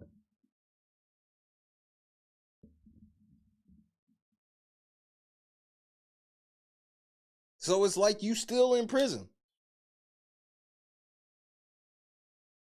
You just in a prison that somehow everybody wants to be in. And you sitting in that prison like, man, y'all, if y'all only knew, y'all don't want to be here.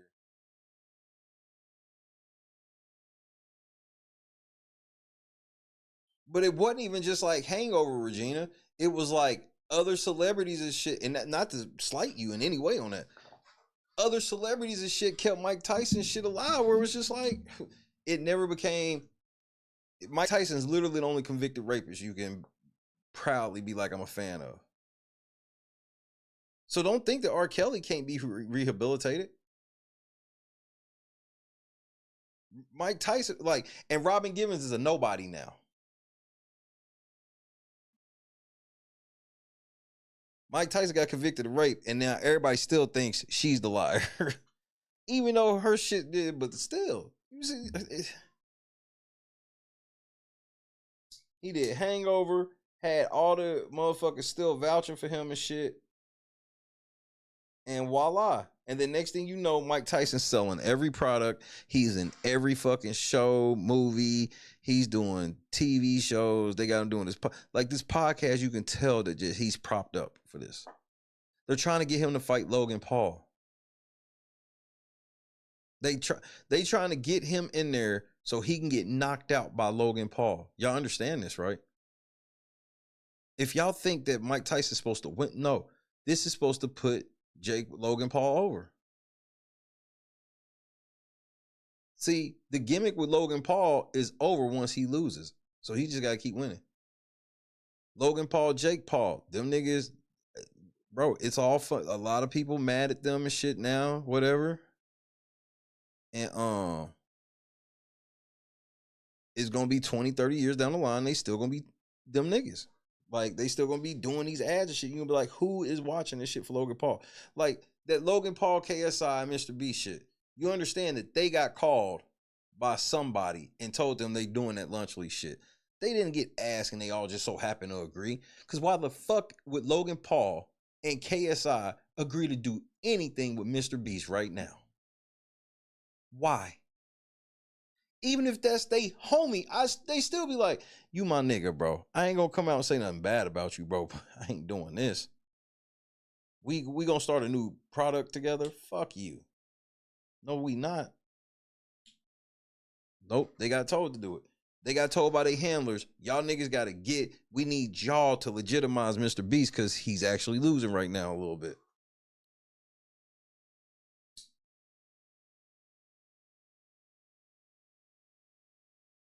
I'm supposed to believe that Jimmy Donaldson is this fucking rich that he still gotta be crashing out like this. No. What has he shown? What do these niggas ever show y'all to show y'all that they rich? Cars, gadgets. You don't ever see these niggas chilling on their 100-acre properties.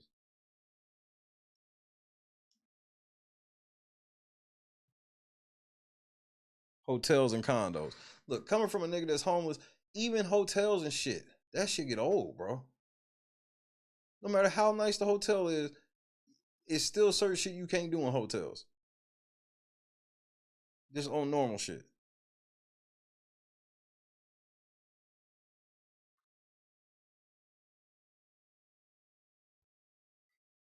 Yep. Joe Rogan sold it. No, Joe Rogan was damn near canceled as a comedian. And then Joe Rogan's gonna be another one where it's like, it's easy to see it in the moment, but then I've learned to look, well, what are these niggas gonna be doing after they not, because they don't stay relevant forever. And it's like, nah, they never leave though. They're never allowed to leave. So Joe Rogan, like, he crashed out as a fucking comedian. That all of a sudden how did he really get on? It started out with him exposing Carlos Mencia.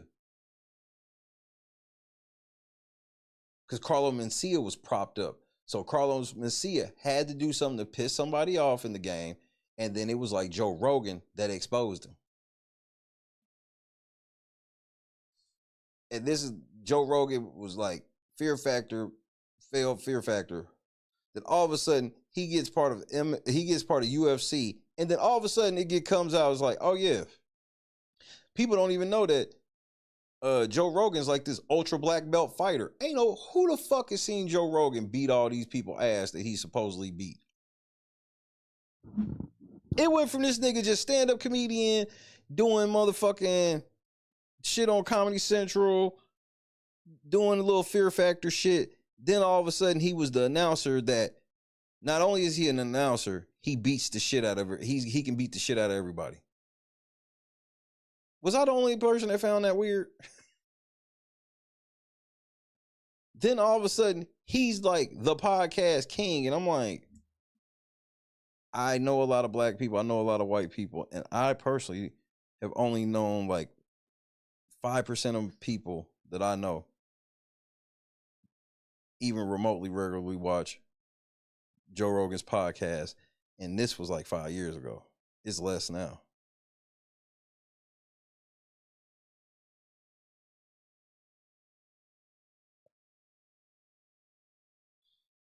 Then his handlers make him leave YouTube to try to legitimize another platform.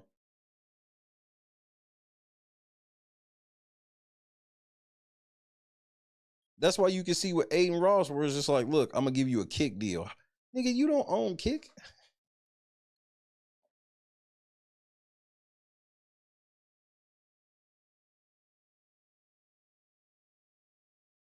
Yeah, it's like they are inserted into these lifestyles that aren't even real lifestyles. So like, if you've ever really been around people that got like real money, but what you think about as real money tends to be like athletes be having real money, but they don't ever get the real fame, right? There's always a level of disrespect you get as an athlete, except for certain athletes who sell out. You know, not too many people from Shaq's era is allowed to be on TV as much as Shaq still, even though he was never the best of his era. Ronald, what's up, cuz?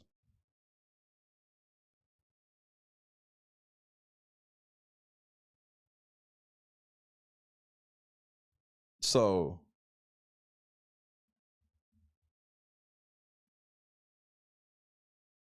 when you see like rich athletes, they live more like regular people than motherfuckers understand. It's just scaled up more. They be regular lifestyles, and then some of them have certain vices that they grow from, you know, their loves as hobbies as kids that can be overflated in ways. But for the most part, you'll see that they are just regular people for the most part, quote unquote, that just happen to have money. These celebrities, they don't even really be having no money. They have flash money, and then they get inserted into situations. So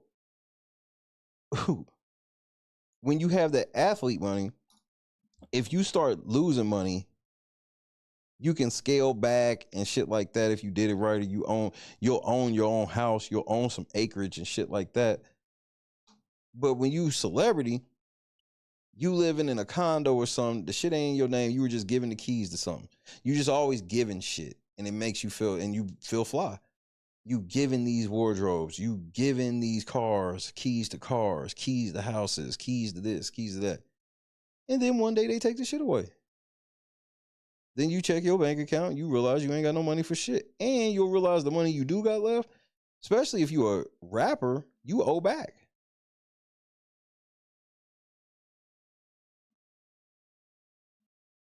And you see how Hollywood works. So you can be winning in Hollywood and you start losing in Hollywood. In order for you to ever have a chance to bounce back, what's the one thing you can't do? And people don't even realize this. You can't move out of Hollywood. You got to stay there and take your L. Or they're going to put you on some other shit. Dave Chappelle, blackballed. How did he get back? He sold his soul, and now he going to have to do 1 million fucking comedy specials till he die. Dave Chappelle barely did comedy specials. Then when he came back, he's done more comedy specials than ever while not owning a drop of fucking Chappelle show.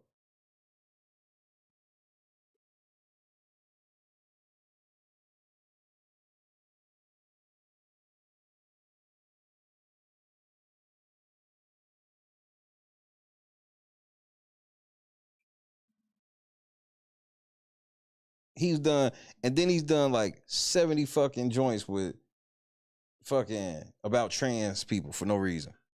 Gary Coleman's another one. Sign certain deals and you trapped forever. And Gary Coleman basically died begging for help. He been in 1 million shows, but always as the nigga for different strokes. He can play a whole nother character the entire time, but at some point, he's going to make sure to do, what you talking about?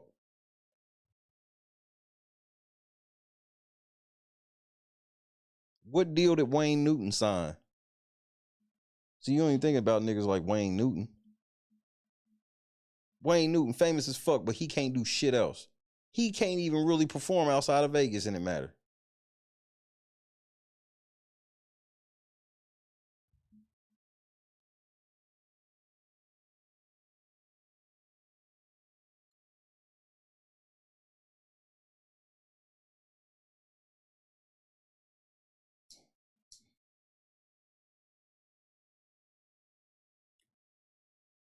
As big as Kai Cenat is, do you ever think he's going to do anything other than stream?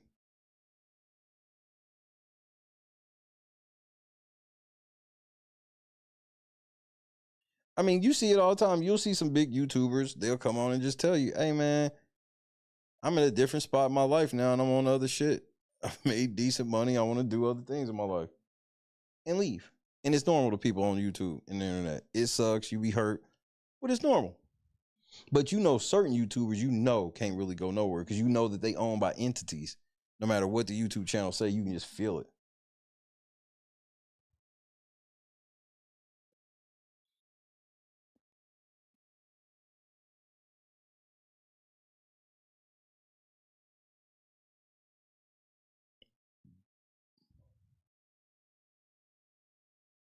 Inner space was happening?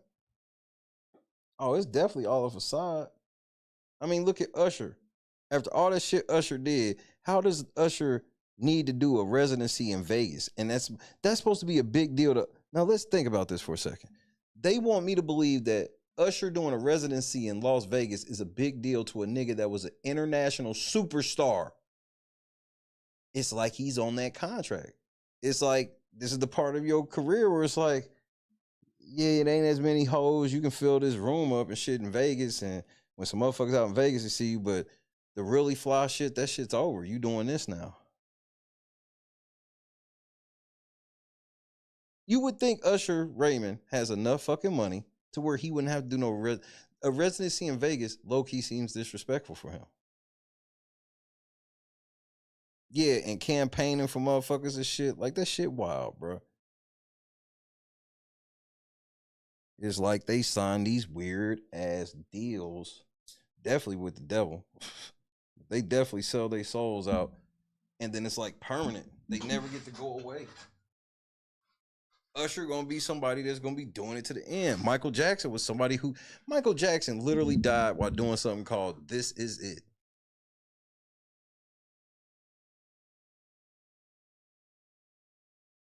Everything was all good with Michael until what? Michael bucked the system. The same system that made him the super mega pop star that was, there's never been an art. Michael Jackson literally was having his videos played on Fox. Like, coming up before The Simpsons. This is when The Simpsons is the biggest show on TV. Coming up before The Simpsons. Michael Jackson's new video. Featuring Macaulay Culkin.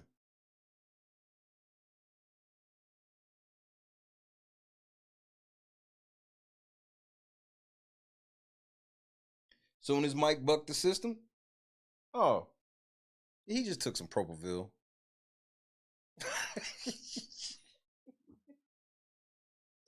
The shit we just go for, nigga. Michael Jackson took Propofol, nigga. That's it. Yeah, ain't that right, Conrad?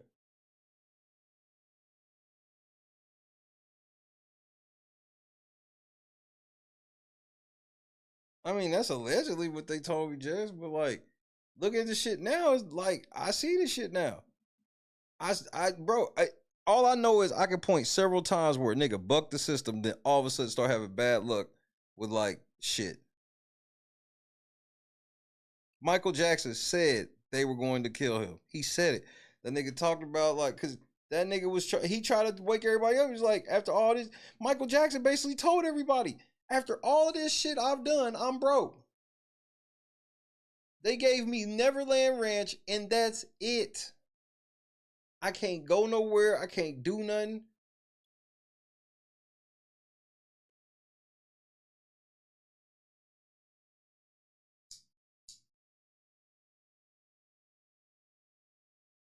Then as soon as Mike bucked the system, all the shit started unraveling. Then this nigga was doing a tour called This Is It, a movie called This Is It, and then died while doing This Is It. And what was Mike, 50?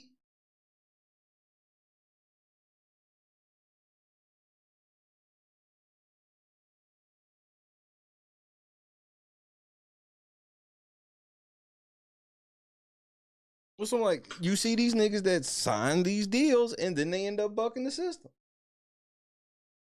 Because they feel like they ain't getting what they deserve out of it. Diddy, same thing. Diddy was getting everything, and then Diddy felt like he should be getting more at a point. And they was like, no, bitch, you getting this. Then he thought he could buck the system and use public pressure, and they was like, nigga, you want to see public pressure? Wait until Cassie come through. Like, remember, when Cassie first dropped her lawsuit, you can go back to the stream, and I repeatedly said, where the fuck did Cassie get the money for Diddy to settle this fucking lawsuit already within 24 hours? She had a lawyer that good that made Diddy settle in a day. Where'd that come from? I bet it just fell in your lap, didn't it, Cassie? And probably on some real shit it did. Just somebody, oh, I want to do it pro bono. Yeah, because somebody sent that nigga. Prince, another nigga. Prince, another nigga. Whitney, all these motherfuckers just... Prince was another nigga where it was just like, Prince damn near begged. The shit with Prince was like, it was almost like, when was it going to happen? Because Michael was talking big shit. Prince came through and was talking even bigger shit.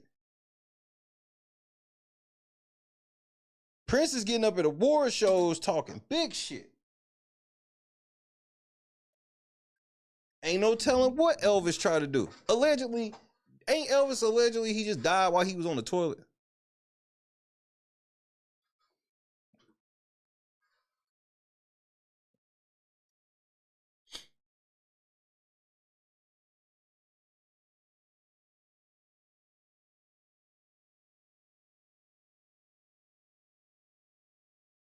So, and then I guarantee you see what niggas... You bucked that system. And I can't even really feel that sorry for you because you know what you signed up for. You just didn't think they was for real. And that's whoever it is. Even if you signed a deal with the devil. You prayed to the devil made the shit jump off. Nigga, you owe.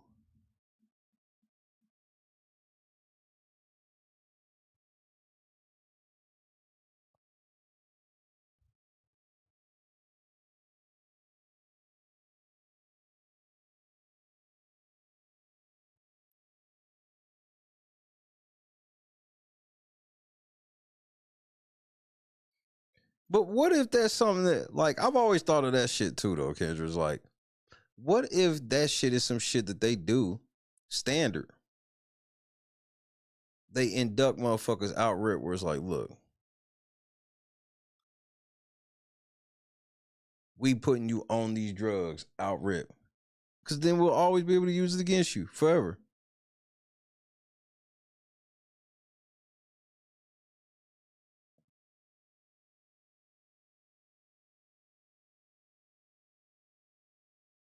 Because there's a reason why ain't nothing happened to Kanye. That's why I be thinking Kanye's controlled opposition. It didn't quite work. They didn't realize that the world ain't as anti-Semitic as they thought, where it's like, you know, like, yeah, maybe there's some people that agree with the shit Kanye was saying, but like, in the grand scheme of him just being utterly disrespectful on the shit, don't nobody really agree with that type of shit as a whole. The point becomes mute when you act in certain ways. So I'm like, if Kanye was really as wild, like, again, Kanye, after all that, he let y'all niggas know that all that money he had, instantly, they took it from him.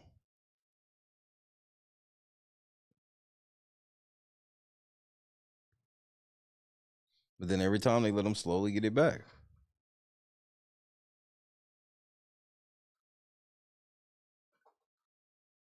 It's like once they apply enough pressure, Kanye folds.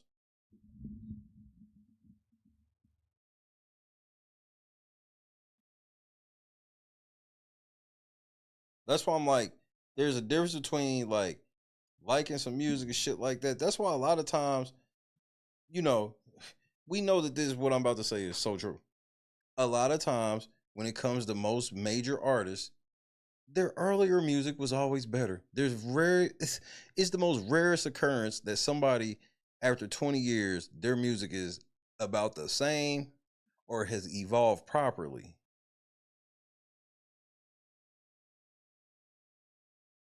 Is always their first shit was the hottest. It's because when their shit was hot, they sold out, and then the people told them what they were coming out with. Told them who they was collabing with, what was coming out, all this shit. That's why. It's just that simple. So the shit can't happen in the purest form, and like, bro, you see it all the time. If you go to your local spots, just in local downtowns of around America, you'll find all types of fucking talented artists of all genres performing all the time. And they are never and there's some that's never looking to get elevated. Because a lot of them know what's on the other side, and they like, I love doing this shit and it's fun. That's why I still DJ, but you don't see me trying to like get back on, really trying to DJ and run that business. Like, nah, it's something I'm like fun. So it's a gift I feel I have. So I like to just use it as a gift. So that way, you know, it can stay that way. And some people, and that's how a lot of people are. That's why you'll be somewhere and hear somebody playing a guitar or piano at some spot, and you're like, damn, how did they not get on or whatever? Like, man, they probably was close or was near on, saw Demon Time, left, or fell off from Demon Time, bounced back.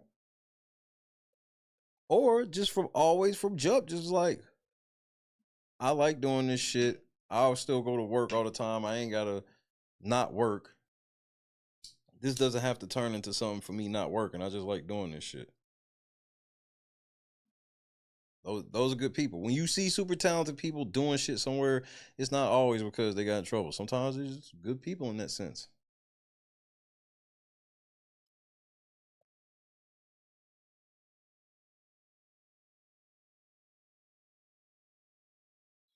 It all depends. It all depends. Because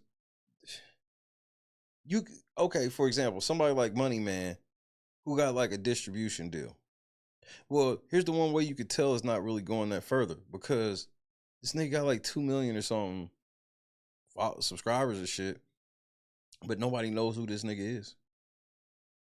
He got plaques for certain songs with streams or whatever, but nobody know who this nigga is. The minute this nigga starts being known for real, then you know what time it is. It's just that simple. It's all about if you getting that mainstream respect. Because you can make a lot of money without ever getting famous. But you're not going to have access to all these cars and shit like that.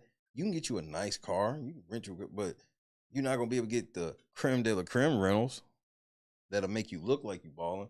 The creme de la creme leases. You got to kind of be plugged for that. So it just all depends how loud you are. A lot of times. Not all the times, but a lot of times.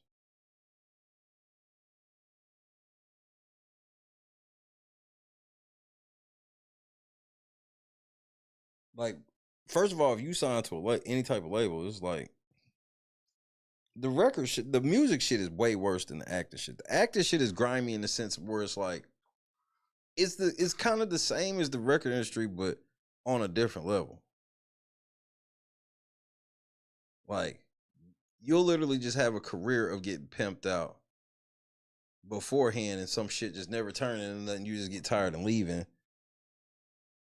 But you also have a situation where you blow up quick, fast, in a hurry, but you always one comment away. That's the difference between rappers and entertainers. Rappers are going to be signed to really bad contracts for long times and can be shelved and shit like that. But actors and entertainers like that, they always one statement away, one rumor away. Because you can't really tear down a rapper with a statement nor a rumor. You can get them made fun of or whatever.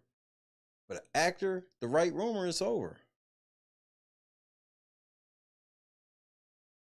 Remember, R. Kelly is in prison for shit, and people still listen to his music. Kevin Spacey got accused of some shit, career over.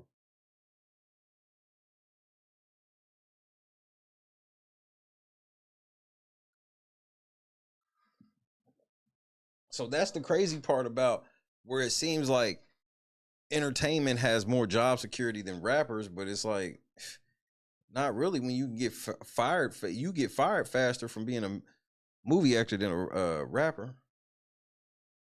Remember, record labels bail motherfuckers out of prison. I've seen record execs, big time record execs. Bro, niggas have already tried to testify to get Thug out. Excuse me. These motherfuckers personally guaranteed that Thug, would act right while he's out. Leor Cohen's and shit. You wouldn't see that shit like you're not gonna see like these big movie company execs pull up to somebody's trial. But it's just weird how it all works. Because it's like people think it's just like when it comes to music, it's just rap. No, it's every bit of music.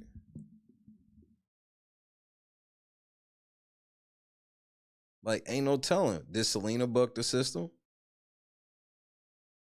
Because you do understand how dirty that Selena shit is. And here's the number one reason why the Selena shit, shout out to Mish, because I know she probably on replay like, yes, Selena. Here's the one thing with the Selena shit why it will never sit right with me. It will never sit right with me. First of all, the chick that they said did it, sitting in jail, been telling the same story for years about like foul play being involved, whatever, but cool. Don't y'all find it weird that they literally took everything from Selena, like she just died, right? And it almost was like they lifted her character up, took her character and sat it on who?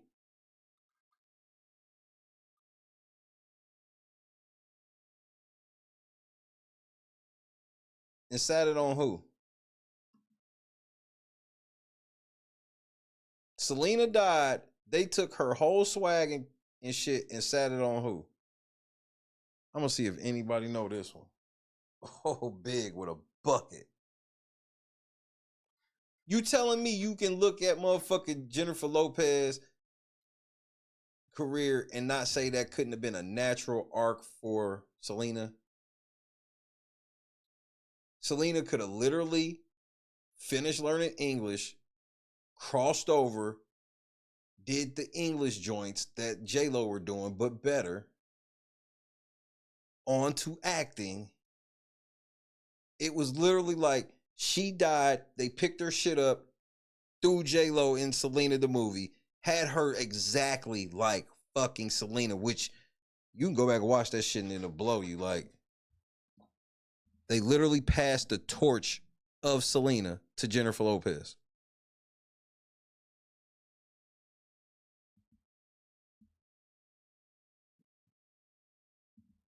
And then people like, I can't believe Jennifer Lopez married him again, especially if they're going to get divorced. Why would she even marry him again? Because there's only a certain pool of dudes she's allowed to fuck with.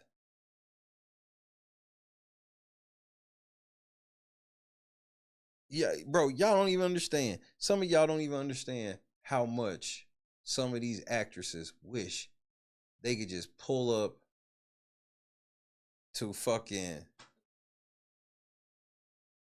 just some random town in Texas to try to find a regular dude. Like, would literally be one of the most famous bitches ever. Give you some pussy, everything, just to be around a regular fucking dude. Just to see how regular dudes act. They don't even know how regular dudes even act.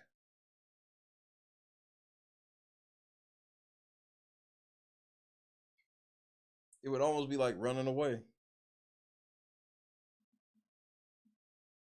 Where else is it a big deal to really move from? There's nowhere else in the United States where it's like a big deal to move from. It's a big deal to move from Hollywood. It's a big deal to leave Hollywood. There's like nowhere else in the United States where you live and you move and it's like, that's a big deal. Like you're leaving an entity. It's almost like a compound. And then as always, the only way you can live in Hollywood is, especially if you a dude or a chick, if you a dude or a chick, odds are, remember, it don't never be chicks having shit in the beginning. It's always like dudes and chicks that are leasing in Hollywood. It's always a story of a dude that had a chick as a roommate, had a creepy dude as a roommate. It was either a chick or a dude had a creepy dude.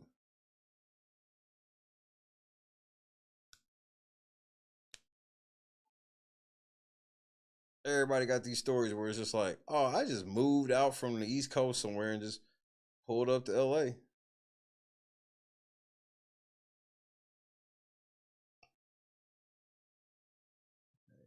Y'all believe anything.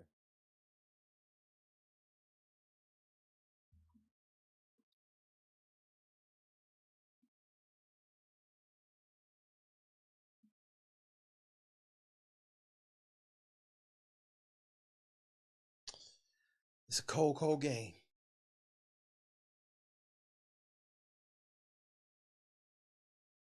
Well, it's hot for a lot of them. It's going to be hot for a lot of them niggas. 50 Cent going to be another one. Like, when the 50 Cent ain't done shit in low key 20 years that's mattered. You know, Get Rich or Die Trying was 20 years ago. 50, when's the last 50's last hit record? I Get Money was like, what, 06? After I Get Money, like, I guess you could say the Power Theme is his next hit song. But then either that, we supposed to believe that 50's like this executive producer, which in the grand scheme of things, executive producer don't really mean shit. And now they trying to hand him Diddy's throne.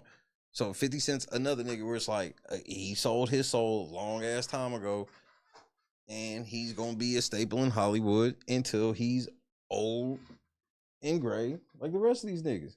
Because you be sitting and looking at niggas like, man, you got so much money. And you, bro, I read all that shit from Snoop. Even if Snoop only got 140 million, that ain't enough for you to just chill out. Just wait until you see LeBron shit. I'm not even fucking playing. Y'all, bro, y'all see what it is with Shaq. It's going to be even worse with LeBron.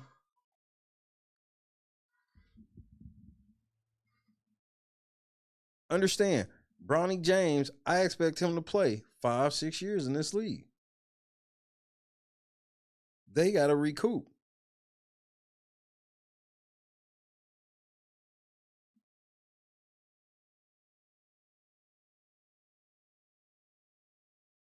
In some way or another, Sotero.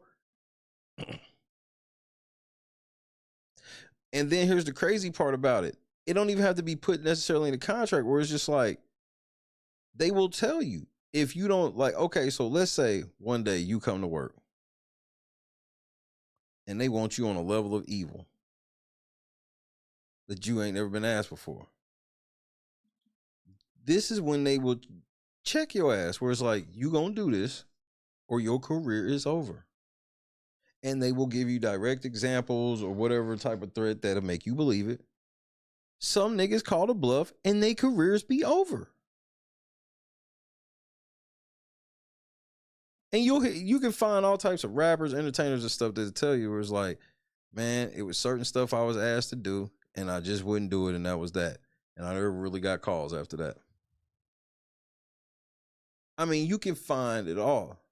But see, that's the thing. That's what you start learning, Conscious, is what I've started learning is these shits, they just get assigned money scores. Because they don't have no access to no real money. Critical Smoker was having. They don't have no access to no real money. They can't go. Snoop's supposed to be worth 140 million. Snoop can't even go to a bank right now and pull out 50 million.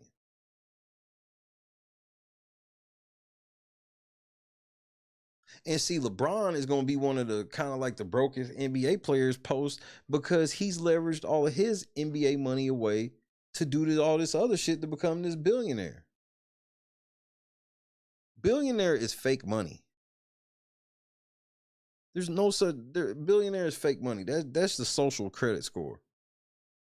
Billionaire is a social status that you're trying to achieve, and you have to do a number of sellout things before they will acknowledge you as a billionaire. That's why Snoop got the deal where he's got shitty shit, where he does so much shit that, like, bro, y'all saw that 2-star shit. Trending was happening. Hold on right quick, y'all.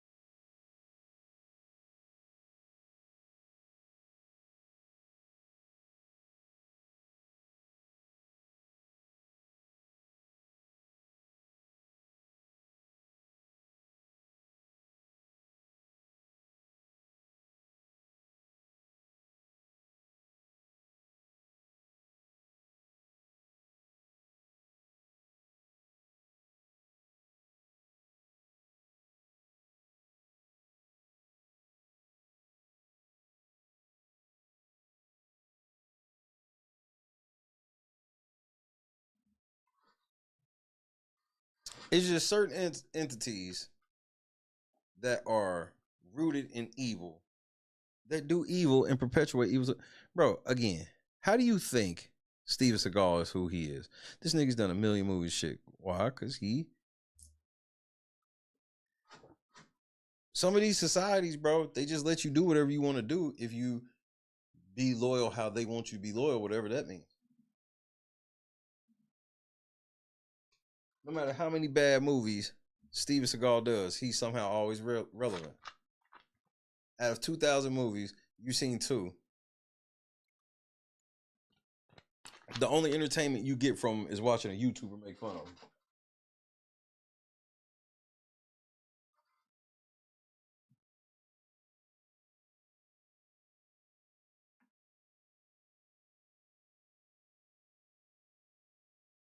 George Jefferson, he was another one.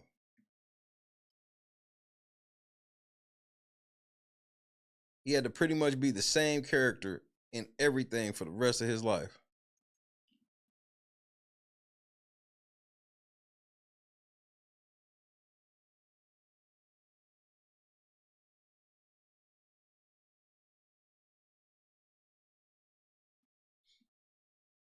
See, typecasting is one thing.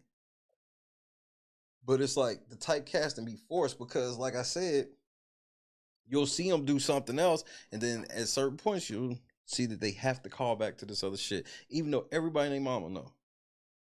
Now sometimes don't, but certain people, especially back then, that was a lot of the 80s deals that apparently was going around with that. It's like, and I think Janice like pointed out when she was pointing out like NBC or some shit like that, where it's like, it seems like people be signing these crazy network deals where it's like, and they probably be getting traded, all type of shit. Ain't no telling. But it's all rooted in the devil. All of it. They sell their souls for money, chances to become idols. They want idolatry for themselves, about themselves.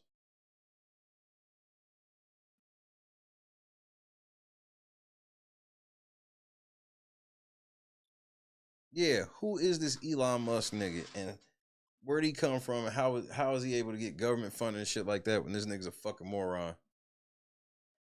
This nigga fucked Twitter up and shit. It's like he's fully an agent of chaos. He's literally an agent of chaos that came from out of nowhere, and everybody's just supposed to believe this is a real nigga. I don't believe that's a real nigga.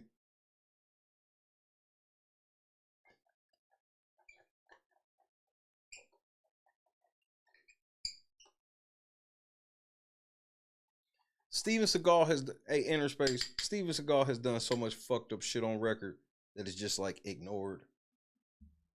It's just, you can't even begin to really start naming the amount of shit that Steven Seagal on record has done. It just don't matter. Certain people, it don't matter.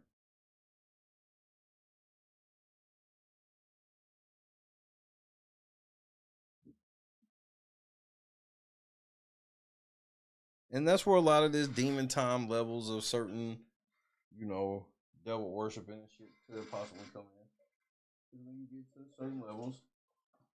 Because sometimes in certain things, I'm not even going to mention what entities this could be.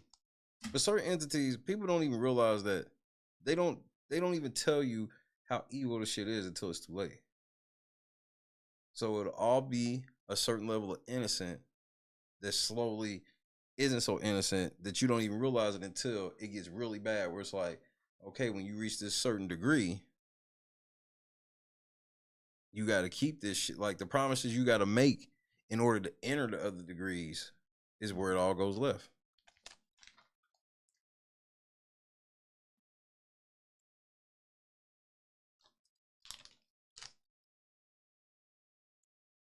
Bro, the amount of stories where Steven Seagal has done movies where he's hit people for real for no reason, and people all know this and still work with this nigga anyway. It's almost like fucking with Steven Seagal is a level of hazing you gotta go through. Remember DMX was somebody that told us. DMX got really close. DMX sold his soul to the devil and like reneged and went back. And that's why DMX never was right after that. All the things that was rumored about DMX, it was rumored about DMX before he got hot. DMX being on drugs, being a hothead, all this shit. This shit was all rumored about him when Rough Riders came out. And it was cool. Once that nigga bucked the system and really started telling people how satanic the industry was and all this shit, DMX was never the same again. He started doing songs like Lord Give Me a Sign and all that. Where's X at now?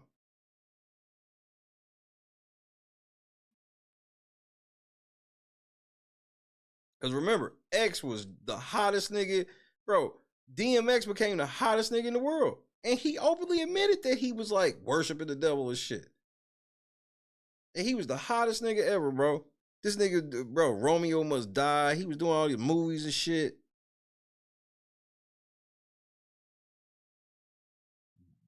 Good. One of Steven Seagal's best movies was with DMX. DMX started telling the truth. He lost all them deals. Any songs he came out with didn't matter, even if they were still good. Like his music never really got bad. Just people stopped caring about it for whatever reason.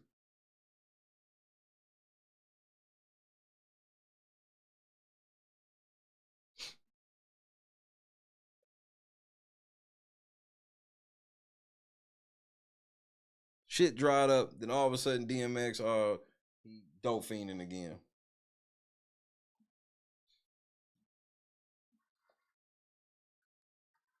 Bro, DMX did multiple album covers drenched in blood, which is the most satanic shit ever.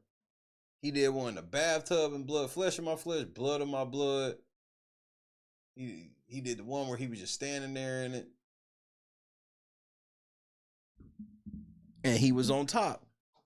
Soon as that nigga started doing Lord Give Me a Sign, telling the truth about the industry and shit, he wasn't doing the movies no more. Bro, you can name a million actors, you can name a million music artists where it was like, damn, you was really hot for a hot second and then now you not. What happened? And the amount of stories you'll find where niggas is like, I ain't like it. I ain't want that shit. And I had to walk away from everything just to get my life.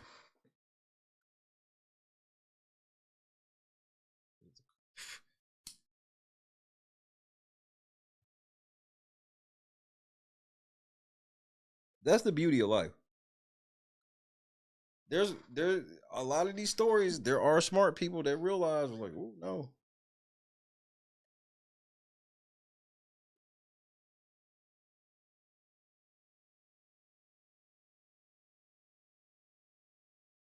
He was.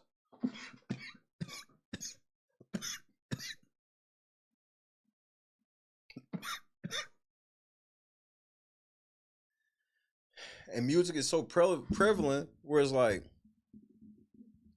even if you don't listen to rap music, you'll still grow up listening to a bunch of inappropriate songs. Pretty much no matter what genre. Even if you listen to the gospel, you're going to end up hearing some songs that aren't going to be really accurate to what the Bible is saying. They're going to have this Christian feel to them, but if you really break down the lyrics aren't going to really line up with the Bible. That's of the devil. So that's why you just have to have a level of discernment and everything. If you understand the Bible, then then the tricks aren't as hard to avoid.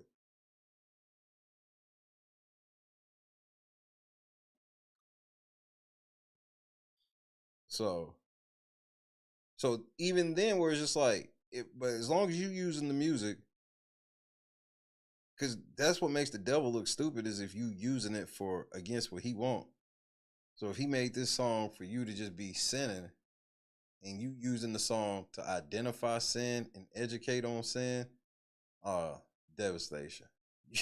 Why are you using this music for this? You're supposed to be ready to do this.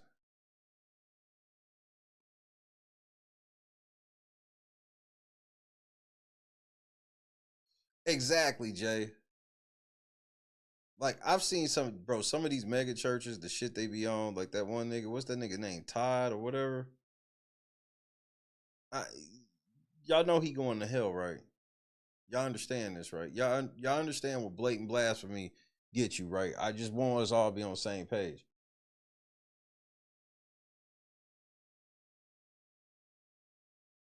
When I saw that nigga doing a sermon on a trampoline, I said, nigga,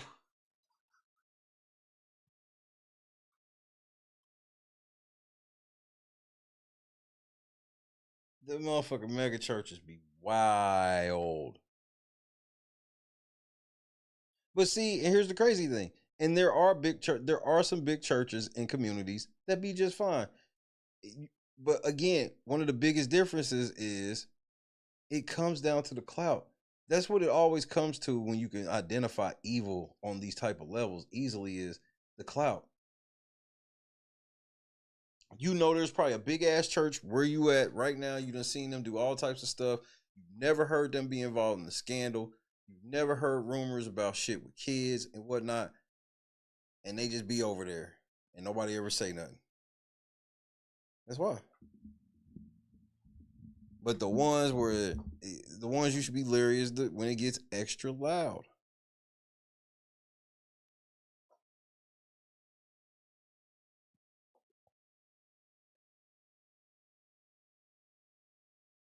Like, it's one thing to be big. Being big, No, that's great. God wants that.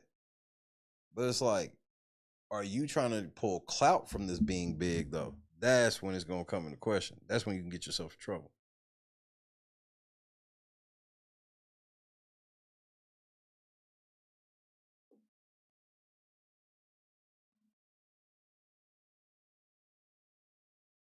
Because I don't want it to be like it's inherently evil for a group of people to be praising the Lord. No, that's not it at all.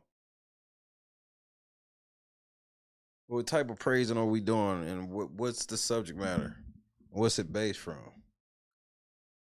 I mean, there's so many so-called new translations of the Bible. I'm leery. I'm like, how did I make it to like 25, 30 with just like the main like 3 or 4, basically, if you want to even go as far as 4. And then now it's spanned to like, there's like 75 translations now. English translations. Like, what kind of shit is it? Thank you. So what's wrong with the King James Version? Now I can understand, like, that's why I don't really have that much of a problem with like new international versions, like that version where it's like, it's just, that's just kind of layman's terms translation.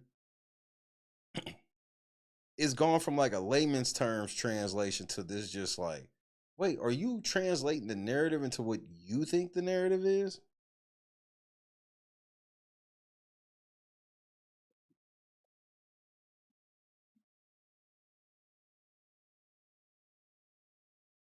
That's how it ends up happening, Kendra. Sometimes, and it's way more likely to get lost in the shuffle when it's like of that type of shit.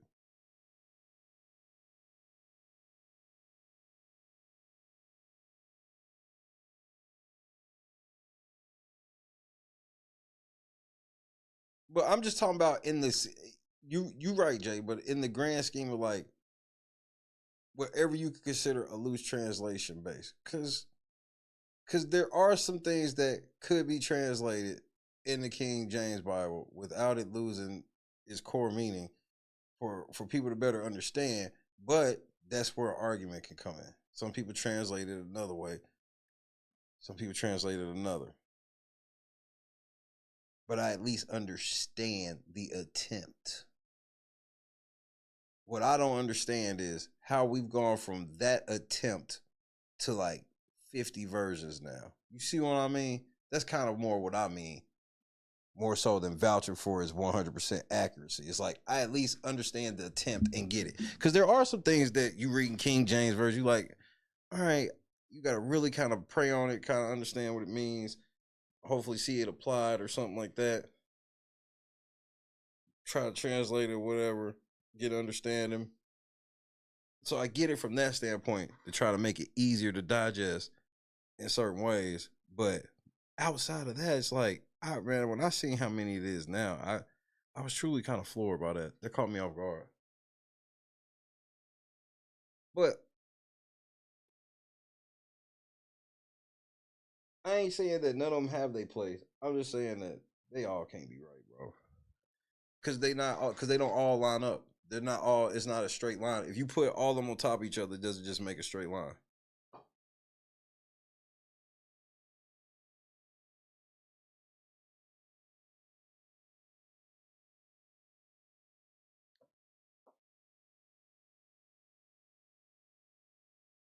That's true, but I also truly believe that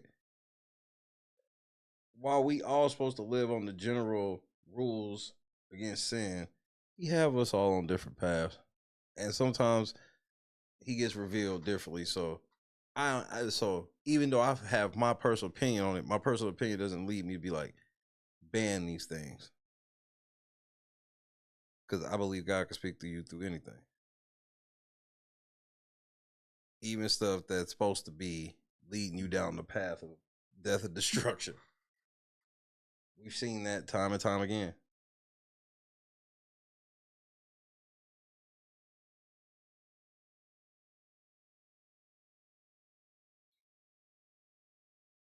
That's why even the trick out in Hollywood, when you're hearing them, even when they thank God, sometimes you have to ask, what God are you talking to? Because they can literally be referring to some demonic force, some level of Satan, or even Satan himself as God.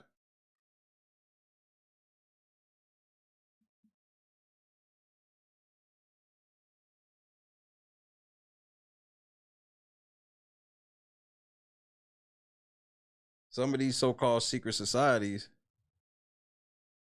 even if the end result is you worshiping the devil, in the beginning, they just want you to believe in something.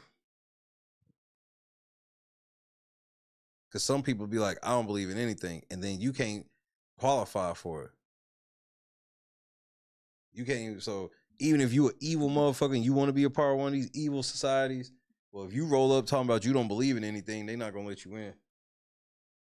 You gotta believe in something. You gotta believe. Think I'm bullshitting? Look that shit up. You could be on your sociopathic shit. You gonna have to run by yourself. You ain't gonna get no backing.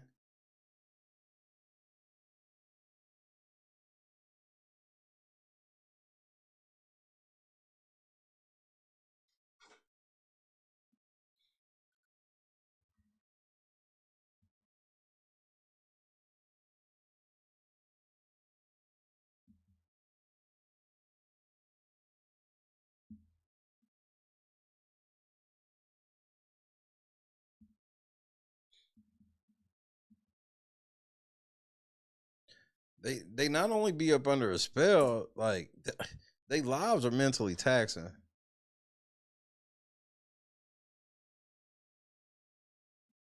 Cause remember, these motherfuckers is like, it's expensive as shit out in Hollywood, but somehow all these niggas got stories of they made it out there while working these piddly jobs, staying with people. It's like,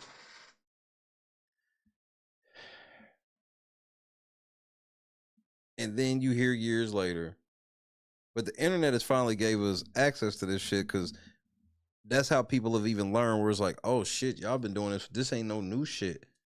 You start learning where it's like niggas was selling out in the 70s and shit like that.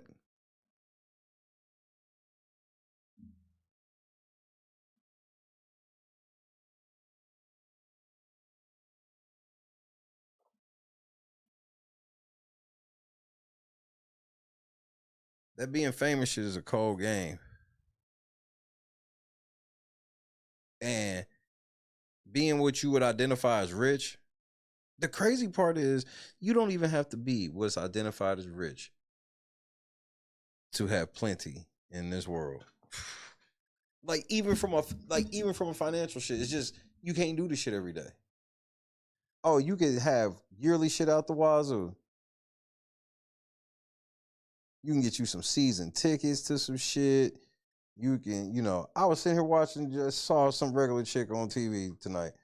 They gave her a signed basketball. She got selected. She was like, been season ticket holder for 18 years. They don't know who that bitch is. She probably ain't rich like that, but she have season tickets, which is some rich people shit. It's like selective shit here and there. You can take a trip here and there every year. Because most people can't do that shit. Most people can't go to a sporting event when they want, or get season tickets and shit like that. But when you uber rich, most uber rich people don't even have season tickets. They just go to a game whenever they want and sit wherever the fuck they want. They can make it happen.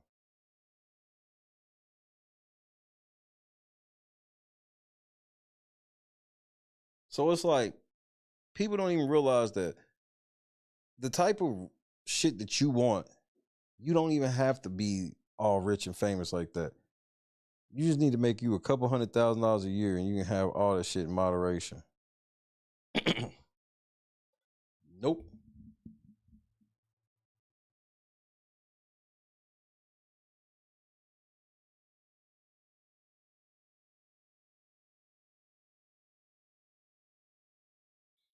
Just to prove how they rigged the game, even with money, is you see what happens with lottery winners.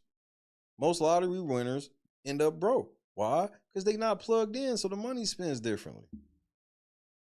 Because they actually have the money, so they actually have to spend it.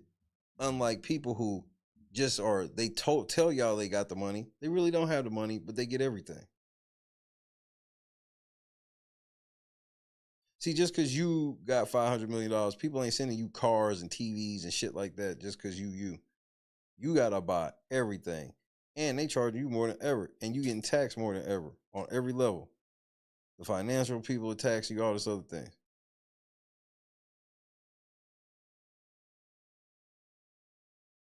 That's why a lot of these actors and shit like that get spanked with taxes. Why? Because they buck the system. Me personally, I be believing they buck the system a little bit and they set them up because they never in charge of their finances, nigga. They don't ever have no control of no bank account with these. You telling me that they give these artists all this money all the time and none of them take the money and go do something else?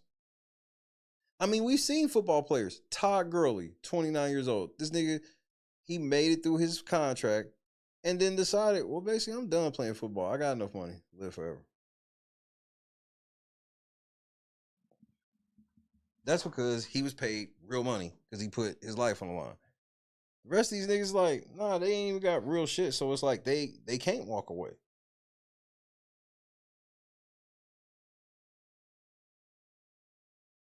These niggas got all this money, but you don't ever hear them where it's like, why don't they just go? I mean, you heard this shit with Shaq.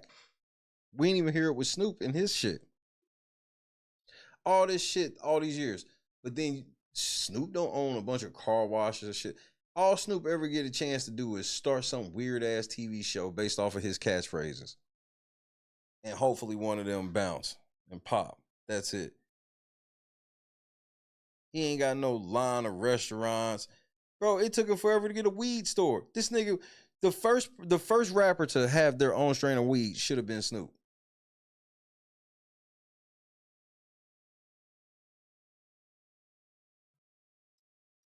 But Snoop, they lifestyles be rented and headed to him.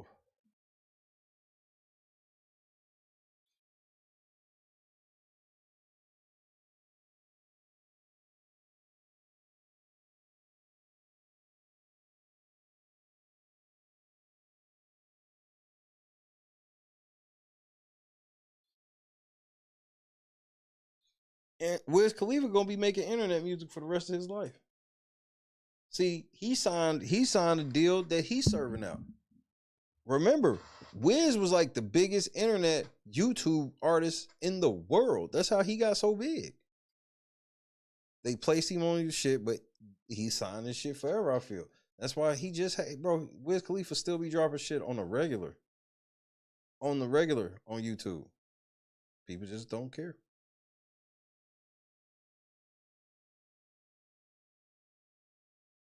He had, bro, and like his buzz wore off, and it's just like he still got to go to work. Like Future just dropped a new song where I don't even think he said a complete word in it the whole time. I was like, oh, Future, you really trying a nigga now. You're not even saying words in the song.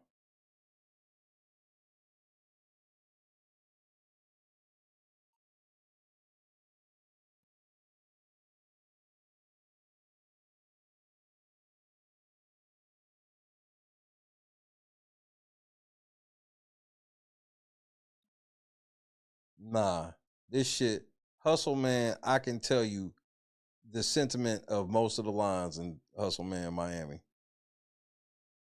Even if some shit gets lost in translation. Future shit, I ain't never heard no shit like this. I try to explain to my wife and my daughter, I let them hear it, and they was just like, wow. Yeah.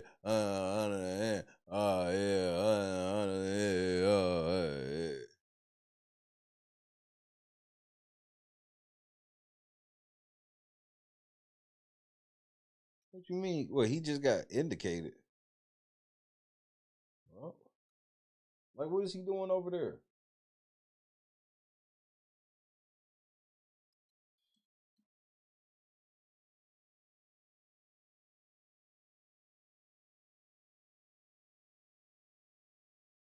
Who smoking tobacco? Wiz? Since when? Wiz smoke cigarettes now? Get the fuck out of here.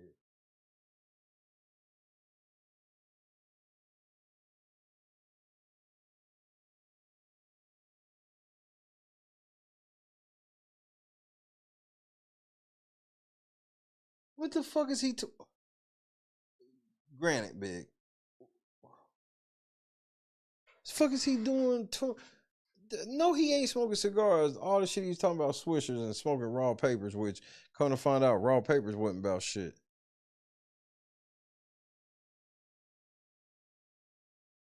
You got to, Jay. You got to stay independent with that music and not want to get rich from it. The music always has to. Music has to be secondary in your career, always. Shout out to all my dogs at the crib. Grizz, what's happening?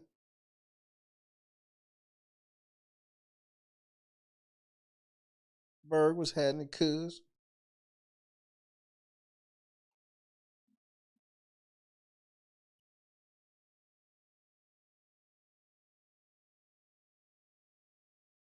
That's why that, you know.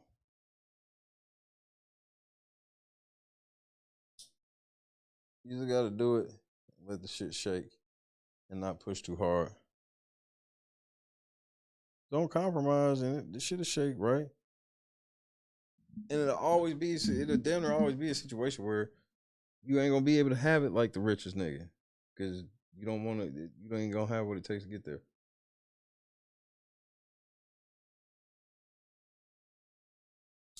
Diddy went from being a billionaire to now they trying to rumor that this nigga's broke. Well, answer me this. Where did the money go? How was Diddy the first rap billionaire and now first of all, when he first got locked up, they said his net worth is down to $400 million. And I'm like, how did he lose $600 million in money just from getting locked up? Where did it go? I didn't hear the feds say they seized large amounts of money.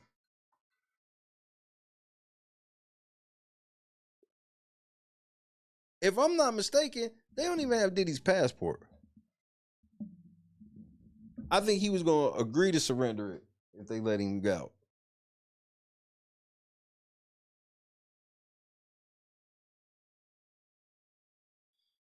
Adam Sandler's another motherfucker that he probably signed a deal too, because it was like, remember, that's how did he get famous, Interspace? Making strange ass movies. They were just good strange movies.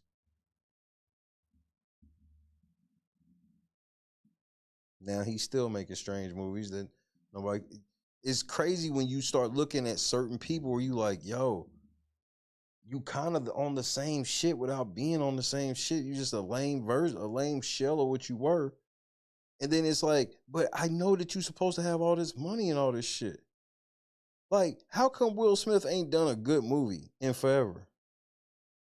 How do you go from, because remember, these movies ain't like the movies that Will Smith was good in. He wrote them or no shit like that. This nigga was in hit after hit after hit after hit. Now, all you can get out of him is Bad Boys. All you can get out of Martin is Bad Boys. These niggas ain't allowed to do nothing else.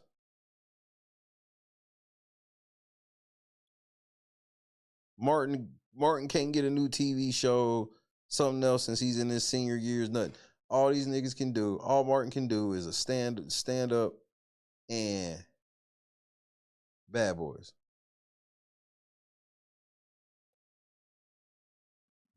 Yep. Jim Carrey started to buck the trend, but they didn't even know how to handle Jim Carrey because they almost have to give Jim Carrey what he wants. Jim Carrey wants to be blackballed. Jim Carrey openly let it know, like, Jim Carrey lives very modest. He's like, I lived the other way, seeing it wasn't about shit. The way that we have to treat ourselves in this idolization and all this shit. And, you know, they tried to do it with Jim Carrey. No, you're just going to be Ace Ventura type shit forever, nigga. Nigga said, no, I don't give a fuck. And then what they do, anything he didn't do that was Jim Carrey like, bomb. It was trash. They didn't even give it a chance. Erica was happening. The Rock is another one. Totally sold his soul. Sold his soul to get that good dope. See, only certain people, you have noticed that. Only certain people eligible for that good body enhancement. You hear about all types of people taking PEDs, all this shit, getting in trouble, blah, blah, blah. But you notice there's only certain people that have these bodies that nobody can attain and never get caught doping. I mean, look at The Rock as a wrestler. In his young prime, this nigga was a fourth of the size he is now. LeBron James, this nigga in his prime at Miami when he really was, that was when I think he was juiced to the max. This nigga, damn near 300 pounds, 8% body fat, running that fast, jumping that high. Arnold Schwarzenegger was another one. That's how he became governor.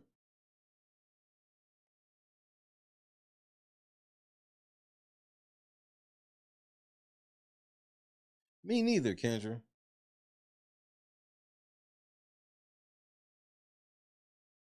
Me neither.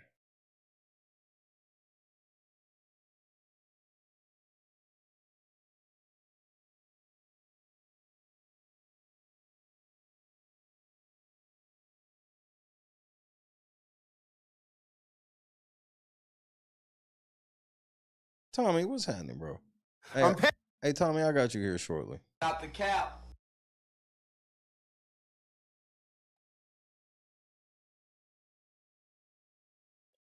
Man, I'm telling you, Jay, I've been peeped this. I broke down like all the way back to like who was it? Richard Pryor. We watched this Richard Pryor roast with Paul Mooney that was in these execs where it was clearly like a fucking like humiliation ritual. It's like, and then like after that Richard Pryor roast, you see like all of these people that was up there like all had these crazy careers. And it was like the shit that fucking Richard Pryor, and you could tell by Richard Pryor's demeanor, he didn't want to do it, but they made him do it. And it was this weird forced laughter and all this shit. It was one of the, if you've never seen the Richard Pryor roast with Paul Mooney, you should look that shit up. It was the weirdest shit ever. I mean, he was saying the most out of pocket shit, and they was just doing this forced laughter. And it was like a humiliation ritual. Yes, that's the one. That is the one. You know which one I'm talking about.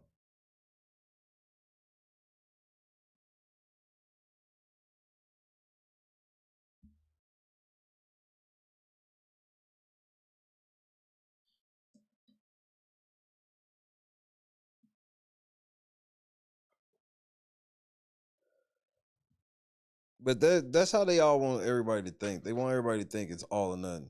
They want everybody to think that if you want to be a comedian, you gotta do this shit or nothing. No, you can just do it your way and just not worry about making money. See what God has in store for you. But then again, I'm probably lying. This shit deep because Young Thug probably gonna fucking get a mistrial today, and then everybody's just gonna talk about everything other than what the obvious is. And if you ain't learned nothing else, the obvious is clear. I'm a Mason. I beat all my cases.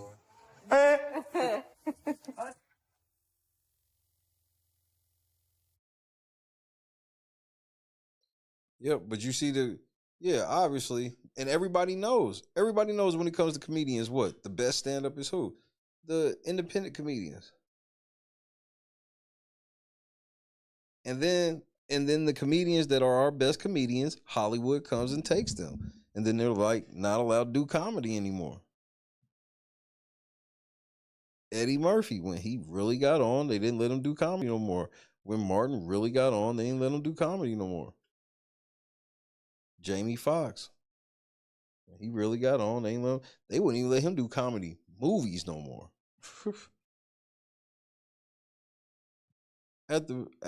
Bro, they letting Jamie Foxx double back with some goofy shit now.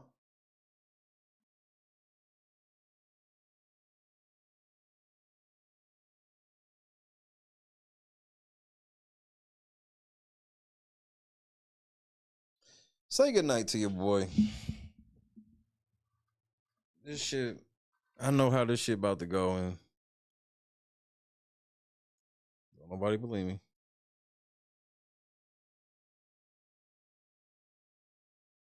But I mean, you see people like Jay-Z, bro. Jay-Z, somebody we need to comb through his shit for real. And you'll see where it's like, how did you get all of this? Remember, this nigga's supposed to be an ex-crack dealer. Everybody else who's an ex-crack dealer don't get, you will literally get booed out of a room. Mike Tyson, convicted rapist. You allow the root for him. Crack dealer Jay-Z. He gets to openly brag about it. You get the root for him. And learn how to take your crack money and invest it.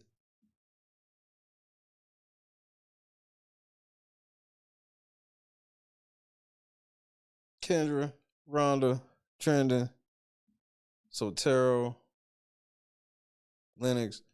I appreciate y'all letting me air that one out tonight. Cause I've been, man, yeah, those have been around though. We've been following this shit since they was talking about locking Thug up. R.I.P. Josh. Remember, Josh used to always say free the dog. They had the dog locked up. The green dog, they had, I gotta pull that out the vault. Carefree, Inner Space, JB, Joy. Tom, hey. Love you, bro. Oh, you want to do it? Out the cap. Conscious. Great to see you, Conscious. Shout out to Bird in the building. It's this shit just be hitting me different, especially after I gave my life to Christ, or back to Christ. I'd already done it, but start acting a fool like an idiot. But it's just easy to cast certain shit out as just that's demonic. It's like, man, almost with everything, you got a choice what to make it. You can make it demonic. You can make it not. And to get certain shit on this earth, you gotta do some dirty shit. It sucks. But that doesn't mean, like, most people want to get rich to do what? Get trips and buy clothes and buy this and have this level of security. First of all that shit's fake. If you ain't learned nothing else from rich people, you learn that they can just fall off just like you. One thing can happen and they broke. They money gets seized. So that's where you gotta keep your understanding that you can do the trips. You can do all the stuff. It just needs to be done in moderation as it's earned. Because God's really the one in control of the paycheck. A lot of people tell you that when they got their big promotion and all this other stuff, you know, from regular folk, it just happened one day. He kind of works that way. But then again, I'm probably lying. We'll show the body cam tomorrow. I had to air this one out because I'm sick of just seeing Shaq and Snoop out here in the most obvious way being Freemasonry. And people not realizing that maybe a lot of this shit that Snoop and Shaq do, they don't even want to do.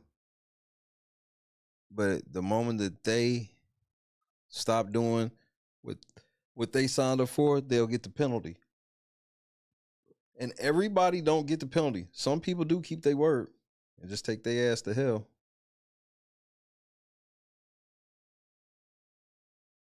Don't be one of them. That's all I can tell you, bro. Do not be one of them. God is great, bro. I'll see y'all in a couple hours. Oh, I feel so much better now. I feel so much better. Shout out to James Wiseman. Season over. Night 1. That's not good. Now, since y'all had to hear me vent, y'all got to hear one more person vent. Go ahead, bro.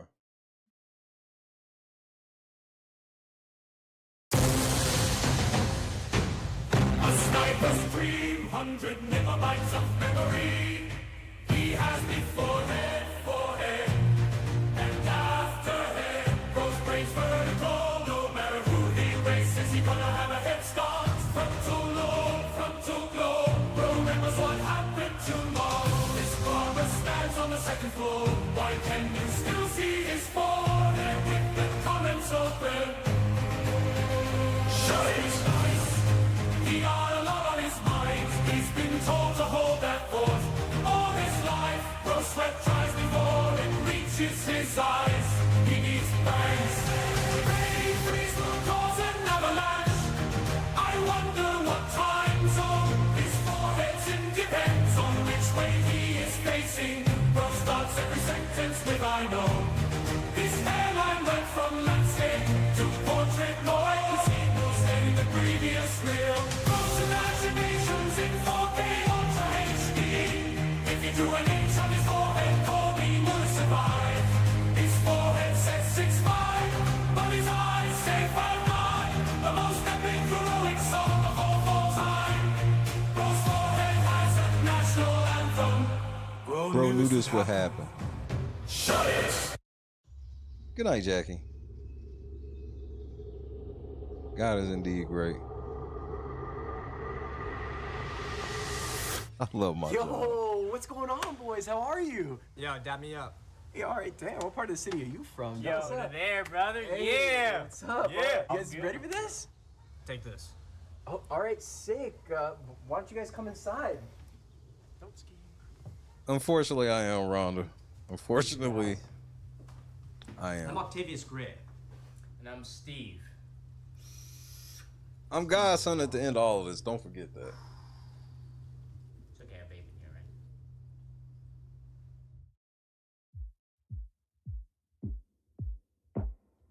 right? Critical Smoker. Deuces, my guy. Great to see you, cuz. Keep grinding, pimp. Set the mood right. Pick you up, baby, I'm looking so fly. Sunset rooftop, yeah, that's nice, right? Hop in the G-Class, I know you need that. Heart racing fast like the speed of light. Is this attraction, or is it the moonlight? You want satisfaction, but only for one night.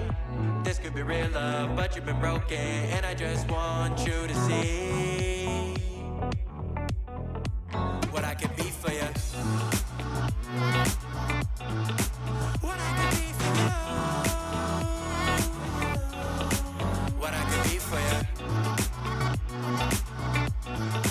What I can be for you.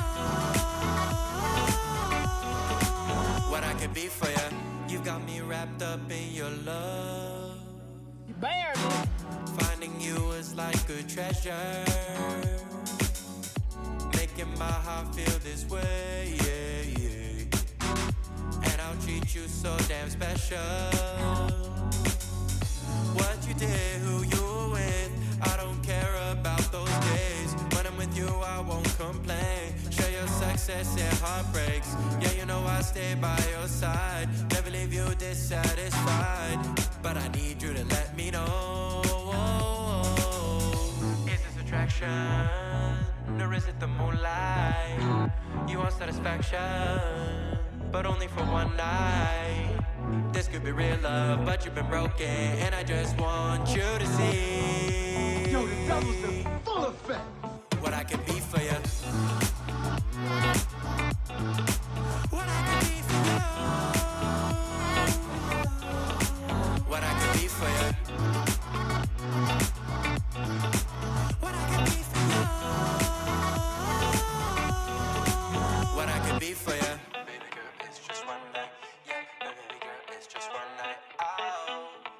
Moral of the story tonight. Here's the short version. Do not do nothing strange for a piece of change. Don't do it.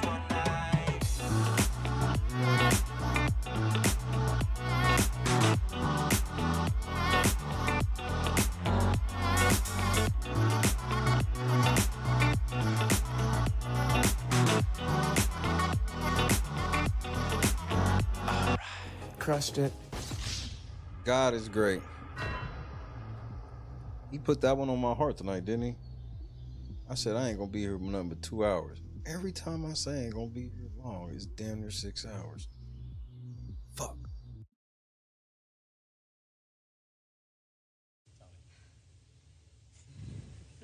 Guys, I gotta go.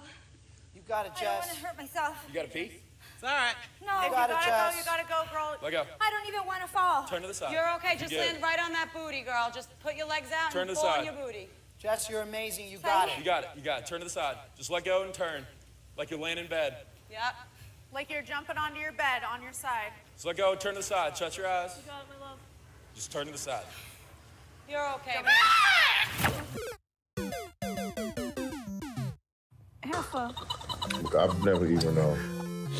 I've never even heard of him. I'm petty.